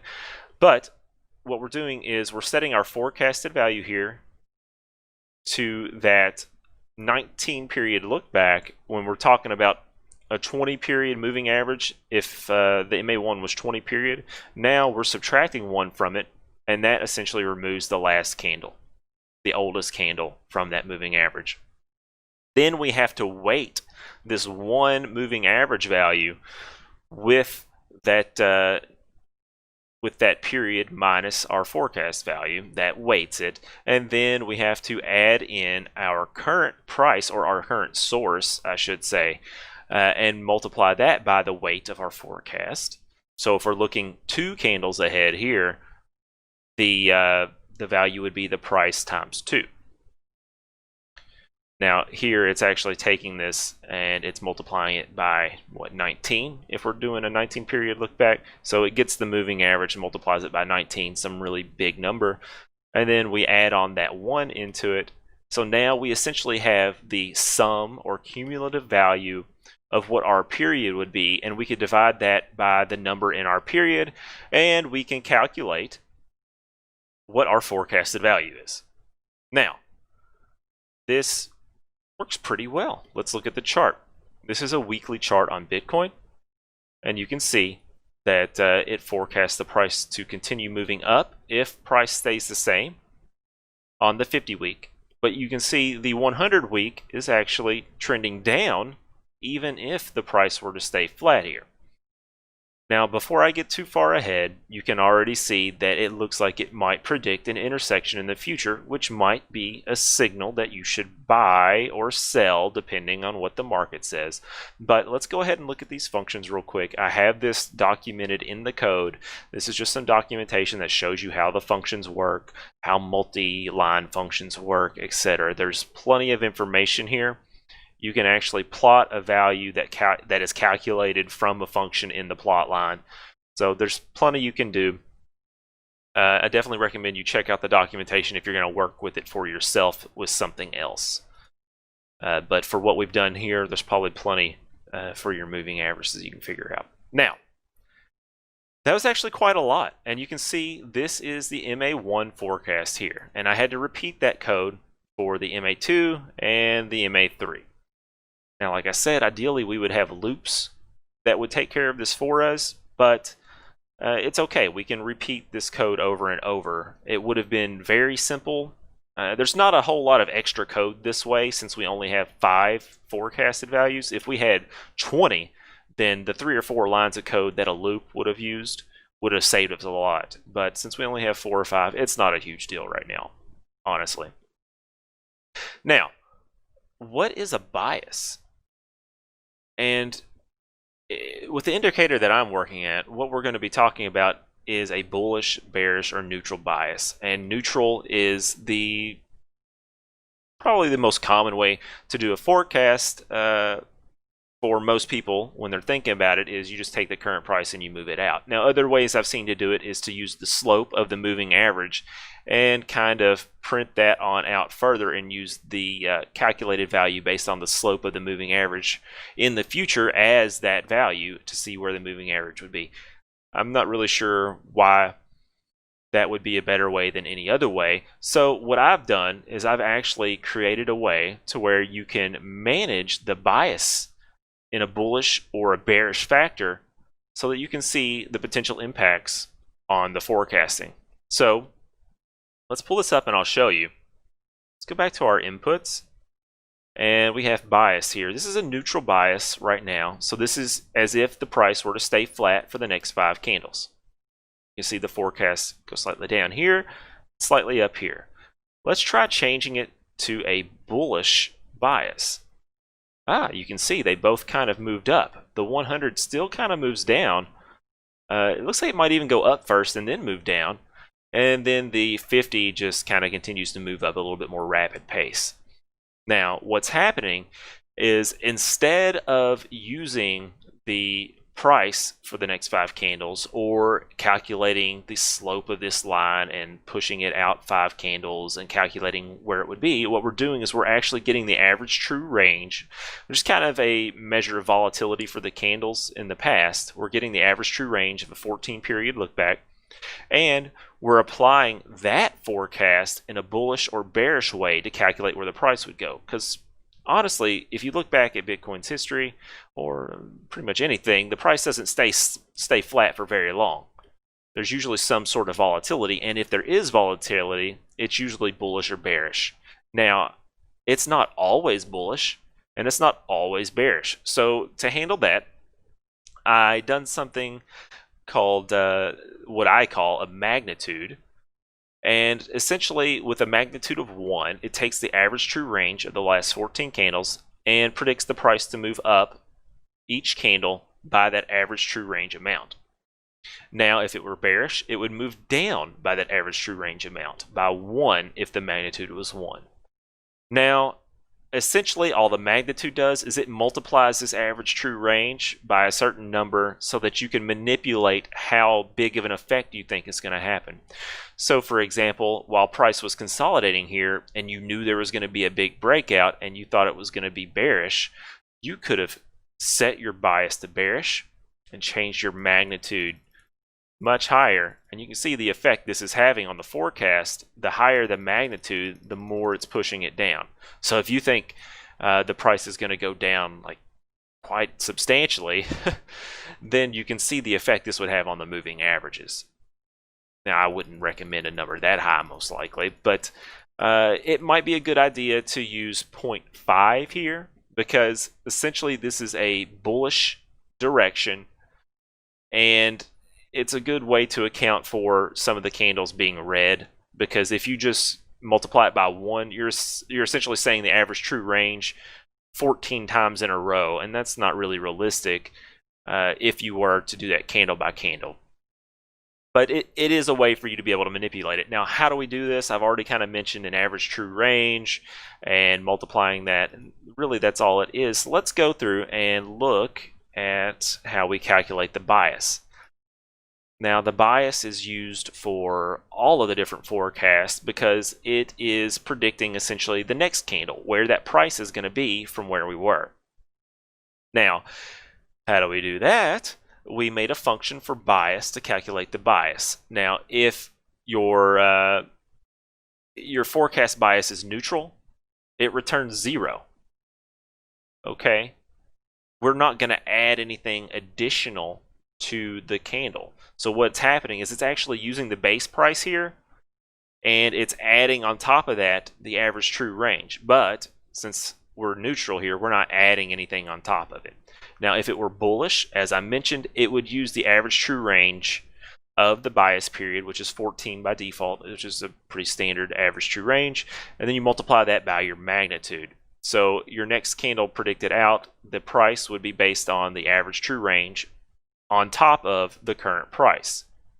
Okay, so it would add that average true range up, and this is what it would expect for the next price, and it would continue doing that for each candle. Now, if you were to do a bearish bias, you'll see that it does the exact same thing as the bullish, except it multiplies it by -1. So it'll take your current price and it will add a negative number, which just subtracts it to where it'll think your forecasted price is going to be based on this value on this candle, which is lower. So hopefully this all makes sense. And what we do in order to accommodate that for each length of the forecast is we just add that on there as many times as we're forecasting out. And this calculation works pretty well. So you can find this script on my profile, and this is the 6th one, and by the time you look at this, there's probably going to be more. I've already started working on a 7th, which has some new stuff in it we'll talk about in the next video. But you can get this and you can look at the source for yourself and play around with it. But more importantly, if you're interested in seeing where something might cross over based on these changes, you can play around with the settings yourself. Change the magnitude, change the bias period for the ATR, change whether it's bullish, bearish, or neutral. You know, there's plenty of things you can do to impact the forecasting here to get it to work to how you think the market is going to move. Like I said, if you think it's going to be bearish, set it to bearish. If you think it's going to be really bearish, change the magnitude to a higher number. And you can see the impacts all of this is going to have on it, which I think is pretty cool. I haven't seen this on an indicator before, and I guarantee you in the next video we're going to be doing something really neat, and that is changing the resolution for each of these moving averages. So you could be looking at a weekly chart, or let's say, for example, we're looking at the daily chart. We can plot the weekly moving average on the daily chart so that you can see where a weekly moving average, such as the 200 here, which proved support back here, you can see this on a daily chart, and maybe that's helpful for spotting support or resistance when you're looking in at much lower time frames, much lower resolution. So thank you for watching. That is the video for today. Please hit like if you like the video. I know there was a lot to cover and there's a lot more going on. And please subscribe if you like this series. We're doing all kinds of videos about trading and automation, indicators, things like that. We're doing all kinds of stuff. And if you got any ideas, please let me know. I love to look into doing the ideas that people submit. We're going to be working on a lot of projects related to cryptocurrency and such on this channel, so please subscribe. That's all for today, and I look forward to you watching the next one.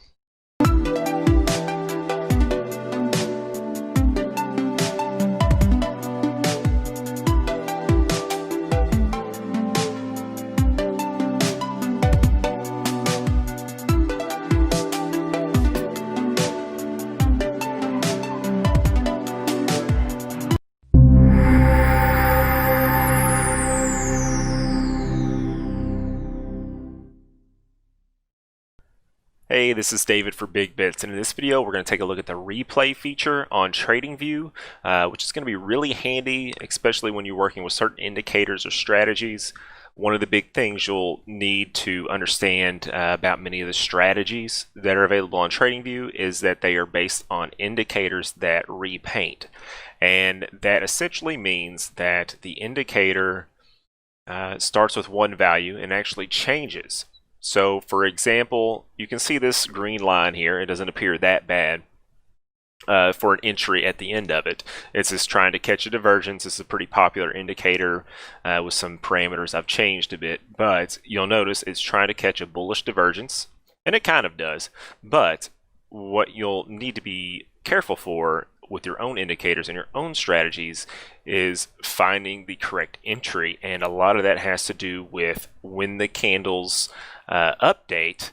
Does your indicator update where its entry is? Because if it does, then you're probably going to enter too soon. So for example, I believe it's going to first paint this green line at this candle, but we can watch on the replay as it continues to push it down as the price continues to drop, and it might even print it before then. So let's go ahead and take a look. All you have to do is click the replay button at the top of the screen.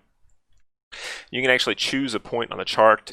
You can use the scrolling feature on the chart to go further back in time if you'd like. We're just going to start right here pretty close to it. We've got our speed set to the fastest there is, so it's going to move pretty quick. So let's just watch. All right, I've hit play. Okay, you can see the divergence was built. It got pushed down and down and down again. So this can be an issue when you're trying to create a strategy on TradingView and you want your entry to be closer to this point, but you first get the signal back here at this point. So I'm going to close this. The replay will run until all of the data is out. So let's go back here to this particular point. All right, so you want your entry closest to where your final signal is thrown here, but the issue is you're trading with your first signal here. And this is something that's pretty common that you're going to have to adjust for with your conditions. Now, I can't tell you how to do that, but you're going to have to find a way to try and capture a better point than the first divergence that it showed here, or whatever you have in your strategy. If it keeps repainting or re-updating whatever the line is, then you need to find a point in that life of the indicator when it's showing you that it should be a buy signal when you actually want to buy. Because like I said, if you set it to where it's going to trigger a buy here whenever you see the green line, it's first going to buy back here, which obviously is not very good. You can see the price drop pretty significantly compared to the time frame you're working with here. So what we're going to do actually is I'm going to show you an indicator, and what I'm actually going to do is we're going to be hiding some of the labels, which is essentially what this is. This is a line object, but we're going to be using labels, and I'm going to hide some of them. But alternatively, what you could do is use the same method that we used to hide it to make sure that on the third or fourth one that you would be sending your buy signal. You know, so if it first painted here and you wanted to wait so many candles after that to buy, you could do that. Or if you want to wait a particular amount of buy signals later, you could do that as well. So I'm going to go ahead and close this. I'm going to show you this RSI callouts indicator. This was something that one of the YouTube viewers had mentioned they would like to see. It essentially allows you to set an oversold and an overbought range, and when the RSI value goes below or above those numbers, it'll just print a nice label on the screen for you showing you when the red ones it's overbought and the green ones it's oversold. So it's pretty handy so you can see where that's actually occurring on the chart. But what happens a lot of the time is you'll see one after the other because the RSI values stay above the threshold you're working with. You notice we've got two pretty close together here, but there's probably several more here. So let's go into the source code here and I'll show you what I'm talking about. That was from a different indicator, so we can forget about that for right now. Okay, so all we're doing here is we're just getting our RSI value and comparing it to our oversold and our overbought levels. If you've seen all the videos we've done so far, this should be very simple stuff. We've covered pretty much everything you've seen here. And the one thing you will notice is we are creating a label within this if statement and we are printing it. And this is if it is oversold, so this would be the green callouts here, the labels. Now what we're going to do is we are going to check to see if the previous candle also was oversold, which means we don't want to show two in a row. I mean, that's kind of silly. It's just going to fill up our screen time and time again. So we're just going to delete the one from the last one if it was oversold and we're oversold now. Okay, the same thing goes for the second and third candle back. You could also use a loop for this and make this an input. So you can have an input and you can just toggle up and down how many labels back you want to delete if you wanted to. Now the issue with this is similar to that divergence issue we had earlier where the line would continue to repaint. We are continually deleting those labels that are showing up so that we can try and get a better sense of what's actually going on. And you can see it looks like they called the top really well, but in reality it might have started back here. And I know those candles are pretty small now, so let me do that. So it could have went oversold here, even here, or overbought, excuse me, and then it would have shown a call out and it would have done it again and again and again, but we're just telling it to delete those. So if you're going to short, it would have tried to short here instead of waiting further. And this is just an idea that you can use in your actual strategies, that is to wait further in. And that's why on the RSI bullish divergence strategy that we created in some of the last videos, we told it to wait for a smooth average to have a trend of a certain length. So if you need to see that as a way to try and capture how many of these you've had, then that's great. In the next video, I'm probably going to be doing another RSI call out, but this one will focus on multiple resolutions. So for example, we would only want to see RSI numbers that are above the overbought number, but the overbought number on the hourly chart, I mean, it's also overbought on the hourly chart, so that you can maybe get closer to a top on the larger trends. So it's kind of an interesting concept. You can require these other numbers be oversold. So if you're looking at these 1 minute candles here, you get the RSI oversold here, but what you really want is you want the oversold number up here. And one of the reasons it might have not worked here is because it was so early in this trend change that it just wasn't oversold enough on the higher time frames to possibly trigger other people to want to sell at that same value. So what we're going to do in the next video is we're going to look at, well, we're going to start with the 1 minute candles like this, most likely, and then I'm going to also require that the 5 minute candle is also oversold as well.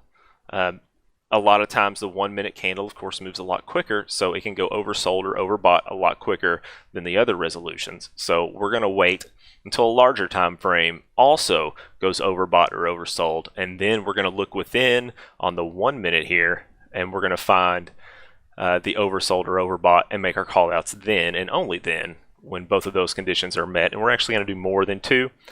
And this is going to also be something I'm going to release. So if you've watched all this video and you like the RSI call out, look forward to that particular indicator coming out as well soon. In order to do that, please be following my TradingView account. You can see when scripts come out. I've got them sorted by popular right now, but the newest ones, I believe if you're following, you get a notification that I had created something. I believe it shows up here on the, no, that's the ideas, but perhaps a notification. But please be following me on here. That way you have a better chance of actually seeing when it comes out, because it usually takes me a little while to get around to doing the videos and releasing those. I may also post on Twitter or Discord about these new strategies or indicators that I'm publishing, but probably the quickest way is obviously to check TradingView, because when I publish them, they're available immediately. Let's see, I don't believe there's anything else I need to cover. We've talked about the replay feature, which is really quite awesome, and we've also talked about these labels. And I do want to go back and point out that we called the label .delete, and when you create a label, it actually kind of acts as a series of labels, which is kind of interesting to me how the Pine script actually works and handles this. Pine script is a pretty unique language for me. I mean, it's very similar in a lot of ways to other languages, as most of them are, but some of the ways it handles things are a bit odd, but you realize that they kind of have to do these things so that people can't really take advantage of how they render these scripts. But that will do it for today. If you liked the video, please leave a like. Of course, follow me on TradingView. If you like these types of videos, please subscribe. I've got 20-something videos before this one in this particular series alone. I've got other series. I keep up to date on crypto projects and do some TA every once in a while and some live streams as well. So please subscribe to the channel if you haven't done so already. We also do giveaways, but that'll pretty much do it all for today. If you're looking for your own TradingView account and you're going to decide to switch to a paid account, please consider using the referral link. The referral link in the description of the video, that will get you $30 towards an upgraded plan. It'll also give me $30, and they're quite expensive. So if you use a referral, kind of help us both out. And really, that's about it for today. I know I've said that before, but I mean it this time. So thanks and have a nice day.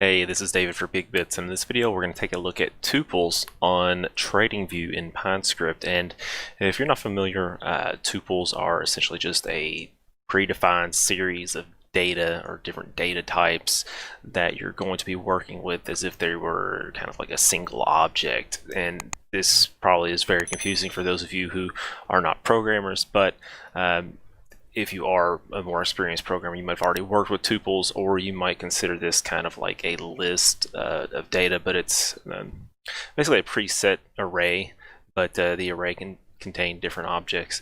So let's go back to the article that they give you here, and here's their definition. Tuple is an unchangeable sequence of values.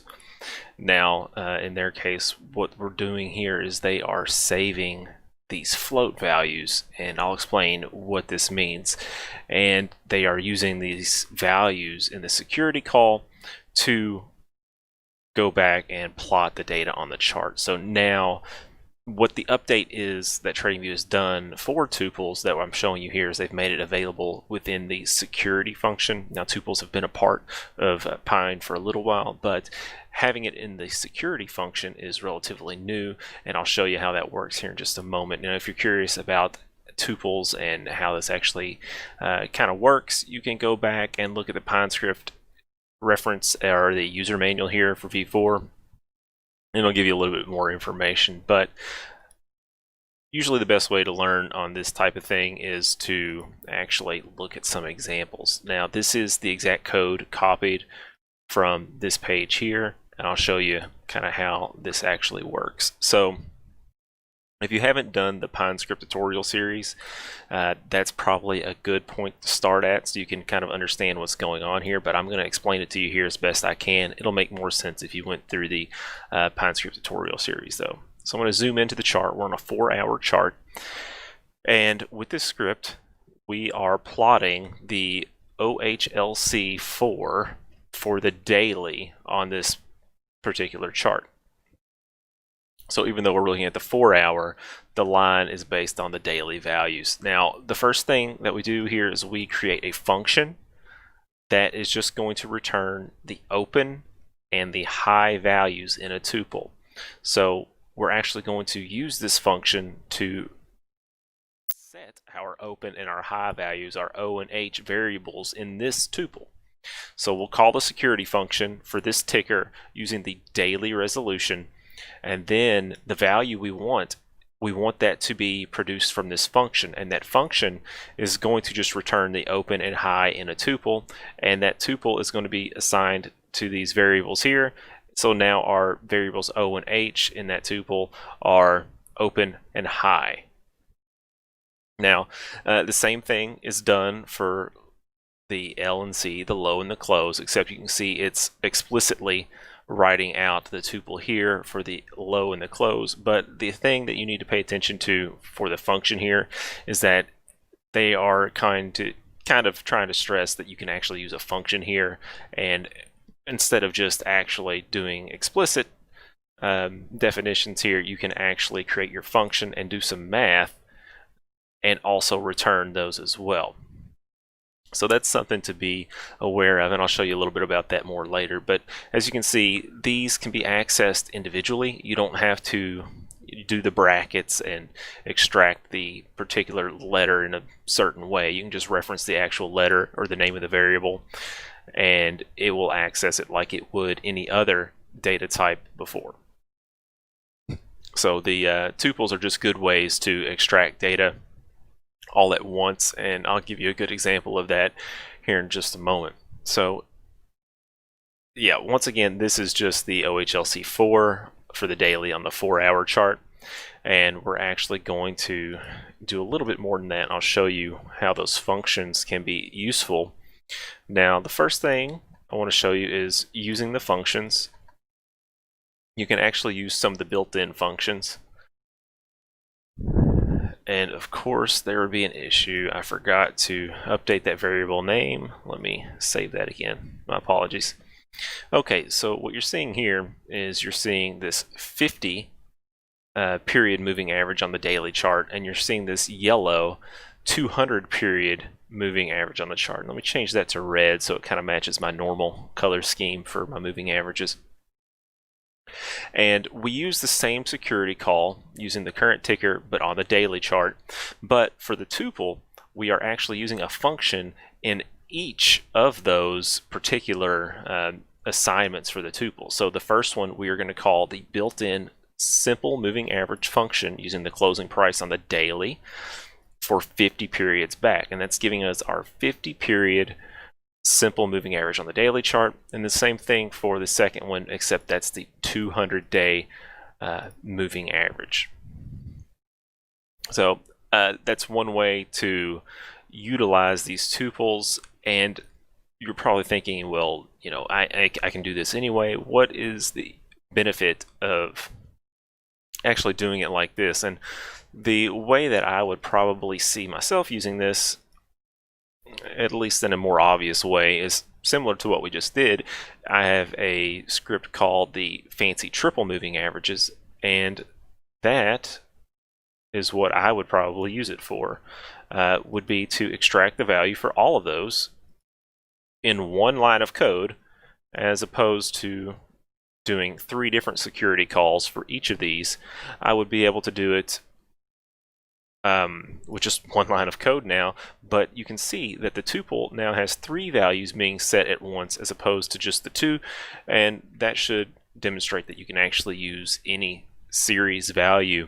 I'm not sure if there's a limit on this or not. I haven't tested it out beyond the 3 here because that's all I needed, but you can see this based on my triple moving averages that I did in that indicator, I've tried to have the colors match, and we did the same security call. We have one security call here for the 50, 100, and the 200 day moving average on the 4-hour chart. Now if we switch this out to the daily chart, the lines look a lot smoother because they're actually designed for this resolution, and you can see that the value should match up pretty well.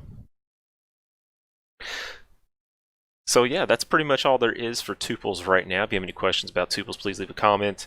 Otherwise, hopefully this can help you a little bit with sort of minimizing your code. It doesn't necessarily have to be written like this. If it's easier for you to write your code the way we have been doing it in the tutorial series, that's completely fine. You can do it like that as well.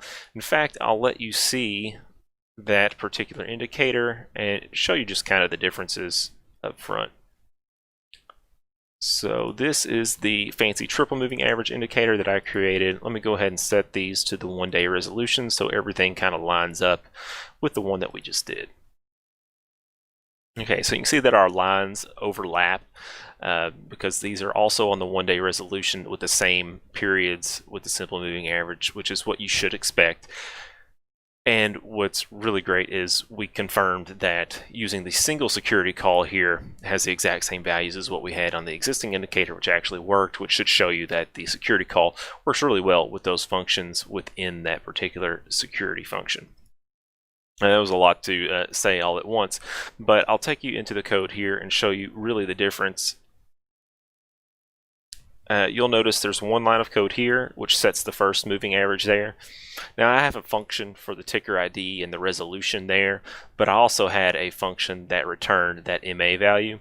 And if I wanted to convert this into a tuple, and I'm not going to actually save this, what I could do is actually do this, set all three of my variables like that, and I would want to copy this function, and we will turn this into a tuple. Now, in order to actually do this, I'll have to update the second set to make sure it says it's working with MA2, and the third set to make sure it's working with MA3. So hopefully you can see kind of how you could do this with just one line of code now. Now this may be pretty confusing, which is why I didn't do it in the tutorial series or really talk about it too much now, but hopefully you can kind of understand what's actually going on with tuples and actually how to use them just a little bit. But that's all for this video. If you like the video, please leave a like, and if you like these types of videos or you're interested in the PineScript tutorials, please subscribe, because we're going to be going over videos like this and other information with TradingView that could help you as well. But other than that, thanks and have a great day.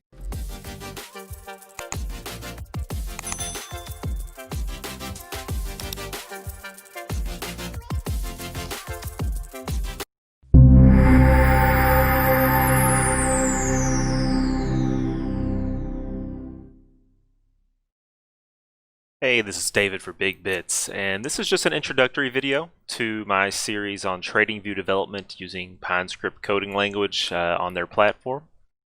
This series is going to go over coding your custom indicators on TradingView, and eventually we are going to turn that into a strategy on TradingView, and you can use these indicators. You can find the source code for them and the strategies that we end up creating as well.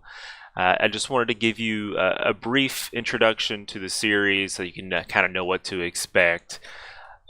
Now, this series, it's mostly meant for beginning programmers. There's really not a whole lot of super technical stuff in here. If you understand basic code, then you're completely fine.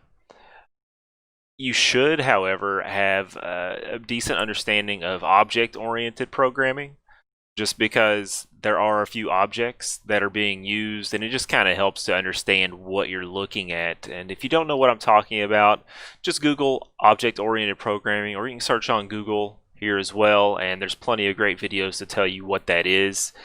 It really shouldn't take you more than a few minutes to grasp the main point of object-oriented programming, which will help you a lot.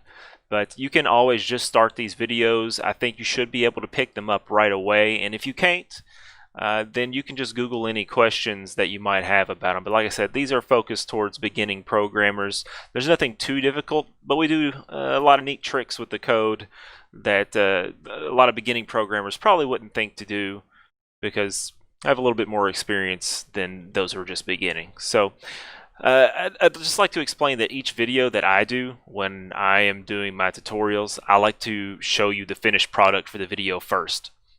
I found that when I do trainings, I don't like to watch other people code, because if the source code is available, then you can just show me what you did. I don't really care to sit there and watch you type out everything, so I don't do that. If you want to see that, let me know. Maybe we can switch things up in another video later, but I like to show you the code, and I like to go over the changes in the code and why those changes were made, and I think that gives you a little bit more information, a little bit more insight on what's going on with the code, as opposed to just typing it out for you and having you type along with me.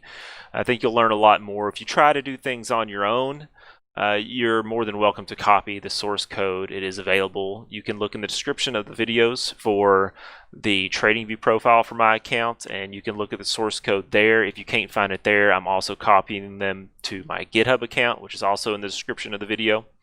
So make sure you check that out, and you can see all that stuff. But if you have any questions, contact me on social media. Those are also all in the description to the video. So please, if you like the videos in the series, like the videos using YouTube, use the little thumbs up icon. If you like what you're learning here, please subscribe. That helps me quite a bit, and it also gives you ideas on when the videos come out, and you can actually keep up to date, as I'm pretty consistent at putting out new videos here. So just subscribe, and if you want to share the videos, you think somebody would be interested in them, please do that too. I really enjoy that. We do giveaways on the channel occasionally, so even if you came here for these videos, you might want to check out some of the other ones that we do, just in case there's a giveaway going away or something. But thank you all, and enjoy the videos. Have a great time.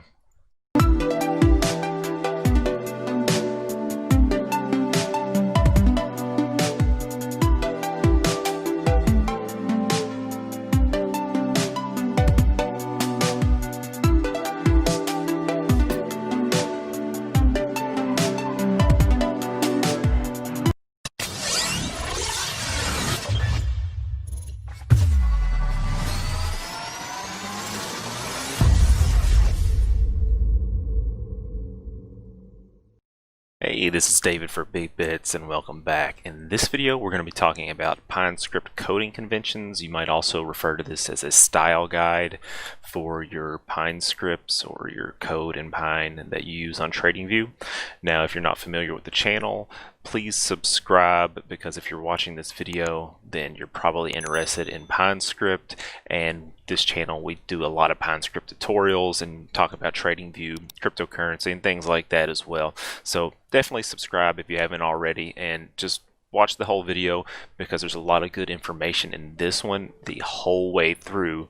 I'm not just showing you something completed. I want to go over all of the styling guide or the coding conventions and explain to you exactly what each of them mean and kind of why they're important as well. And we're going to be looking at an example here from the Pine Coders group. Now this is a group of people who work to support Pine and TradingView in that aspect with Pine, and they have created this coding conventions. I like to refer to them as a style guide, because that's what I'm used to referring to these sorts of things as. So essentially, we're trying to structure our code and make it look a certain way over and over.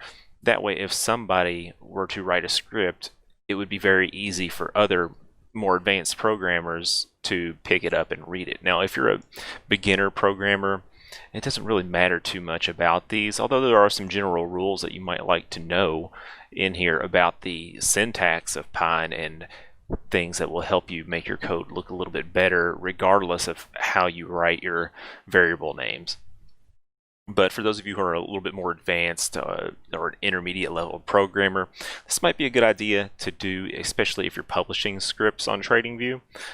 I'm going to try to start using some of these, but where I work with a lot of tutorial videos and beginners, I tend to make it the most readable code that I can. And some of these names aren't really that well suited for being readable for beginners. So let's go ahead and get started. There's four different categories here for the table of contents. There's script structure, naming conventions, spacing, and line wrapping. Now the first two are probably going to be the biggest ones, but I wanted to share this link with you here. This is the Pinecoder script that we're going to be using as a reference here for all this stuff. They have most of the items in their style guide in here, and what isn't in here, it's going to be easy enough to tell you what's going on. And I didn't personally write a script for this one because it would have been a waste of my time. There's plenty of other scripts out here that have done their code with this style guide, this coding convention, that I don't really have to do it myself. I can just show you what they've done. Okay, so the first thing, and we've talked about this in the tutorial series, is the first thing you need in your script structure is the version name, and this is a comment that tells the compiler what version of Pine you are going to use to compile your code in. And once it tries to compile, it knows what rules to use from which particular version. So this is the first thing you need to do in all of your scripts. You can see here they have declared the version number first in that comment. Now you might also like to add other notes such as the author, the version number, the name of the script, and some other notes that would be useful for this. Now they've also mentioned that here using the version you can add your comments whatever you'd like. It doesn't have to be structured the same way as this after you do your versioning. Now after you're done with all of your comments, including the versioning, then they would like to see the actual study or strategy function called. Now, if you're not familiar with Pine or you haven't watched the tutorial series we've done, these two functions, the study and strategy, are pretty much what tell Pine whether you're trying to actually execute or backtest a strategy, or if you're just going to kind of use this as an indicator and not perform any back testing or try to do any sort of automated trading through their connected brokerages. Now, let's actually get back here. Let's take a look at the next one. So this is something that's kind of common for those of us who actually work with code on a more routine basis, and that is working with inputs. These are essentially variables, and what you're doing with your inputs, you're placing them directly after your study or strategy, and that's because, first of all, the study and strategy is required to be in the script, so you might as well do that first. We have to do our inputs next because we're pretty much declaring our variables that we know we must have, and these are also user settings that you can interact with on the chart, and you can change by just selecting different values or typing in different values. Now if we go back here, I don't see, okay, here they are. I thought they didn't have them at first, but here are the inputs. Now we have covered all of these on our tutorial series, so you should know what these are if you've watched those, what they actually mean, and we'll go into these a little bit more in a minute. But your inputs and your variables, either those declarations, are due here directly after the study or the strategy. And that's what it kind of mentions here, the variable initializations, pretty much right after your inputs. So perhaps here we would have moved the, well actually the variables here are actually used as part of their options, so that's why they appear to be a bit out of order. So they actually require these for their inputs, so they do those first. But you can see here there's another variable, and that is declared immediately after. Now for the rest of their code, they've actually defined these sections for you. So this is the section for the functions. You can see there's several functions in a row here, and we'll go over exactly kind of what's going on here in a minute. But our functions that we're going to use for the study or the strategy come next. Now you see they have quite a few for this particular one. Now what we do after that is we work on our calculations. So now we have the functions that we need to do our calculations, or functions that we need for other reasons such as colors, and we also have all the variables we're going to work with or at least the ones that we needed beforehand. And now we can actually calculate values and save those or work with those however we need to. So what they do next is they have a section for their calculations. Now there are a few new variables here, but those are because we are working with existing variables and saving into new ones.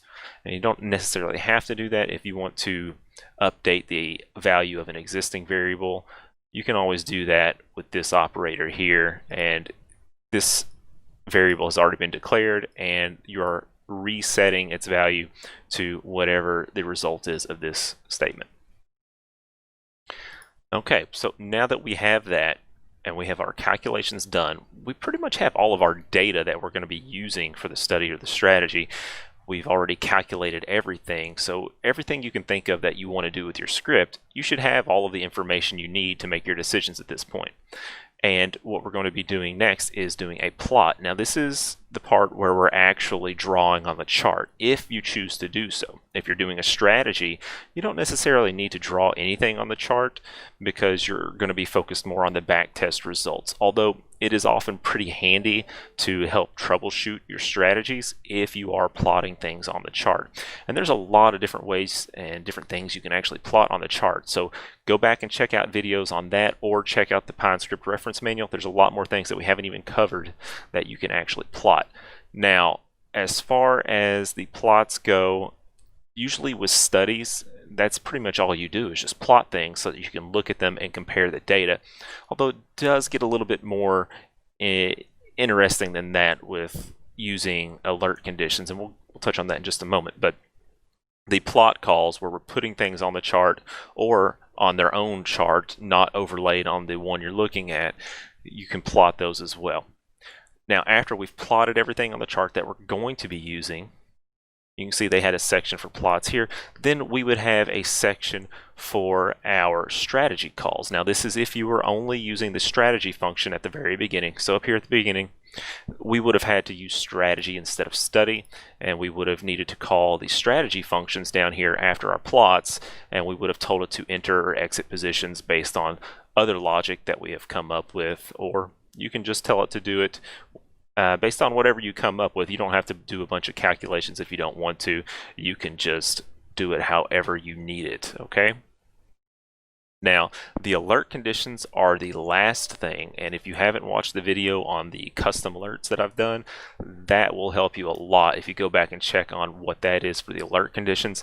Essentially, with indicators, what you can do is you can create your own custom alerts. So instead of just using the built-in alert conditions built into TradingView, such as, you know, moving average 1 crossing over moving average 2, you can actually get a little bit more in depth with a single alert. You can say, you know, I want moving average 1 to cross over moving average 2. They both have to be above moving average 3, and moving average 3 has to be moving down. Something like that. You can do that with just one alert that way, and it will be very beneficial for you to reduce the amount of alerts you have in that way if you haven't been using it that way. So that kind of takes care of the structure and the order of how you should be doing things in Pine. Now you'll notice I've pretty much done it like this in most of my videos, but you can always mix these up. These are just style guidelines. You don't have to do it this way, although you'll notice if you try to do it a different way, sometimes you'll have issues with your order and the way things are made, and you're probably going to end up doing something like this anyway. Okay, so next up are the naming conventions, and this is the part that's really going to throw the beginners off because it makes things look really difficult for beginners, and it makes them look harder to read. So with variable names, we are using camel case based on their coding conventions, and camel case just means you start off in all lowercase, and then the next word within that name is capitalized. So you can see it starts lowercase here, and then the next word is capitalized. But if you have more than one word after that, then all of the other words are capitalized as well. So that's important to know with camel case. Now, for me personally, I have been doing in the videos a little bit differently. I will capitalize the first word, and I will also capitalize the acronyms as well. So EMA here, based on theirs, this is all lowercase. But for me, I would capitalize E, M, and A, and then also length in mine. Now, there's show signal here. I would have just capitalized the S at the beginning of show and also kept signal capitalized as well. So, like I said, you can do these however you want, however is best readable for you. But if you're going to be publishing scripts a lot in Pine, I definitely recommend you follow these. It's going to help you a lot. Now, for function names, this is simply just the name of your function. All we're doing is just prefixing the function with F underscore, and then we also use the camel case after that. So for example, you can see one here, F underscore days in months. So the camel case starts after the underscore, and you're going to be lowercase on the first one, and then uppercase on the beginning of each word after that. Now for function parameter names, this is often helpful in many different programming languages, and that is you put an underscore before your variable names that you use as parameters in your functions. Now let's go to one of the actual functions they have here, and this might help some of you. Alright, you can see this function underscore TF res in minutes. It has a parameter underscore res, and you can see how it's used here later on in the function. So you're passing in a value into the function, and it's referring to it with the name that you set in the parameter. And with the naming on that, I forgot to mention, this is also camel case as well, similar to our variable names, and obviously start with the lowercase and the camel case afterwards.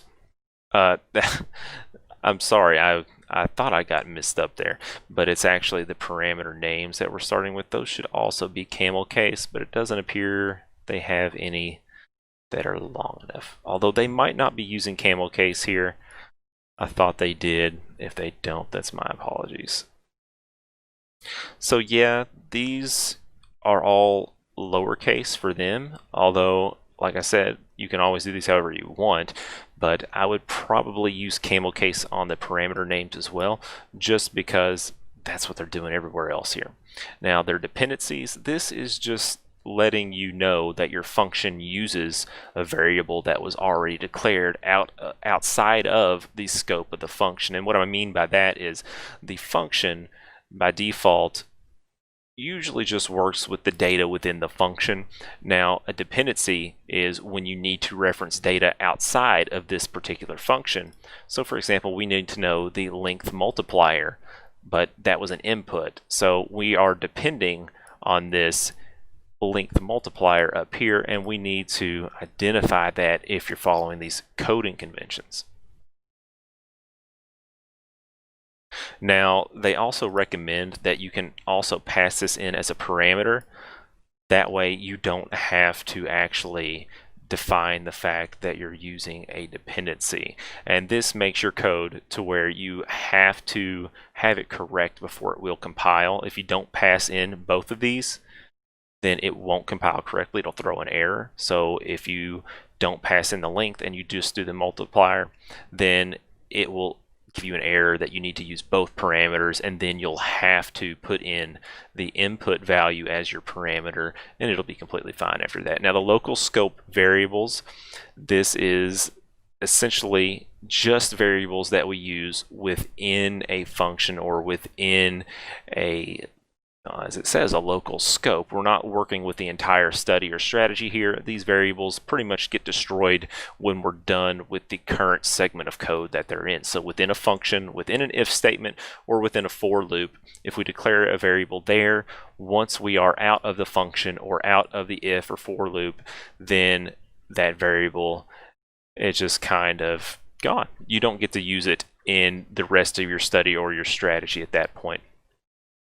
Now that pretty much covers all of the variable stuff, and like I said, throwing in all these underscores, lower cases, prefixes, things like that can confuse beginners, but if you're even intermediate or advanced, then this is probably pretty common and something you've seen quite a lot of. All right, on to spacing. This is very simple. Let me go up and make sure there aren't any other sections. Spacing and line wrapping. So these are the final two sections. There's not much to it here, but this basically just says that if you are using an operator, you need a space on both sides of it. So you're going to have a space before the operator and also after, and that needs to be for all of them. It's pretty simple, but it makes the code much more readable as well. And I tend to do this myself anyways without having to have a convention to tell me that. And you likely probably do as well, just because it is easier to read for most people.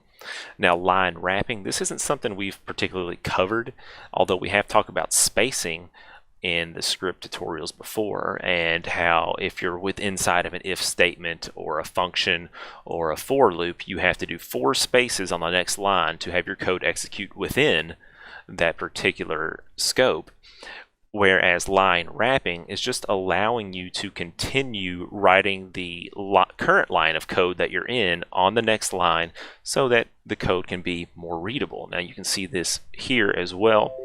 We are working with a plot function here, and there's a lot of different properties to this plot, and we're defining those values. But if this was all in one line, it would come out really here, and it might be a little bit harder to read.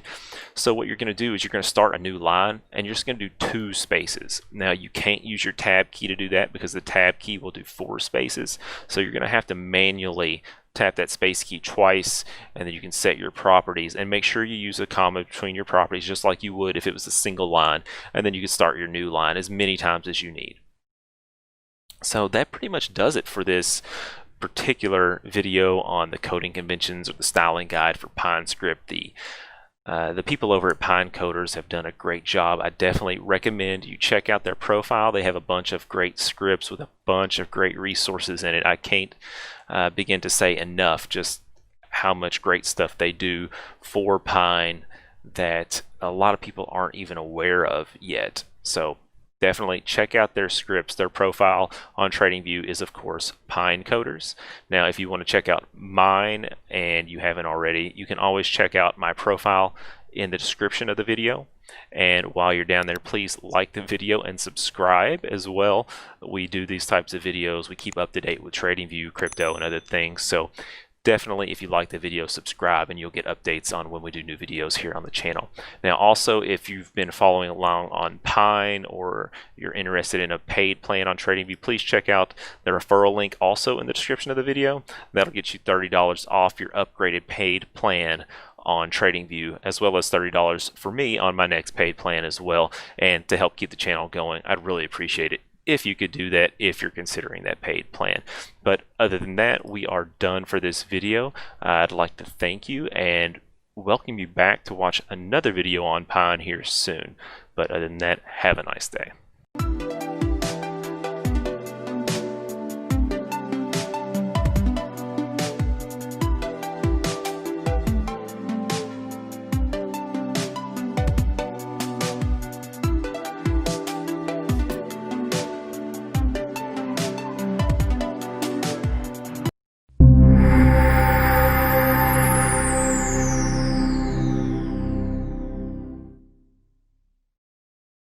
Hey, this is David for BigBits, and in this video we're going to take a look at using line breaks in labels and also in alert conditions so that your text can be formatted a little bit better and look a little bit nicer when you're looking at it on a screen or whatever device you're going to receive your alerts on as well. So it's actually very simple. All you really need to do is within your message you need to use a special character or a special set of characters, which is the backspace and in. I'm going to remove my head so that you can kind of see this a little bit better. So we have printed a label here, and this is actually a persistent warning, which is something this video is also about. We're going to show you a warning on this particular indicator by default, and if there's some reason you need to share a warning with someone, this will keep the warning always in this position on the indicator, because what you really probably don't want is if you're giving a warning, you don't want this message to kind of slide back and disappear over time. If you want someone to actually see it, you want it to be persistent. And then also, I've given it the option to disable that warning, so it'll disappear too. But that is not really what I'm focusing on first. We're going to focus on these line breaks. Now, the label itself, we have this particular message, and what I noticed when I first did this is that the message was so long it looked ridiculous. It ran off the edge of the screen. So to fix that, we had to use a line break, and to do that we had to use \n, excuse me. And keep in mind, if you use the spaces there, they will be added to the end or the beginning of the particular lines. So your alignment might change if you leave those spaces in there. So I took the spaces out between the word and the line break. That is something that's up to you, of course. And I also did a double line break here. So I gave it some space in between the end of this message and this one, so that it was pretty obvious this is a new paragraph. Now, this isn't always necessary. This is something that just might come in handy for you. But we're also going to take a look at alert conditions and line breaks in alert conditions as well. So in order to do this, you have to create an alert condition, and if you're not familiar with those, I've made plenty of videos about those. I've actually made at least 2 videos about alert conditions. And we're going to create an alert that's going to fire, and it's going to show what the line break looks like in an alert. Now, I'm going to go ahead and set this alert up for you. I've actually already got it set up, so I've already selected our indicator we're using, and then I'm also selecting this condition. We're not worried about any of the other ones, and we're going to show a pop-up, but I'm also going to send myself an SMS, and I'm actually going to show you this on the screen so that you can kind of get an idea of what it's actually going to look like. Now, I'm going to hit save. It's going to take a moment, and then the alert will fire because it's always set to be on. So the alert is going to turn on. It's only going to happen once, so it's not going to keep doing this. But it's going to fire immediately. Then you're going to see what it looks like in the alert message. You'll see the line breaks actually work in this text box here. But pay attention. There you go. The alert fired. And this is what a line break \n looks like in an alert. Now, on the pop-up message here, on this little modal pop-up on your screen, there isn't really any line break actually occurring. I'll kind of mention this to TradingView to see if they can actually fix that. I'm not sure why it wouldn't work, but we'll see. And this does actually work outside of that, so I'm going to bring my head back on here. While that's alert is up, I'm going to show you once I change this. Let me hold my phone up to the screen and then we'll zoom in. There we go. Switch to this one. Okay, try and hold my hands still here. You can see there is line breaks in this particular example on your text messages. So if you wanted to use your line breaks, you can do that, and you'll actually see those in your other messages with your alert conditions. So that's actually pretty cool. Now, back to the warning message. The way to do this, and you can always reference this script to get the code for this, but I have an input to show the warning message, and by default, it's going to be true. That way, whenever they add the indicator to their chart, they're always going to see the warning message. And if you've seen my last video, you'll know that the reason this warning message is on here is because in certain situations, when we're comparing one security to another, they might not produce a comparison because the bars in cryptocurrency might not match the same bar times with traditional markets, because the traditional markets close and cryptocurrency trades 24/7. So you might have a bar for Saturday in cryptocurrency where a traditional market doesn't because it's closed. Then you can't really compare those, so it's not going to plot those. So that's the reason why this is showing on this one, and I gave it an input to show or not. I'll show you how we do this. We're just going to use a simple if statement. If our show warning is still set to true, we're going to create this label. We're going to put our message in here, and we're going to set our colors and stuff. If you want to make this stand out more as a real warning, you can do that as well. But the important thing is we always have this set to occur on the current bar index. But if you do not update this, it's either going to continue to print a new label every single candle, and they're going to keep sliding back and you're going to keep printing more and more labels. But the way to fix that is you use the label delete function, and you always delete the one from the last candle. That way, when a new candle starts, this one gets deleted and the one on the next bar index will pop up. That way, it's going to be persistent and always show up at the current position on the indicator until they go into the settings, uncheck show warning, and it's gone.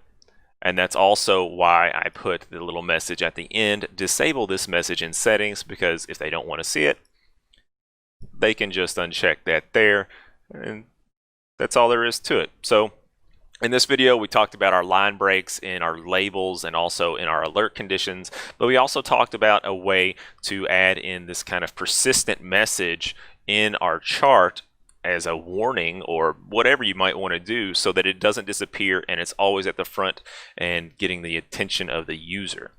Now, the indicator itself that I'm using, I talked about in the last video. I might have already mentioned that. You can find it in the publicly available indicators.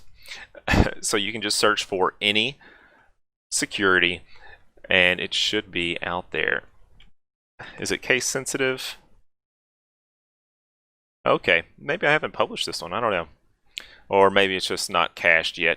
But you should be able to find this one in the public library. It's going to be published publicly. And that should be all there is to this video. If you have any questions, please leave a comment. Or if you have any ideas or suggestions for other videos, please leave a comment in the comments section. There's also plenty of links in the description for the video for other things you might want to do, such as checking out my TradingView profile, where you can see the other scripts that I've created here, and you can also follow my profile and it'll kind of give you updates when things happen with the account. That is about it for TradingView, but oh wait, there is one more thing. You can always check out the referral link that'll give you $30 if you decide to use a paid plan on TradingView. So if you've been following the series and you want a paid plan, you can use the referral link and you get $30 towards your next paid plan, and so do I. Yeah, that's it for TradingView. I almost forgot about that. That's kind of important for me. Other than that, if you like the video, please like. If you like the video, then why not subscribe? I do these videos pretty often, and there's all sorts of ideas, and I like to listen to viewers. I've created several indicators and videos based off of what viewers have said, so subscribe and check out the latest videos. I definitely appreciate it, but other than that, thank you. Have a nice day.